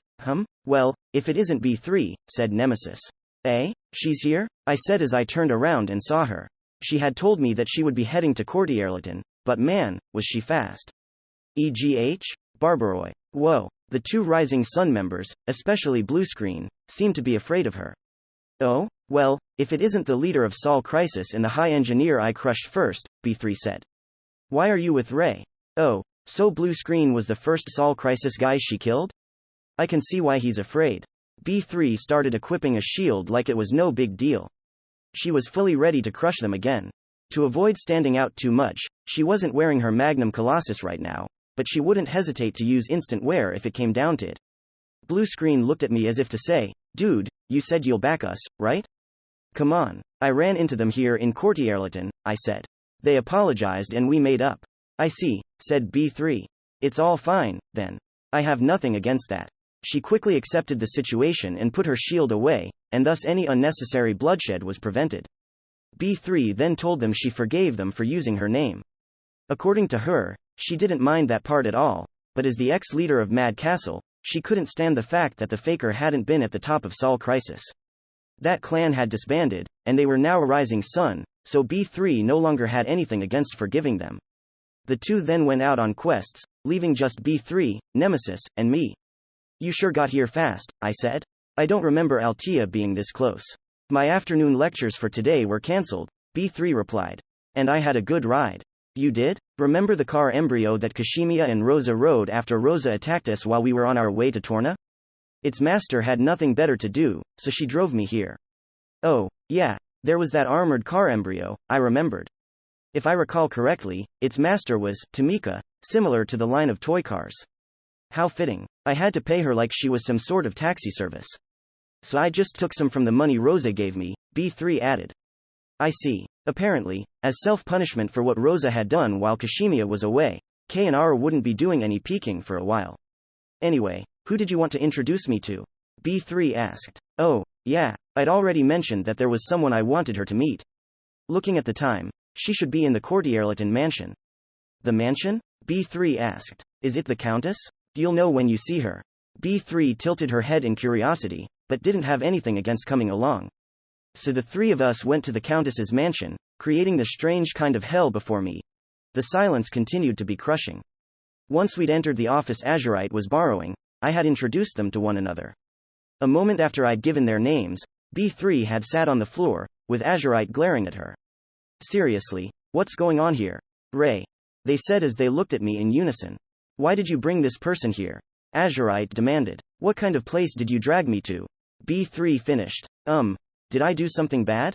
I asked hesitantly. They looked at me with eyes that asked, he doesn't know. Well, I knew that Azurite didn't get along with Miss Eldridge, but B3 should have been fine. Right? They were in the same club, but B3 was nothing compared to the aberration. As I wondered what was going on here, Nemesis said, Hey, I just realized something. What is it? Something you could have realized before you even brought B3 here. Unfortunately, you're only sharp when it matters the most. Come on, don't stall like that. Just answer, please. Last month. PKERs. Newbie hunt. Capital blockade. That was enough for me to connect the dots and understand the situation. B3 was a PKer. That wasn't a problem, since issues between masters were outside of the law here. The only crimes that could have you sent to the infamous jail were those that involved TN victims. However, that was exactly it. One time, B3 had indirectly harmed TNs. It had been during the blockade at the capital. The time Marie had given me my first death penalty. Though it had been primarily a PK incident with the only cases of TN assaults happening in the west of Altea, the act of terrorism had made it hard for TNs to travel to and from the city. Many of them had been merchants, and the blocking of the southern trade route leading to Gideon, Alter's second largest city, had caused great damage to the economy. The biggest problem here was the fact that the ones in charge of that side had been Mad Castle. Barbaroi Bad Burns clan. Thus, to Azurite, the acting ruler of Alter, B3 was someone who had caused great losses for her, while to B3, Azurite was someone she had deeply troubled. Thus, B3's sitting position and Azurite's glare. So you finally figured it out, Azurite snapped. Ray, B3 looked back at me. Yeah, I know how I messed up now, I thought. I didn't bring her here as a criminal. And it's not like she caused any loss of life or property, I argued. That is true, said Azurite. All the damage she caused was indirect. Though I can still put her on the wanted list for this. Eh? I asked. Azurite elaborated that B3 could be judged for forcible obstruction of business and that, as royalty, she had the power to put her on the wanted list. That was probably the reason for B3's meekness. An awkward silence filled the room. Azurite suddenly reached into her inventory and took out a bunch of papers. Azurite? What's that? I asked. I carry copies of my documents in case I need to work away from the capital. These contain the economic data for the month the blockade took place. Those words made B3 twitch. The blockade lasted for 4 days, didn't it? There was a loss of several 100 million lirs worth of distribution flow per day. And there's also been an increase in people leaving. Though that might have been due to NOZ forest burning to the ground. Now it was my turn to twitch. That fire had been caused by none other than my own brother. Looking back at it now, things were really bad for Azurite. No, the whole kingdom. B3 and Marie had joined the likes of Rosa in creating a blockade around Altea. Shu had gone and burned down Noz Forest, an important source of wood. And Franklin and Hugo had terrorized Gideon. The kingdom was in such a bad state that I could totally understand why Azurite didn't trust us masters.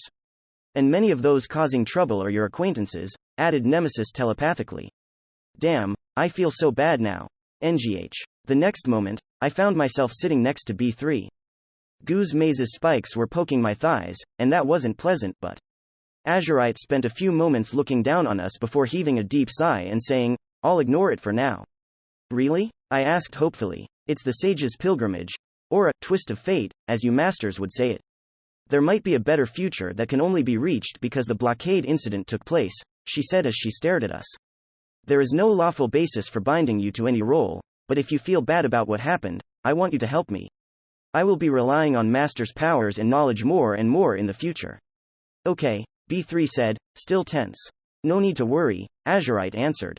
I shall not have you work to make up for the economic losses. You will even be rewarded, just like with normal quests. Those words made B3 relax a bit, and then she looked like she was pondering whether she should refuse the reward. Let us start right away, Azurite continued. I have a question for you. Yes? She asked. Are you familiar with any masters knowledgeable in machines? That was the question she'd given me yesterday. Could you elaborate? B3 asked. We don't have anyone who can operate the computers in the plant within the ruins here. I was told they are protected by security that none of the kingdom's current technicians can break. A whole 3 days had passed here, but it looked like they still hadn't found or grown a person fit for the job. Hold on a second, I thought as a certain someone flashed to mind. There could be a decent few masters who can operate them here in the kingdom, but some could very well be Dryphian spies, Azurite went on. That is why I was hoping that you would introduce me to someone trustworthy. B3 pondered. I would like to consult Ray about this. Very well. Azurite nodded. So B3 had thought of him, too. It was the ex-Dryphian master we just met, Rising Sun's blue screen. B3 and I left the room and talked about getting him this job, while Nemesis stayed behind to talk to Azurite about something. What do you think? B3 asked. Well, I said. He was an ex-PKer, but the fact that he was wanted in Strife made him an even safer choice than most. From the little I'd talked to him, he did seem trustworthy enough to at least give a chance. I think he'll do all right, I said at last. You? I wouldn't have thought so when they were still Sol Crisis, but Rising Sun is just him and the leader. They desperately need sponsors and funds, so if they make it a contract-bound quest, I'm sure there won't be any problems. True, I nodded. There's also the fact that Blue Screen might be able to easily take care of any other incidents in the ruins. He was able to stop Silver, an original Prism Steed, so he would surely be able to deactivate any machines causing trouble there. In a way, he might be the best man for the job. Good point. He was more than qualified on that front. It made me wonder why a guy from Strife had ended up being a machine killer. Anyway, with that decided, we returned to Azurite's office. We know someone fit for the job in the ruins, said B3. And so, we told her about Rising Sun and Blue Screen. We then went on to find the two questing out nearby and introduced them to Countess Courtierleton. It was her rather than Azurite because the Countess would be the one in charge of the operations here once Azurite returned to Altea, and the first princess's visit here wasn't official. The two gladly accepted the high reward, continuous quest, and thanked us for mediating. It was a win for everyone. The kingdom, Rising Sun, and B3, who had now somewhat made up for what she'd done a month ago. I thought I was about to be sent to the jail, B3 sighed as we headed out on our own quest. Her voice made it clear just how hard the encounter had been on her mind. Sorry, B3, I apologized. No need for that. Despite all I said, I'm aware that I brought this upon myself with what I did back then. Also, thanks to you mediating, it's now less likely that I'll get put on the wanted list in the future. Oh, that's one way to look at it, I thought. I'll also have to be careful to not get on her bad side from now on, Nemesis put in. She was in a pretty foul mood during the consultation. She was? Why? I wondered. By the way, Nemesis, what did you talk to her about? I asked. Ray, it's rude to pry into secret chats between women. So that's the kind of chat it was, huh? You two seem to be on a similar wavelength, so I imagine you have lots to talk about. Well, we mostly chatted about your fashion sense and human relations, Nemesis went on. You're saying there's a lot to talk about there? I thought, puzzled. You ordered something dreadful recently, didn't you? Nemesis asked darkly. You mean Storm Visage? I'd picked up the completed accessory before entering the Adventurers Guild today. The stats and abilities were exactly as advertised, and the design matched my gear perfectly. A pro's work if I'd ever seen one. Why would you make them create something so terrifying? Nemesis exclaimed. Hey, we needed it for what it does, right? I argued. The dark-ish design is pretty damn cool, too, isn't it? Is that all you think of it? Seeing you wear it gave me chills. What kind of cursed set have you developed? I'm supposed to be a part of that? Well, yeah, my gear isn't complete without you. Why are you so? Why are your cheeks all red, and why are you hitting me? Why is B3 looking at me like I'm complicated? Did I do something wrong? You might go to the jail for illegal levels of all-nizing, B3 put in. That's not a crime that exists. Silence. Is it? It'd be pretty damn scary if she wasn't kidding. I didn't doubt that there were crimes that were unknown to me, but getting a criminal record for all-nizing would be a whole new level of absurd. Wait, jail, unknown. That reminds me of something. But what? Pretty sure it's something Shu told me about. I couldn't quite seem to remember. Side story. Nightmare at the Jail, April 6, 2045. Bowhunter, Gerbera. Hello, I'm Gerbera. My real name is Kakuko Belmont, and I'm a 17-year-old domestic helper so charming, I put flowers to shame. Gerbera is a very clever name that comes from my real one. Kiku is how they call the flower in my dad's country. Right now, I'm here in Dendro, having a very good time, like hell I am. Screw it, it's not working, I sighed as I rested my head on the counter of the cafe on the first floor of my jail residence. I'd tried to distract myself from the heavy mood by starting a cheery monologue, but it was just making me feel worse. You've just logged in, and you're already so down. What's wrong?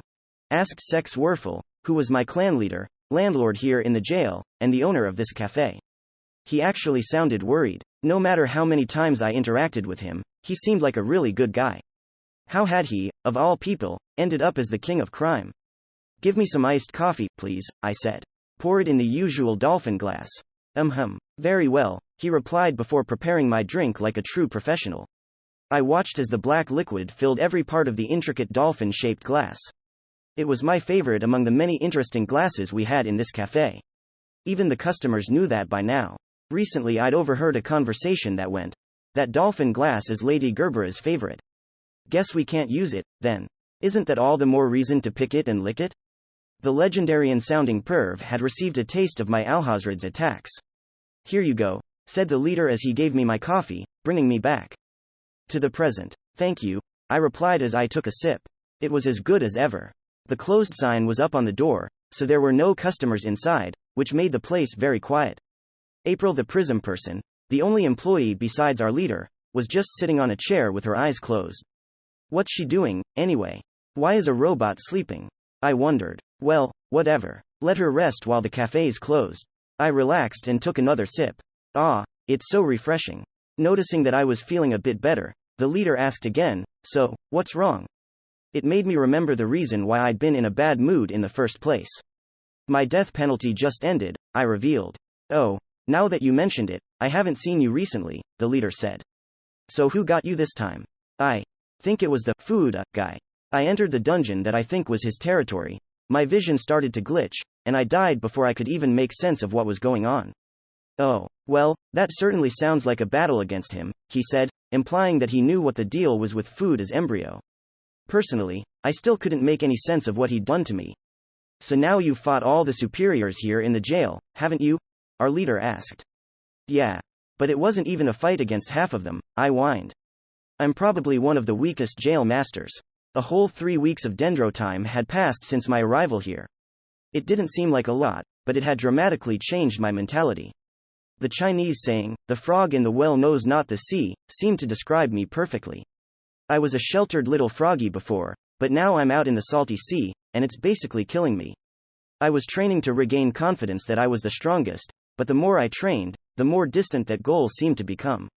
I did think that the leader's guidance had made me stronger, but it felt like I had no chance against the other superiors.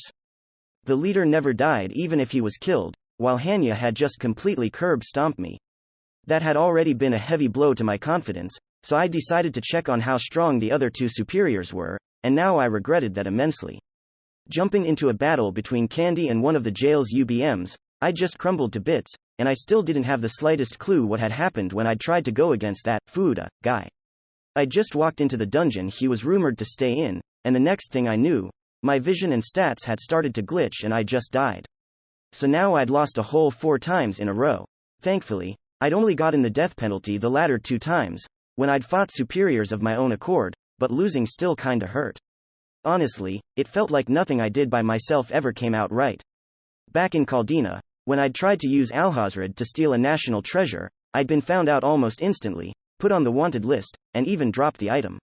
Back in Gideon, when I'd tried to win against the King of Destruction, he'd sent me here to the jail, and that had been in addition to Rook destroying my mentality. Nothing ever seemed to go my way. I want to believe that my Alhazred and I were the strongest, but the world, and especially this jail, was full of weirdos that felt like they existed to deny that. Is the jail just a hive of people with broken embryos? I muttered. I believe many would call yours broken, as well, the leader commented. And you should bear in mind that the 3 besides me are focused on wide-scale attacks, are conditional indiscriminate attacks, so you have bad compatibility with them. I guess you're right. Hanya was someone you couldn't let have the high ground. Candy was someone you shouldn't, or couldn't, come close to. And Fuda. I just didn't know what to think of his powers. You're usually a solo battle type, aren't you? I asked him. Have they ever killed you? No. So far, Shu is the only one who's ever given me a death penalty. How many times? And how the hell had the Cody pulled it off? The leader was basically immortal. Oh, the days when I can once again call myself the strongest feel so distant.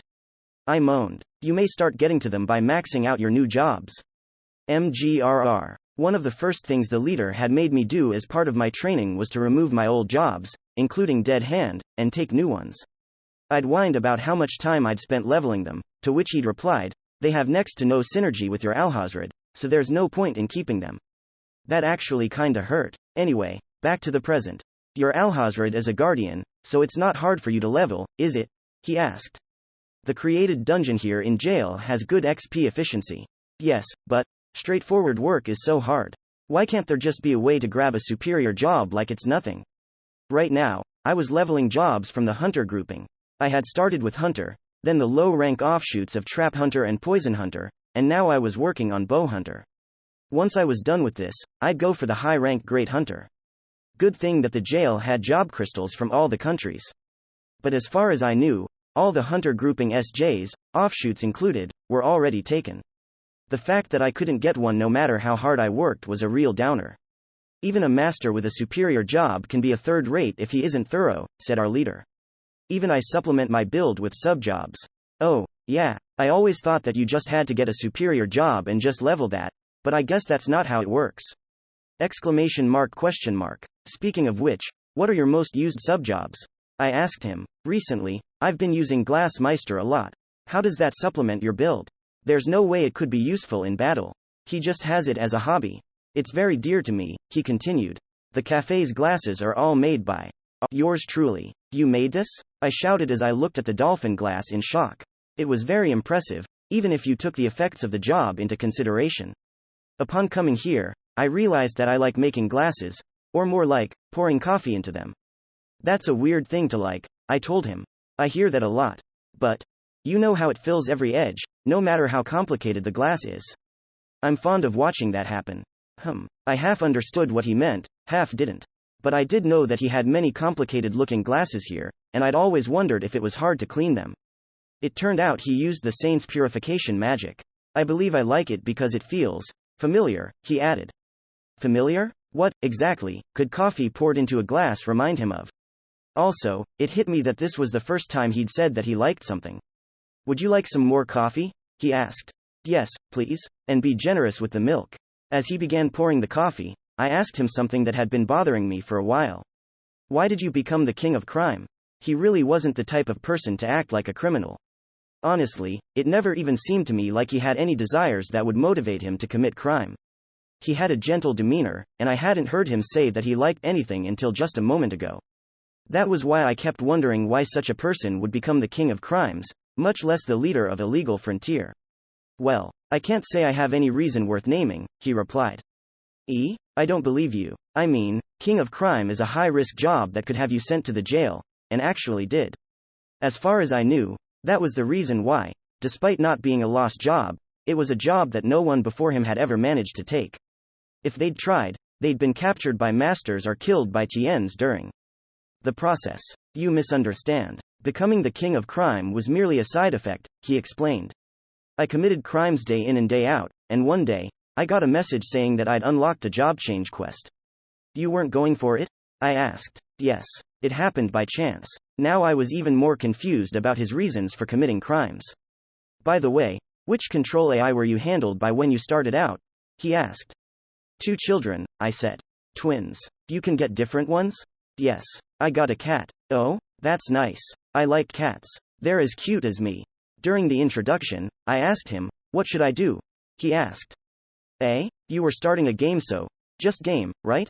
As embarrassing as this might seem, I started this game because I had nothing to do on the other side, but because I was like that, there was nothing I really wanted to do here, either. That was why I asked the cat to help me with that. He'd had nothing to do on the other side? That reminded me that he was online more often than me, and I was a domestic helper. Did he have no job? He answered my question by saying, you can become a hero or the demon king, a king or a slave, a good person or an evil person. You can do something, or you can do nothing. It's all up to you. Interesting. It was kind of fun to imagine a cat saying something like that. The twins had said something similar to me, actually. And that is why I am the king of crime, sex werfel. I'm not sure I get it. Had I blacked out and missed part of the conversation?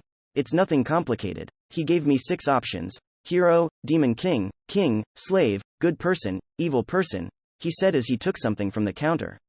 It was a die, just like the ones decorating this cafe. I assigned the 6 options on each of the sides and rolled to decide which one I would be. He rolled the die on the counter. Unlike the one out on front, it had normal values instead of all 6s, but he still rolled a 6. That wasn't important right now, though. What was important was the fact that you decided by rolling a die? The room was a bit disorderly, and there were things such as chessboards and dice, so I borrowed a die, rolled a 6, and decided to become an evil person. So he had rolled to become a criminal? Is that it? I asked. Yes. There's nothing more to it. That's why I am sex werfel. I rolled a 6 on a die, he said as if it was nothing, then picked up the die and rolled it in his hand. Ah ha ha. I laughed with no energy or glee. I was pretty sure that if he'd rolled a 5, he would have been a really good person who went around helping people. And if it was a 4, he would have willingly become a slave. He'd be completely faithful to those roles, just as he was faithful to being evil now. I'd known him for almost a month now, so I knew him well enough to know that that was just how he was. I'd even known him when he was the saint, when he'd truly behaved like and had an aura of a perfect holy maiden. Oh, I suddenly understood what he found so familiar about coffee being poured into a glass. He himself is exactly like that. No matter how complex the role, the container, he could change himself accordingly and fit it perfectly. I'd fought all the superiors here, and they all had powers that were scary in their own ways, but no one had a mind as terrifying as this master here. But I guess you need someone like that to take charge of a criminal clan, I thought out loud. The 2 sub-leaders had probably thought the same thing, that no one was more fitting to lead us than this person here, who changed himself in order to fit the mold. No one could do a better job at being the king of us criminals. Is anything the matter? He asked. Nothing at all. By the way, about today's training, I was about to ask him what we'd do today, king of crime. I know you're in there. Come out, damn it. A thick voice resounded from the outside. What's this about? I wondered. April 4, 2045, jail, shit. Upon logging in and realizing that they were in the jail, Gakido and his 6th realm chaos couldn't hide their frustration. Gakido had climbed up to the 10th in Tenchi's duel rankings and 15th in their clan rankings, but now that they were here in the jail, it was completely meaningless. It's all their fault, he cursed. There were 2 people Gakido blamed and hated for this. First was, of course, the person who had directly sent them to the jail. The king of brigands, Big Man. And the second was the slave dealer who'd caused them to attack that village, Lacrima. During their death penalty period, they'd gotten online and discovered that Lacrima was actually a very infamous character known for pulling such schemes. He specialized in modifying tiens using his parasitic embryo and selling them on the black market as either battle or pleasure slaves, which led to him developing vast amounts of wealth. His deeds had earned him lots of enemies, and back in Caldina, he had even been targeted by 2 superiors, the King of Termination and the King of Revelry. The enigmatic man had somehow survived the encounter and soon gone on to Caldina. That goddamn parasite fucking used us to test the strength of Hokugenin forces, I shouted. And even if Hokugenin hadn't interfered with Gakido's work, Lacrima would have just gotten some new slaves, meaning that he hadn't stood to lose anything in this debacle. That goddamn slaver asshole played us like a fucking fiddle, I screamed. Yeah.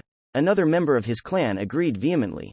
They had cooperated with Lacrima on their own free will, but they conveniently forgot that part. As a side note, the member who'd negotiated with Lacrima wasn't online. He probably felt he couldn't show his face after what he'd led them into.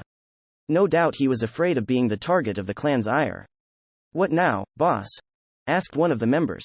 Looks like there are dungeons and shops here in the jail, too, added another. They were worried about what would become of their Dendro life, now that they were here. Gakido, however, just grinned like a ravenous beast and said, "We'll start by settling the score." Eh? But they're outside. No. We're putting the blame on Lacrima's boss. Boss. Why you mean, the king of crimes?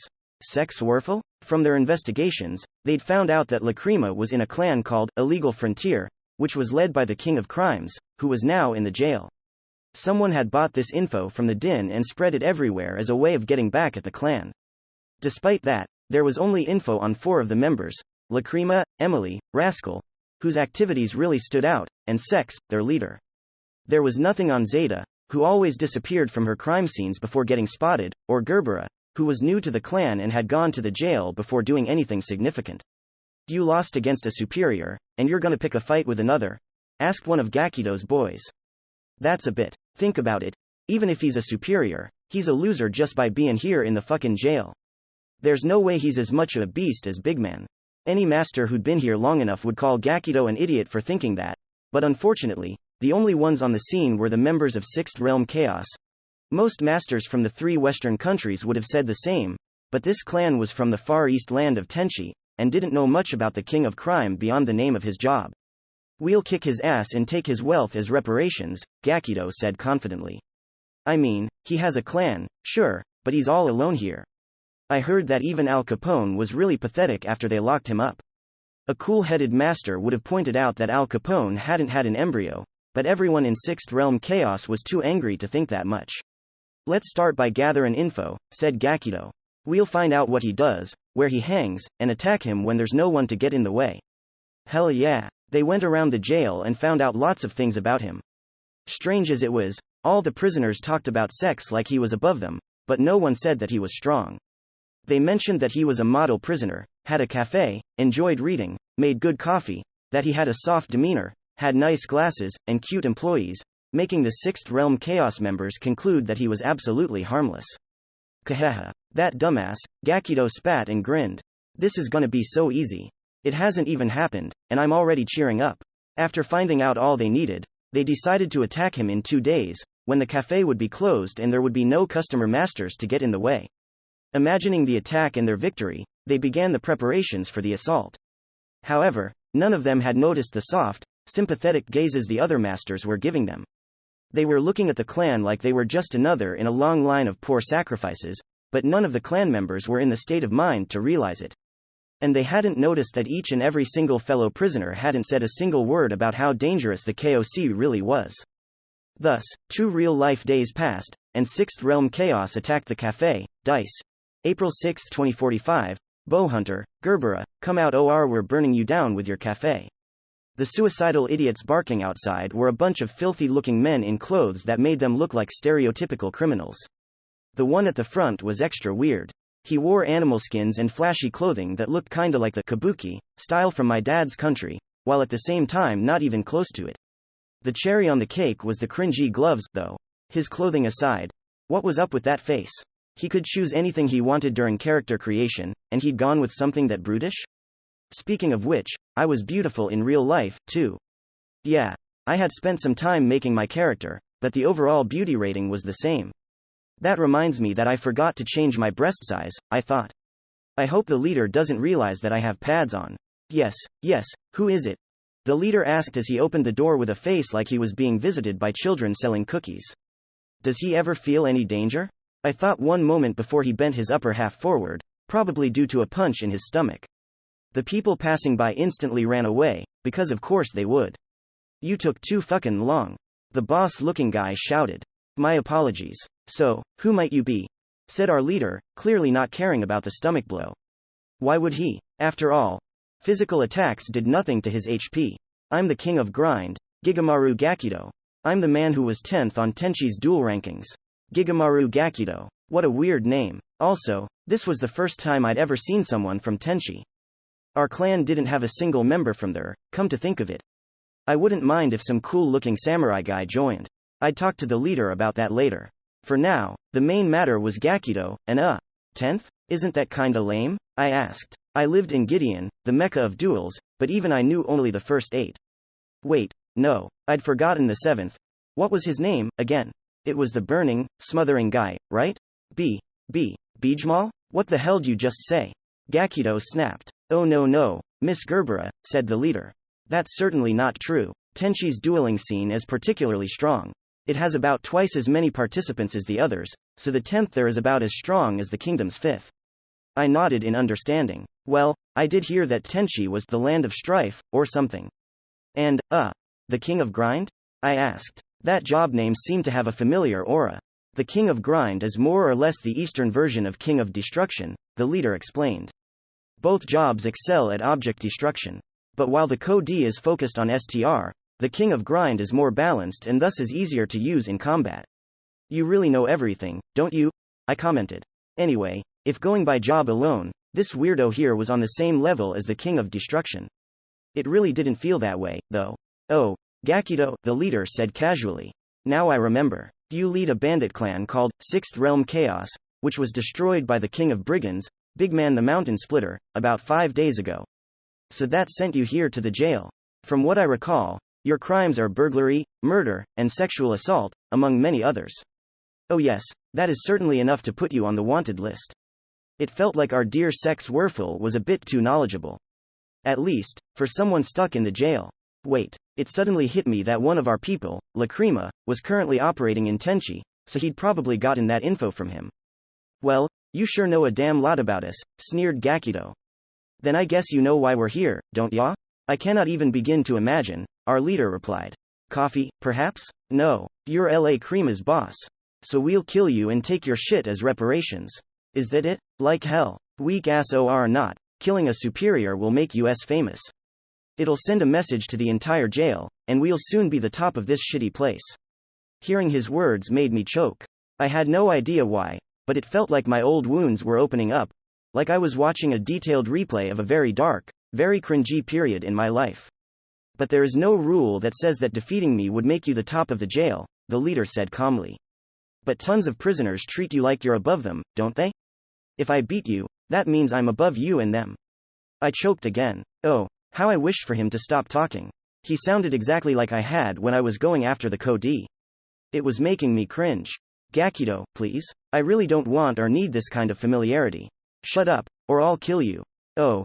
Very well, said the leader. Are we having a duel? Nope. It's already over. Look at your stomach, said Gakido. From where I was, I could only see the leader's back, so I made Alhazred move in front of him and checked. On his stomach, there was a circle stamp with a large BAN written on it. What would this be? He asked. That's a seal made by my embryo, Bantenin. Better not touch it, my guy. You'll be torn to shreds. I looked and noticed that the same stamp was on the knuckle parts of Gakido's gloves. That is so lame. I see, said the leader. So it's an embryo that inserts a bomb through touch. Or more like, changes the parts of the body touched into bombs. You got that right. And just so you know, no one who's had it on them has ever come out alive. Oh, so that was the purpose of the stomach blow from before. Would our leader actually die from being torn to shreds, though? He probably wouldn't. If you admit defeat, I wouldn't mind removing. Excuse me for a moment, the leader said, cutting off Gakido and then walking past him to stand in the middle of the street. Where the hell do you think you're going, like this? Before anyone could stop him, Sex Werfel touched the seal on his stomach and, like advertised, exploded into little bits. Dark red pieces of flesh and blood rained down on the surroundings, dirtying the unpaved road and Gakido's clan. Ew. Whoa? Gakido shouted. He went and killed himself, cried a man behind him. The leader had probably gone away from the cafe to avoid making a mess inside. I really didn't see why he'd bothered. He could easily use the saint's purification magic to clean up. Whatever, said Gakido. This still counts as a win against him. It just ended in one hit. Oh, yeah, Suor, I said with all the sarcasm in the world. They finally noticed my presence, and Gakido asked, "Who the hell are you?" "A freeloader." "Oh, I get it. You're the Koch's bitch." "Huh?" I feel like he just said something staggering. "You have a good face, but your tits look fake as hell." Man, the guy has shit taste in women. "Huh?" I yelled. "Who the hell are you calling fake? You better not mess with me." Did this idiot actually just call me flat? I mean, the Koch's bitch? What is he? A porn-crazed brat from a 2000s MMO? This is the first time anyone in Dendros talked to me with the lower half of their body. Wait, there was also Lacrima, but the circumstances and implications there were different. I considered just beating them right here and now. Alhazred was outside with them, and none of them had a clue. That made me think it was possible that Gakido had a superior job, and I didn't have a good track record with them here in the jail. What to do? What to do? Arg. Forget this fake asshole, said Gakido. Let's just take everything in the cafe. Get to it, boys. Roger. His bootlickers replied almost mechanically. You could tell they were used to this and that it was no surprise that they'd gotten on a wanted list. As they tried to enter the cafe, something called out to them and stopped them. Please wait a moment. What? Who's talkin'? Huh? Gakido's people looked around and quickly found the source of the voice. The entity was sitting on a chair, looking at them with inorganic eyes that had been closed until just a moment ago. It was none other than the prism person, April. She hadn't moved an inch even when her owner had blown up, but now she stood up. Are you entering this establishment with the intention to rob it? She hadn't participated in the conversation at all, but she seemed to have listened. What's this? It's like a human, but it's got spherical joints. Is it a marionette's doll? Well, damn, Gakido grinned. Score. It looks like it costs a whole lot. Let's take it, and Gakido entered the cafe with the intention to take April, but the moment one of them stepped in, recognized as a threat. Initiating battle mode, eliminating. April stopped speaking in monotone. Words just flowed out of her mouth. Eh? And the man who tried to touch her was split in half, making him speak through two mouths. Before either of his halves could even fall to the ground, he was cut into little pieces and became bits of light before a single drop of blood touched the floor. He had a brooch, right? How did he die in one hit? A brooch, eh? April attacked with both hands, so it had broken with the first, I'd guess. I mean, they were all really susceptible to damage right now. Starting elimination of enemies within the cafe's perimeter, she said smoothly before stepping outside. I'd thought this back during training, but it was staggering how well-spoken April was in battle compared to how she was usually. Did the cafe employee work she was assigned to put some sort of load on her AI? TCH. Don't let her scare you. There's just one of her. It's just a robot. We took out dozens of guard robots in ruins back in Tenchi. Ruins, huh? I'd never been to one. Even so, I was pretty sure that there wasn't a single robot stronger than April. Oh? Some guy who was probably in the Nobushi grouping came out of his hiding spot and attacked April from behind. Got you now, huh? His aim was true, and his spear was heading straight into her. But, it's not piercing? How? Why isn't my surprise attack working? The Nobushi grouping was focused on surprise attacks, but this one couldn't even break through April's clothes. Eliminating, April said as she responded with a swing of her arms. Her arms didn't reach the guy due to the spear's range, but that didn't matter. Gua? The man was decapitated, exposing the flesh and bone of his neck. Gross. Wires? The onlooking bandits finally realized what her weapon was. They were metal wires extending from inside April's wrists. They were thicker than the steel threads used by some assassins. Enough to be called wires. It didn't seem like they were strong enough to cut people apart, but that was exactly what they did. Protect your weak spots. Those wires won't do shit if they don't touch your body. Gakido screamed. He wasn't wrong. There was nothing to those wires besides their toughness. But I would really recommend against focusing on defense. Gua? A man in heavy armor screamed as he was torn into shreds and became bits of light. The armor's in pieces, someone shouted. What's going on? Looking at them reminded me of tofu, a food my dad liked. Tofu could be cut using threads, and these wires broke their bodies apart just as easily. There was no point in just watching out for them, though. The reason why they were so easy to tear apart was the fact that they were simply really fragile right now. Huh? What's wrong? My N's supposed to be 4050. But it's 50 now. Just minus 4000? I commented. That's pretty tame, April. There are no endurance-type superior jobs or guardians, she said. This is more than enough. Oh, so she's just conserving energy, I thought.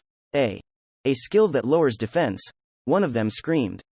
Hey, then I'll just run circles around it with my speed and ga? An AGI build did nothing more than stomp on the ground, but that was enough to give him a compound fracture. Actually, it seemed like the leg was just gone. It was the expected result, though. His end was probably so low now that it was actually in the negatives. So yeah, April the Prism person had the ability to reduce the toughness of surrounding material. It was extra lethal on AGI builds, which had low end to begin with. Just like now, it could easily bring that stat to below 0. Simply running too hard could make an AGI build's bones shatter and flesh crumble, while an END build's toughness would do as much good as a sheet of paper. AGI builds would be driven to self-destruction, end builds would lose their one selling point, and all would be slain. That was the power of the Diamond Slayer's transformation weapon, Material Slider. When I'd first heard about it, I had reflected that the one who'd made it didn't care one bit about game balance. Though, honestly, that kinda applied to Dendro as a whole. You use ranged attacks. Beat it from a distance. It's not working. Arrows and bullets don't do anything. April's Material Slider not only lowered the toughness of surrounding material, it could also raise her own. Their attacks were all negated by a defense which, from what I could tell, easily exceeded 100,000. April's easily superior level, I commented to myself. I hadn't won against her once during training. I just made myself sad again. Shit, I beat the king of crime, and now I've got to deal with this fucking monster? Out of my way, boys. No matter how tough, my Bantenin's gonna turn it into scrap. Gakido clenched his fists, covered in Bantenin, and struck a boxing pose. Well, if Bantenin could blow up any material it placed a seal on, then maybe it had a chance against April.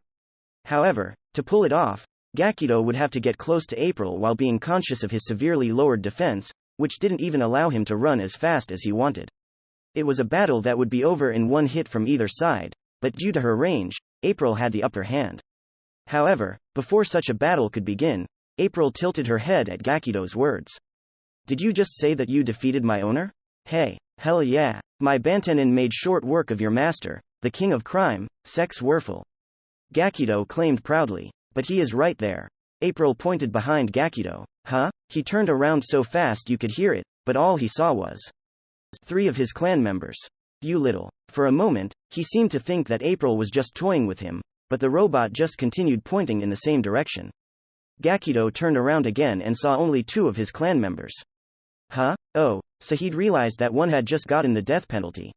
Hey, you two, what happened to Fapple? He was there just a second ago. The other 2 didn't say a word in response. They just eerily stood in place with faces full of suffering and fear. They didn't even make a sound, as if their throats, bodies, were full of something. Their bodies then began to change. Their eyes popped out, blood poured out of their mouths, and their bodies throbbed like hoses about to release large amounts of water. But before anything like that could happen, their bodies suddenly vanished and became bits of light. They must have used the suicide function to save themselves from the extended suffering of suffocation. When they vanished, they left only their drops, and a red liquid. Ah? Gakido said dumbly. It was the same liquid as the one that was scattered all over the surroundings. The same liquid that had gotten on all of Gakido's clan members, all of whom were now dead. It was the blood and flesh of Sex Werfel. Gakido could have noticed this earlier, but I was guessing that he'd achieved his goal so easily that he couldn't even think properly. And so, he hadn't realized that our leader's flesh and blood hadn't become bits of light. This is as grotesque as it always is. I sighed. The flesh and blood scattered all over began to crawl and gather where the 2 had used the suicide function. Once a giant pool of blood and bits was formed, larger than the volume of one person, it began to rise up. The fluid extended, was compressed to the size of a single person, and began to receive form like heated glass being expertly shaped into a human. Eventually, even the clothes were given shape, and finally came the color. The result? Sex Werfel was now standing there as if he'd never exploded. Hello, Mr. Gakido, he said. I haven't seen you in 6 minutes and 27 seconds. Huh? Gakido was naturally surprised. Blood and flesh had suddenly become human again right before his very eyes. That wasn't strange in our leader's case, though. Being blown up into bits and fluids, only to return to human, meant absolutely nothing to him. You could cut his head off, pierce his heart, crush him with a giant leg, and he would simply shrug it off. To him, all of those states were just one of his shapes. That was the kind of body he had. The kind of monster he was. Sex Werfel was the only master who'd replaced every last part of his body with slime. Body replacement type, otherwise known as type body. It was an ultra-rare embryo category separate from the usual arms, guardian, chariot, castle, territory, and even the rarer ones like maiden and apostle. I didn't know the details of it, but I was told that it was completely different from the type arms that replaced only certain parts of the body, like hands or eyes. Type body embryos were actually the rarest of all, and examples of them were few. Even our leader only knew a single one besides himself, Kaldina's King of Termination, who'd replaced his whole body with machinery. There was a reason for their rarity, of course. Embryos hatched and evolved based on their masters' personalities. Embryos were always influenced by who or what their masters were, though it happened to different extents. That left us with a question. What kind of personality would a person who would replace his entire body with slime have? Personally, I couldn't begin to understand it. I couldn't even comprehend why he had this kind of embryo or how he saw the world. He could become a slimy monster, be split into little pieces, mimic another person's body, yet accept it all as if it were him. I didn't want to imagine the mentality of a person like that. I felt like it was off limits for someone like me. Today, I'd found out and understood that he was the type to fulfill the role he was given, but even so, I knew that I didn't even come close to truly understanding him. After all, type body could only be given to people who could turn themselves into something entirely different and see absolutely nothing wrong with it. King of crime? Shit. Gakido looked shocked by the sight of the person he'd just blown up standing before him completely unscathed. Of course he was shocked. If Bantenin couldn't kill the man, it meant that Gakido had no means to do it.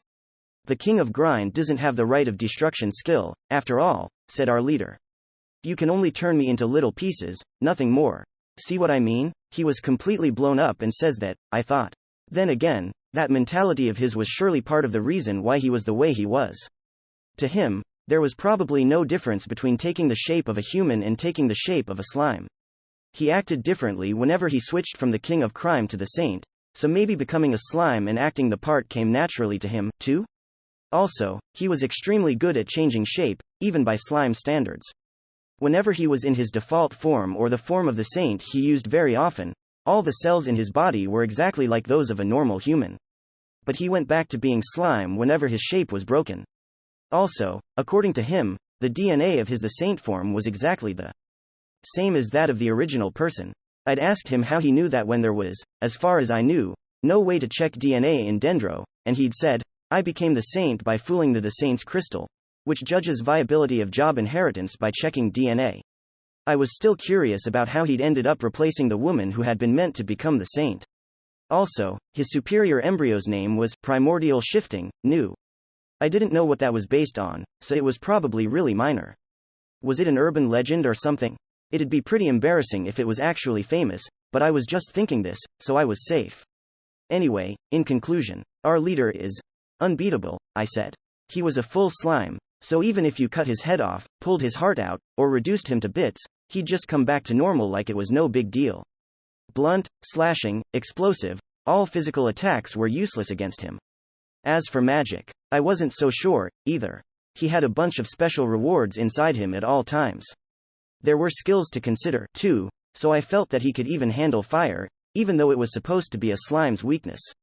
He also had the Kacha's passive skill, which made him have really high stats. And finally, he had the ultimate skill, which was probably the worst thing you could ever encounter. Seriously, how did the Code send this guy to the jail? You seem to be the only one left, Mr. Gakido, the leader said. Would you like to fight me now? NGH. GHH. He said nothing in response. Gakido understood that he had no chance against him. He probably wanted to just run away. Feeling like a mere onlooker, I watched the scene until our leader called out to me. Miss Gerbera. What? I asked, jumping. You were worried that you might be among the weaker people here in the jail, weren't you? Care to test just how much you've changed? What do you mean? Unable to understand what he was getting at, I tilted my head and imagined a question mark popping up above my head. He looked away from me and talked to Gakido.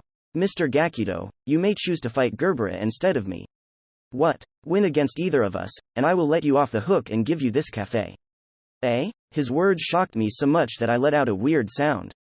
Huh? We'll lose this cafe if I lose? But it's my home here. Ha, you're damn right I'm choosing this woman here, Gakido said as he looked at me, all smiles. Oh man, that relieved look really pisses me off. Very well, said the leader. Are you okay with this, as well, miss? I wasn't. I really wasn't, but. No dice. His eyes looked exactly the same as whenever he made me go through his hellish training. He wouldn't take no for an answer. I had to prepare myself. And so, I reluctantly agreed to do what he wanted me to. Fine. I'll do it. I'd be up against a superior job in the same vein as the Co-D. What if I lost? Well, I'll just move in with the leader again and continue living as a freeloader. We left the street we were in and arrived at a wasteland outside of the jail's town. This was Gakido's idea. He couldn't go all out with the constant risk of damaging the prize, the cafe. The leader told me, though the king of grind doesn't have right of destruction, his ultimate job skill is grinding shockfist, which is a wide-scale area attack. He wouldn't be able to fight as he wished if we were near the prize cafe. TCH. Well, you sure know a lot, Gakido clicked his tongue. Yes. In a certain place, I found a list of jobs, the leader said as he looked in the cafe's direction. Oh? I asked. Was it in the cafe's safe or something? I'd constantly worry about something that important getting stolen. Though, with April there, we probably didn't have anything to worry about. So, are you two ready? The leader said as he stood right between us like a referee. We'd already signed a contract, so if I lost this, Gakido would really get the cafe. There was also an extra rule preventing the use of brooches. Oh, dear, I sighed. I'll be a little tricky. You're damn right I'm ready. Gakido roared. I guess you can start, I said. Just a little bit more. Miss Gerbera, please don't back away anymore, said the leader. TCH. He'd noticed. I would have liked for there to be more distance between us when the battle began. It seems like you both are ready, so, begin. Gakido charged at me like a boxer, just like when he'd faced April. His body swayed as he rushed at me, quickly closing the distance between us. I couldn't read the movements of his upper body. He was preparing a decent feint, one that I probably couldn't deal with. However, feints I saw coming were pointless against me. Gakido suddenly fell to the ground. Why? Because I'd made Alhazred, whom he couldn't see, trip him up. Still, due to the shin guards on his legs, it wasn't enough to cut off his leg. Those are pretty tough, I thought. Is this the rumored Tenchi craftsmanship? I didn't really mind that I couldn't sever his leg. It wasn't damage I needed right now. I just needed enough time to activate my ultimate skill. I am unknown. Total eclipse of the flesh, Alhazred. It was best to activate it before a battle even began, but if that wasn't an option, it was important to buy enough time to do it. She disappeared? Gakido yelled. Following the activation, I merged with Alhazred and became imperceivable to everyone in the world. What's going on here? Gakido exclaimed. Well, considering that Miss Gerbera already knows about your embryo, I think it would only be fair if I told you about hers, the leader said calmly. She has an embryo that's imperceptible to everyone but her. Our leader had just gone and told him about Alhazred. You're not helping, damn it. So she's still around, huh? Gakido asked. Yes. Not even I know where, though. Then I'll end it with this one. Gakido cracked a grin, raised both his fists to the air, and threw them to the ground, shouting, Mark of Cataclysm, Bantenin. That created a seal that seemed as large as 100 meters, which then went on to cause an explosion several times larger. Jail, outskirts of the residential area, Mark of Cataclysm, Bantenin, was the ultimate skill of Gigamaru Gakido's embryo, marked murder fists, Bantenin. Bantenin's special characteristic was marking things and making them explode, and this ultimate skill represented it perfectly by creating a mark far bigger than the usual ones and making it cause incomparable destruction. It allowed him to pulverize people without even marking them directly. The giant mark on the ground did the job most of the time. It was the pre-superior Gakido's trump card. Kahaha. Thanks for choosing this as the battleground, losers. Gakido himself came out of the destruction relatively unscathed. He did this by canceling out the explosion near him using a grinding shockfist. Of course Sex survived, too, but the destruction had sent him flying all over the place. That woman's gotta be gone for real now, ha. Just look at all this shit. Gakido said as he looked around with pride. It seemed as though everything within a diameter of 1 kilometer had been turned upside down. Gakido was confident that only a slime could survive this unscathed. He also thought that the robot that had killed his clan, April, would have easily made it through this, but she wasn't on the scene. Well, with that done, I'll just wait for the KOC to fix his body and make him give me my cafe, Gakido smirked. He'd already lost sight of his initial goal of beating the king of crimes and becoming the top of the jail. Or more like, that was just what he was choosing to believe. A large part of him just really didn't want to face the undefinable, immortal king of crime. In a way, he was much like his ex-opponent, Gerbera. No, she wasn't an ex-opponent. The fight was still going on. Hey, KOC, where the hell are ya? He called out to the broken wasteland, started walking and then just tripped. Huh? Now that's weird. There are no rocks here or anything. He tried to get up, but his legs didn't seem to listen. Is it a debuff? He looked at his status summary, but didn't see any detrimental effects or HP loss. Huh? Then why am I? He lay there, confused, for about 10 odd seconds. And then suddenly, he had no idea when it had happened, but there were 10 odd bogan arrows in the back of his knees. It seemed as though the shooter was avoiding the shin guards and going for the unprotected area. It was barely even a knee at this point, it was just a tendon linking the thigh and the shin. His stats now showed that yes, he'd suffered damage. In addition, there was the bleeding debuff, as well as a knee joint destruction injury-based status effect for both of his knees. Healing. Gotta heal. He tried to take out his inventory and heal himself using the medicine inside. But for whatever reason, his fingers didn't seem to even touch his inventory. 10 odd seconds passed. All he had in his hands was a destroyed inventory. The contents were scattered all around him. What the hell? What the heell? Gakido was shaken up by the incomprehensible situation. There was someone looking down at him. But he couldn't feel it, couldn't perceive it. It was none other than Gerbera. Merged with Alhazred, she observed him. Though merged with her embryo, she wasn't limited to using Alhazred's scythe arms. She could use her own, too, and she was holding bowguns with an auto-loading function in each. She was the one who destroyed Gakido's knees and inventory.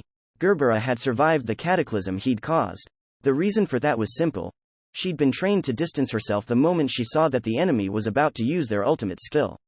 Anyone would be wary if their opponent vanished before their very eyes, and many who were capable of it would launch a wide-scale attack. No amount of hiding could help against that, so Gerbera needed to distance herself until the enemy calmed down. During its ultimate skill, Alhazred's attacks were completely imperceptible, and they had the greatest effect when the enemy was calm. No matter how wary they were, they just couldn't see them coming. Poison, paralysis, and intoxication? Gakido shrieked. He had no idea when he'd received them, but his status summary was displaying a whole bunch of status effects. His movements were so sluggish that he couldn't even see to hold and use his medicine. The status effects were there because 10 odd seconds ago, Gerbera had used her poison hunter skills. My arm. My AAAARM. He had no idea when it had happened, but his left hand was gone from the wrist down. Only now did he realize that he'd lost an important part of his body. This had happened 10 odd seconds ago, when he'd crawled over to his medicine, only to touch a mine placed there by Gerbera's trap hunter skill. He'd missed each and every single attack. He didn't perceive anything. He couldn't perceive anything. Everything that Gerbera did while merged with Alhazred using its ultimate skill could never be noticed the moment she did it. The very fact that you had been attacked would reach you a whole 10 odd seconds late. Grinding shockfist. Grinding shockfist. Using his remaining hand, Gakido frenziedly used his ultimate job skill to attack his surroundings, but alas, Gerbera wasn't close enough for it to reach. She stood at a distance, bogan in hand, watching and waiting for her prey to grow weaker. Once he raised his upper body, she silently shot his left eye. He lost half of his vision instantly. It scared him, but he had no idea that it was caused by an arrow piercing his head. He reached for the area and unknowingly touched the arrow, making the wound worse. Gakido was already as good as dead. 3 of his limbs were gone, his HP was almost non-existent, and the many debuffs were weighing down on him. Even so, Gerbera didn't come close to him.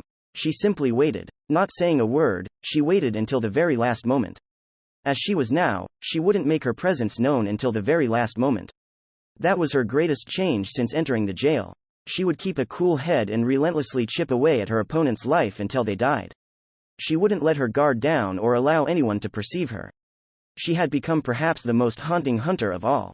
Once Gakido stopped moving, Gerbera, while keeping her distance, finished him off with a fire magic gem. Flames embraced him, but Gakido didn't even realize it until his death penalty came. However, before he went, he was able to whisper a short sentence.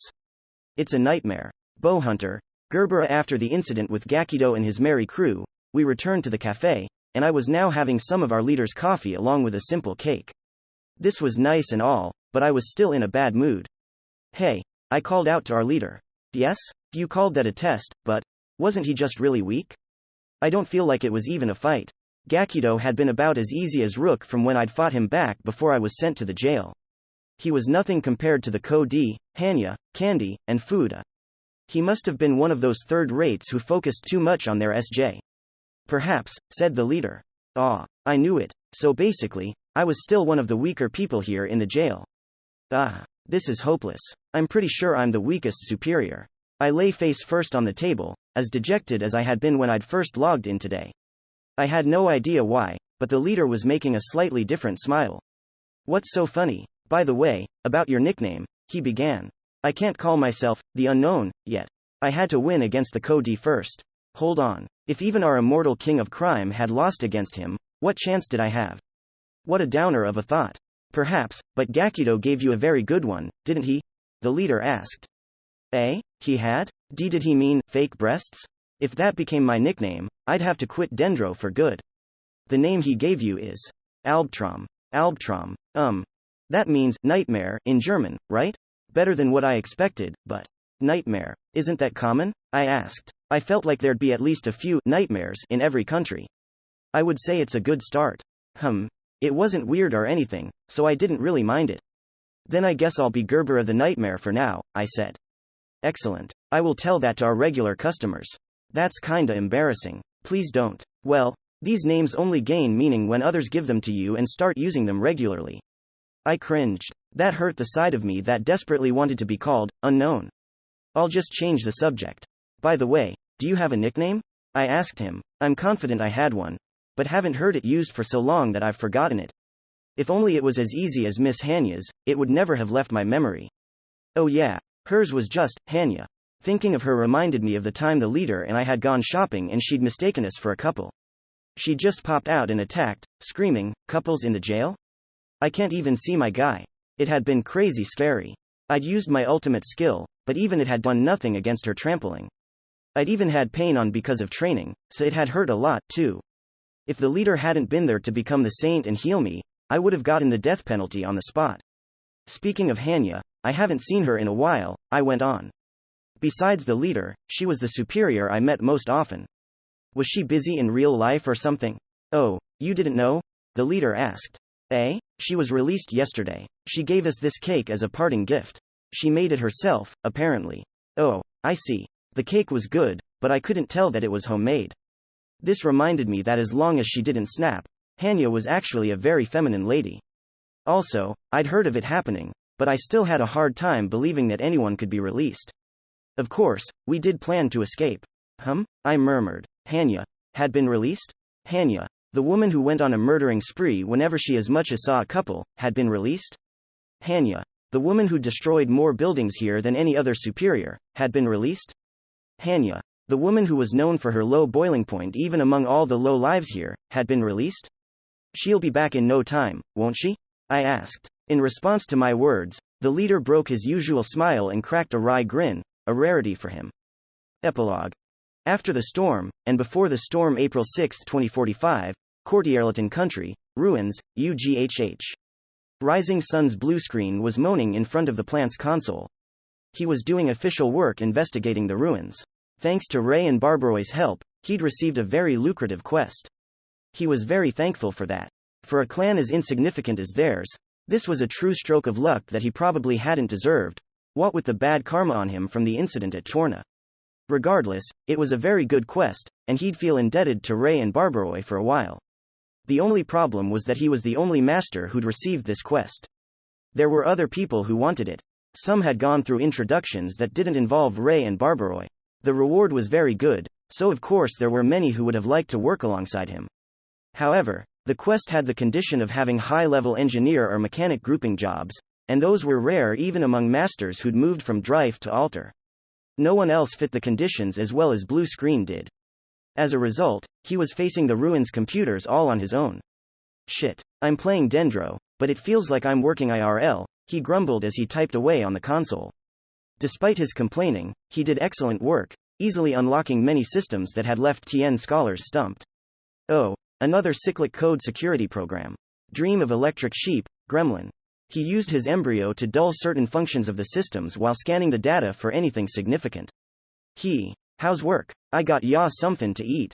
Dum Dum entered the plant and called out to blue screen. Making any progress? I'd say so. But man, is it just me, or is what we're doing right now really far from what a usual PK clan does? Well, we lost Vermin, so now we're a clan of just us two. We don't have a lot of options, so we should be thankful for good jobs like this. True, blue screen nodded as he ate some of what Dum Dum had brought. Any changes in town? Nope, wouldn't say so. You've still got tons of repair and search quests. Looking for lost items is basically all I'm doing right now. Speaking of which, I found a small engine in one of the hidden rooms in here. Dum Dum's embryo, Mary, was specialized in tracking, and with it, looking for lost items or people. This side of his embryo didn't see much use back in Torna, but it was actually the embryo's main feature. He led a PK clan, but many would say that he was better suited for something else. An engine, eh? What's the name? Blue screen asked. Identification wasn't enough for it, so all I got was reactor. I handed it over to the Altarian research group stationed here in town. We'll see what they find out. Oh, by the way, this old man in the plaza had this fancy-looking orchestra. They were playing Engelberg's music, and they were so goddamn good. Oh, that's the composer you like, right? Hell yeah. He's not releasing anything new at the moment, though. Well, he's old, so maybe he retired? Blue screen continued working even as he chatted with Dum Dum. He said suddenly, coming across an interesting set of data. It was design data that had to be inputted into the plant's production line, and the monitor displayed some sort machine's blueprint along with the corrupted name, crystal filled square filled square filled square filled square filled square. The data's corrupt? Blue screen muttered. Now that's something not even Gremlin can. Wait, there's something more. There was more data. The folder had another, completely undamaged. Machine blueprint. It displayed what clearly looked like a mechanical horse and had the name, Mass Production Prism Steed, second model. It was a gift from the past. The ruins containing a warped hope were now showing a light of hope untainted. April 6, 2045, Prism Rider, Ray Starling Thursday. My few, yet long, days in Courtierleton had come to an end, and it was time for us to leave. Azurite was going back to the capital, and we were accompanying her. We were planning to go all the way to Altea today, then make our way back to Gideon. It was basically my Dendro hometown, and it felt like I hadn't been there in ages. The entrance to Courtierleton was growing ever more distant, and I saw all the people seeing us off. Azurite was here unofficially, so the only ones there were the people we'd met here. There was Shirley and all the other people from the inn we stayed in, Countess Courtierleton, and Veldorbal. Tom had already returned to Gideon. Veldorbal had stayed behind, but I hadn't gotten to see him much, due to differences in online times. Still, every now and then, I could hear Veldorbal's music echoing through the town. He claimed he would stay here a bit longer, saying that, I have something I wish to do, but the people of this town need the consolation my music provides. I'd also met the two Rising Sun guys here, but they hadn't been able to see us off because of all the work they had going on in the ruins.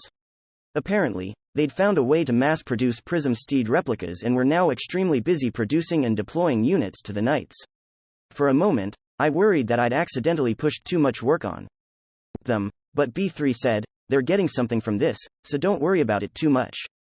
Anyway, with that warm goodbye, we left the town, but the inside of our carriage, drawn by Silver, was so cold that I could feel it here on the coachman's seat. We were in B3's extremely luxurious, comfy carriage, and that seemed to have upset Azurite a bit. It seemed to bother her that B3 was riding something this fancy after doing significant damage to the kingdom, and B3 seemed to be worried that Azurite would take it away as compensation. And I was pretty sure they'd hit it off, I sighed. Their personalities may be a match, but human relations aren't so simple, Nemesis commented. That's true. That also meant that there wasn't any fundamental incompatibilities between them, so I could still hope that they'd eventually get along. Phew. Anyway, if you ignored the confrontation at the end, my time here after the incident at the ruins had been very peaceful. I'd felt the same after Franklin's game.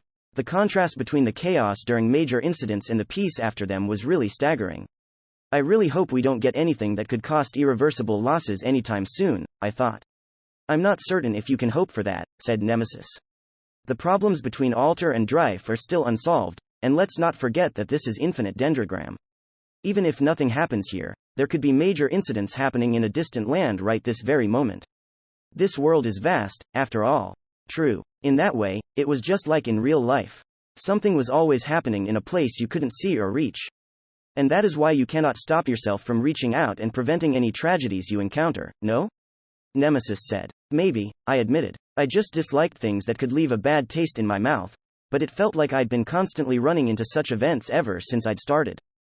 Dendro. Perhaps that was what made these peaceful, uneventful days so dear and precious, like the clear sky after a violent storm. Even if another storm was inevitable, the fact that none of them continued forever was what allowed human hearts and minds to carry on without breaking. After the storm, and before the storm, seemed like the best way to describe these past few days. To be continued in the next episode. Afterward Cat. And here we are. The 10th volume. Double digits. I'm the usual Afterward Cat, Cheshire. 6. I invaded the Afterward last time, but now I'm here from the start. I'm 6. Sex Werfel. Cat. Oh, the number? 6. I considered using evil, since I'm a bad slime, but I ultimately decided to go with this. Cat. If it hadn't been for Zunyu and her, Shuin, we'd all have a nice animal theme going on here, and now we have another mold breakier RR. 6. I would have used slime, but I feel like that takes too much space. Shoes, bear, is already pushing it. Cat. What would you pick if you could use an abbreviation? 6. Bomb. Blob of malice. Cat. Wow, that sounds like the nickname of a portly mafia boss who kills anyone who says it. It suits you well, King of Cryme. 6. Anyway, I've introduced myself, so let's move on to the comment from the author himself. Dear readers, thank you for your purchase. I am the author, Kaido Sakin. After announcing the anime recently, I've received lots of words of encouragement from people hopeful for the production. Director Tomoki Kobayashi and everyone else on the team are working very diligently, and I believe the end result will answer your expectations. Also, I can't reveal who they are yet, but the people working on the music are brilliant, as well. I am certain they will be revealed by the time Volume 11 is released, so please wait for that, too. Speaking of releases, the spin-off manga where Juliet is the main character should have begun serialization in Monthly Comic Alive. Please enjoy Juliet and Company's adventures drawn in Lana's beautiful, cute, and cool art style. I am the one writing it, by the way, and as I mentioned in the cover comment, this has increased my workload yet again. It's a happy kind of hardship, but I won't deny that it can be painful sometimes. I'll persevere, though. My series is making new leaps and bounds this year, but don't forget that Kami Imai's manga adaptation of the original story is still going strong. The climax to the second volume is very fiery. Now, let's talk about the upcoming Volume 11. It's planned to be the last volume to release before the anime starts airing, and the timing makes me feel like the hand of fate is at work here. Ray and company will soon start their adventure once again in the anime, and the volume coming out right before the airing begins happens to be a prequel about an event that happened sometime before Ray first set foot in Alter, an attack on the country by an unfathomably dangerous creature. It involves a face-off between the strongest monster and the kingdom's strongest masters. It's a story from before the time when Ray and his gang had their humble beginnings. Please look forward to one of the highest class battles in the history of Infinite Dendrogram. 6. Volume 11, The Glory Selector, is coming out in October 2019. Please look forward to it. Oh, we're not emphasizing the announcement with spacing this time? Cat. The amount of space we can dedicate to the afterward changes sometimes, and we got only 3 pages for this own. Your proper introduction to this corner in the author's comment took up most of E. 6. I see. I guess that is also why it's just the two of us this time. Cat. Anyway, it's goodbye for now. Please continue supporting this Sarah's. 6. May we meet again. I appear in the next volume, as well, by the way. Bonus short stories. Embryo motifs. A certain place in Tenchi on his first day of college, Winterbomb, aka Alex Fuyuki, stayed home to go on a quest in Dendro. He traveled alongside 2 of Hokugenin's Elite 4, checking up on a number of villages and talking about various things. Tenchi's embryos are relatively simple in that they often focus on pure power, Ishton commented. Really? Asked Winterbomb. You could say it's due to the nature of the people who pick this country. Big Man's Brocken is especially simple, it just enlarges his items. It's literally based on the childish idea that size is equal to power, but childish or not, there is truth in that. He was describing the fellow member of the Elite Four who had just soloed Gakido and his group. I suppose it's based on the Brocken Spectre phenomenon, said Winterbomb. Brocken Spectre was a name for the shadows dispersed and enlarged by mists or clouds. Their otherworldly appearance earned them a place in folklore all across the world. Speaking of embryos and their motifs, what are your embryos called? Winterbaum asked. They went out on the same quest, yet he still didn't know that much. Try guessing, said Ishton. Your embryo spawns ants, so. Myrmecolion? Myrmidon, maybe? Those were the only two ant-related myths that Winterbaum could think of. You were close with the second one, said Ishton. My embryo is Zeus. The unexpectedly major name caught Winterbaum off guard. Eh? Oh, wait, Zeus was the one who made the Myrmidons. Greek myth had several theories for their origin, and one of them was that they were a warrior tribe created when Zeus transformed some ants into humans. That's a very famous name, he added. Your Horus is impressive, as well, Ishton replied. You should keep in mind that famous motifs with many legends to their name can be used on multiple embryos. Oh, so the names aren't exclusive? Embryos are unlimited, while motifs aren't. My Zeus is based on a smaller myth, but of course there are Zeuses that are all about just throwing lightning. I wonder if there are Zeuses with no control over their private parts, Winterbaum said wryly. Zeus was mainly associated with lightning or his strangely vast number of children. Even the Myrmidon myth had a version where he transformed into an ant and had many offspring. Perhaps there are, said Ishton. Even Horus has many other forms. It's just how it is. I wonder if I'll ever meet another Horus user, Winterbaum thought before continuing the conversation. By the way, what's Probe's embryo? I don't know, Ishton replied without hesitation. Eh? Winterbaum was confused that Ishton wouldn't know something so fundamental about his longtime companion. Think about it. Do you really believe she would say it in a way we can understand? Corporate secret. Firm refusal. No questioning. Probe made it very clear that she would not talk. You could see it as a sign that she was a careful woman who wouldn't reveal her hand, but... Well, I think I know what Mr. Ishton means, Winterbaum thought. Probe spoke in sentences of just 2 words, so if her embryo's name was 1 or more than 2 words long, she couldn't say it even if she wasn't secretive about it. It made him realize just how many embryo motifs and weirdo masters Dendro had to offer. The Triangle of Bygone Days, a certain day of a certain month. This happened back when Triangle of Wisdom was just another crafting clan among many others in Strife. Franklin, a master with an embryo in its 4th form, was sitting in a wooden shack attached to a shabby warehouse incomparable to the headquarters he would eventually have. The leader and originator of this clan, which he had started with the idea to create a humanoid robot, was silently facing the documents on his desk and reading them with a bitter expression. Fran, ya here? Arica, the clan member who had been with Franklin since the start, opened the creaking door and went inside. But as she did so, the door came off the hinges and became nothing more than a board with handles on it. Whoops, sorry. It's okay. You can expect that sort of thing from this cheap shack, Franklin replied. He didn't sound like the mad scientist most people knew him as. He was actually being herself. The reason for this was because she was alone with Arica, one of the few people she could be completely honest with. Why not make this place a bit better? Arica asked. This place had been built by the Toes clan members, but the material was some of the cheapest possible. There was no security here to speak of. Instead, any valuables were in their inventories at all times and the clan barely had anything worth stealing, anyway, so this shack was only used for office work. If I had funds I could spare for our living environment, I'd fund our prototypes instead. That's what Holheim would want, too, said Franklin. Ahaha. Yeah, he really would. Arica laughed as she remembered the exhausted face of the clan's sub-leader who doubled as the accountant. It always made him look like an overworked yet skilled secretary. Franklin cracked a wry grin, too. So, what's that? Arica asked as she pointed at the documents Franklin was holding. Most of these are logs concerning the prototype we lost yesterday. Franklin replied with a bitter expression. Oh, prototype, could only refer to the humanoid Magingear their clan was trying to create.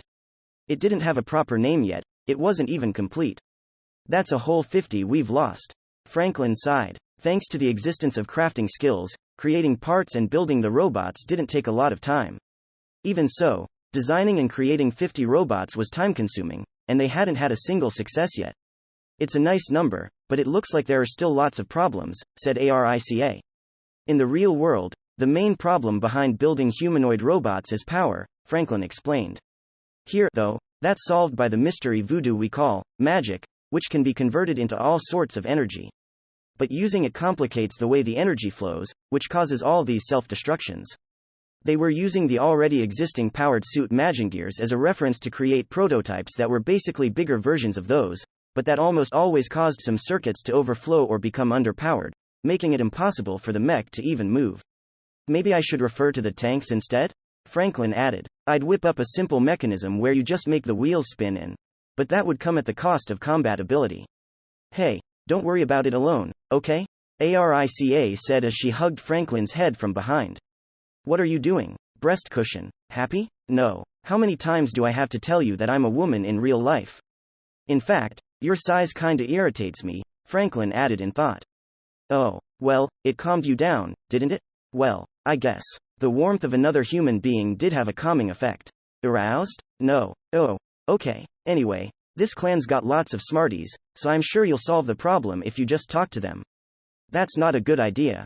There was the saying, 2 heads are better than 1, and this clan was built with the idea of research and development using the combined knowledge and brainpower of many individuals.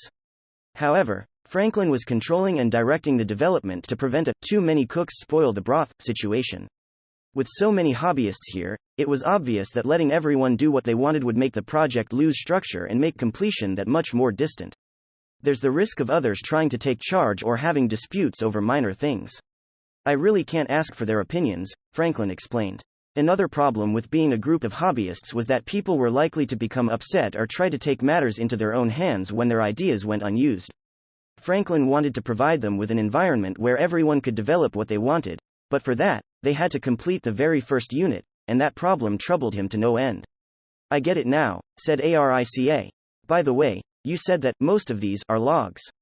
What else is there? Franklin still had a wry grin on his face, but a select few would be able to tell that the question made him a bit depressed. Letters of resignation. Oh, again? Blitz and Waterloo left. That's another 2 of our fighters gone. They even called me a parasite here. Not that I can argue. I've wasted a lot of our money. It was impossible to make something from nothing. You always needed money to create something, and building robots was a costly task even here in Infinite Dendrogram. The TOE raised funds by either selling products crafted by Holheim and the other crafters, or by trading in quest rewards or monster loot gathered by the fighters. Both sides played a part, but there was a big difference in the way they saw things. The fighters could only participate in mech development by being test pilots or mock battle targets, but the development hadn't even progressed to that point yet. There were even cases of test pilots getting the death penalty due to the robots exploding. From the fighters' perspective, the crafters were just burning the money they gathered, which was leading many to quit. Some crafters also left due to the lack of prospects. Franklin silently pondered just how bleak the outlook was. Holheim was doing his best, but despite his efforts, people were leaving, and their funds were dwindling. Whether they would even achieve their goal was an open question, and it worried Franklin to no end. She hid it with the personality she played, but her thoughts were always on the negative side. It's fine. Don't worry, Fran, said Arica, puffing her chest. I can see it. It'll go great, she continued as she pointed at her artificial eye, which was her embryo. Your embryo can't see that far, can it? Franklin retorted. Arica's Cassandra could see the future, but it was limited to near immediate events, and only to dangers directed at her, so there was no way she could see their clan succeeding in what they were trying to do. Yep, that's why I'm seeing it with my normal eyes. I believe in you and everyone else in the clan. I can see our bright future. I'm not sure if I appreciate those words. Baseless confidence and optimistic observations were an enemy to all tech developers. Still, but if you trust me that much, it makes me want to meet your expectations, Franklin said at last. She felt like she could keep on trying. Arica was the only person she could show weakness to, and the only person who brought her back on her feet when she was close to breaking. With Arica supporting her mental state and Holheim supporting her environment, she was a balanced triangle. Because of this, she felt like could keep on trying, keep moving forward. Alright, I guess I'll go, then. Getting it all back on track once this is done is gonna be a pain in the ass though. Franklin stood up, log in hand, to go consult the other members about the problems with the prototype and take their ideas for the development direction. Arica watched her best friend off with a smile on her face. A month of such difficult days later, the Triangle of Wisdom completed the first Martial II. A while after that, Arica left the clan. Her reason for doing that was a mystery to all but Franklin and Arica herself, but the influence it had on Franklin must have been immense. The relationship between AAA and BBB Prism writer, Ray Starling, I must say, the way you change is quite something, Azurite commented.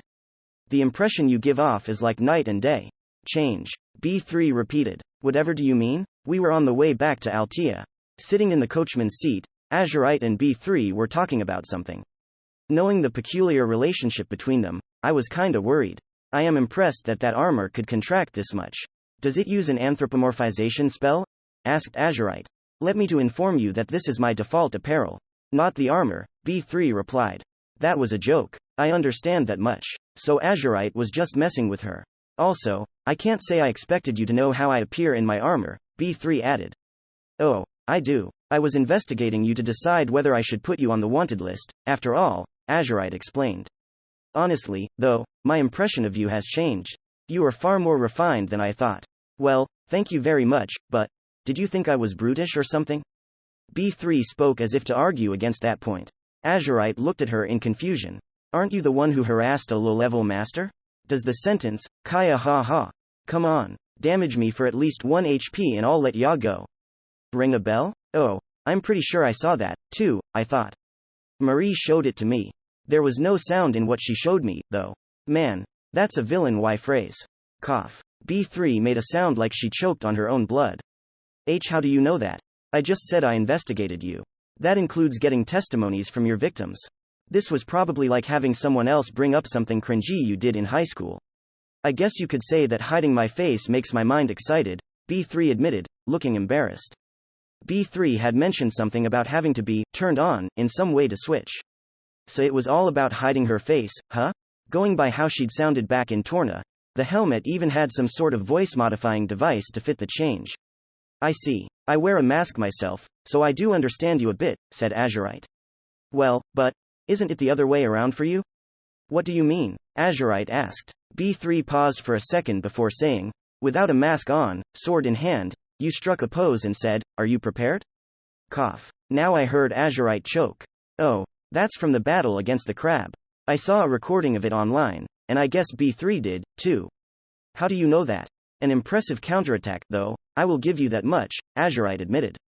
I didn't intend it that way. My truth discernment just flared up a bit. But, very well, let us not have conversations in this vein again. Understood. Due to her prior offense, Azurite was treating B3 with a bit of harshness and a lot of sarcasm, while B3, though generally on the receiving end, occasionally went in for counterattacks. Why do they insist on repeating these self-destructive exchanges? I wondered. I have a feeling that you are an indirect cause, said Nemesis telepathically. Why? Well, it is nothing I should say. More importantly, you should stop letting them distract you and return to your coachman duties. Nemesis had a point, so I focused on Silver's reins. The two ladies inside continued their exchanges until we arrived at Altea. The end. Sisters Bowhunter, Gerbera. A depressing rain was falling upon the jail. Our clan leader, Sex, had left to get coffee beans for the cafe, leaving me alone with April. To absolutely no one's surprise, you had to get coffee beans even here. The jail had no proper restaurants or vendor tiens, but there were some vending machine-like shops. Was that where he was going? The alternative was that he would farm coffee beans in a dungeon, but I found it hard to believe that. Oh, speaking of dungeons. Hey, April, can I ask you something? I called out to the robot. What is it? She replied in monotone. The leader picked you up in a dungeon, right? I asked, remembering him saying something about a treasure chest. Af fur ma tive. This unit was disabled du ring a bat tle at the end of the pre-ancient civ I li za tion. The AUNER ship information was reset, as well. AF ter re actva ting. I re gis ter the cur rent owner as my AUNER. That sounded like some of Baby Bird's filial imprinting. But looking at how much she knew, it wasn't like she'd lost her memories, right? I didn't get it at all. So, do you remember what you did before you starting serving our leader? I asked. I used to pre-mar I li protect VIPs.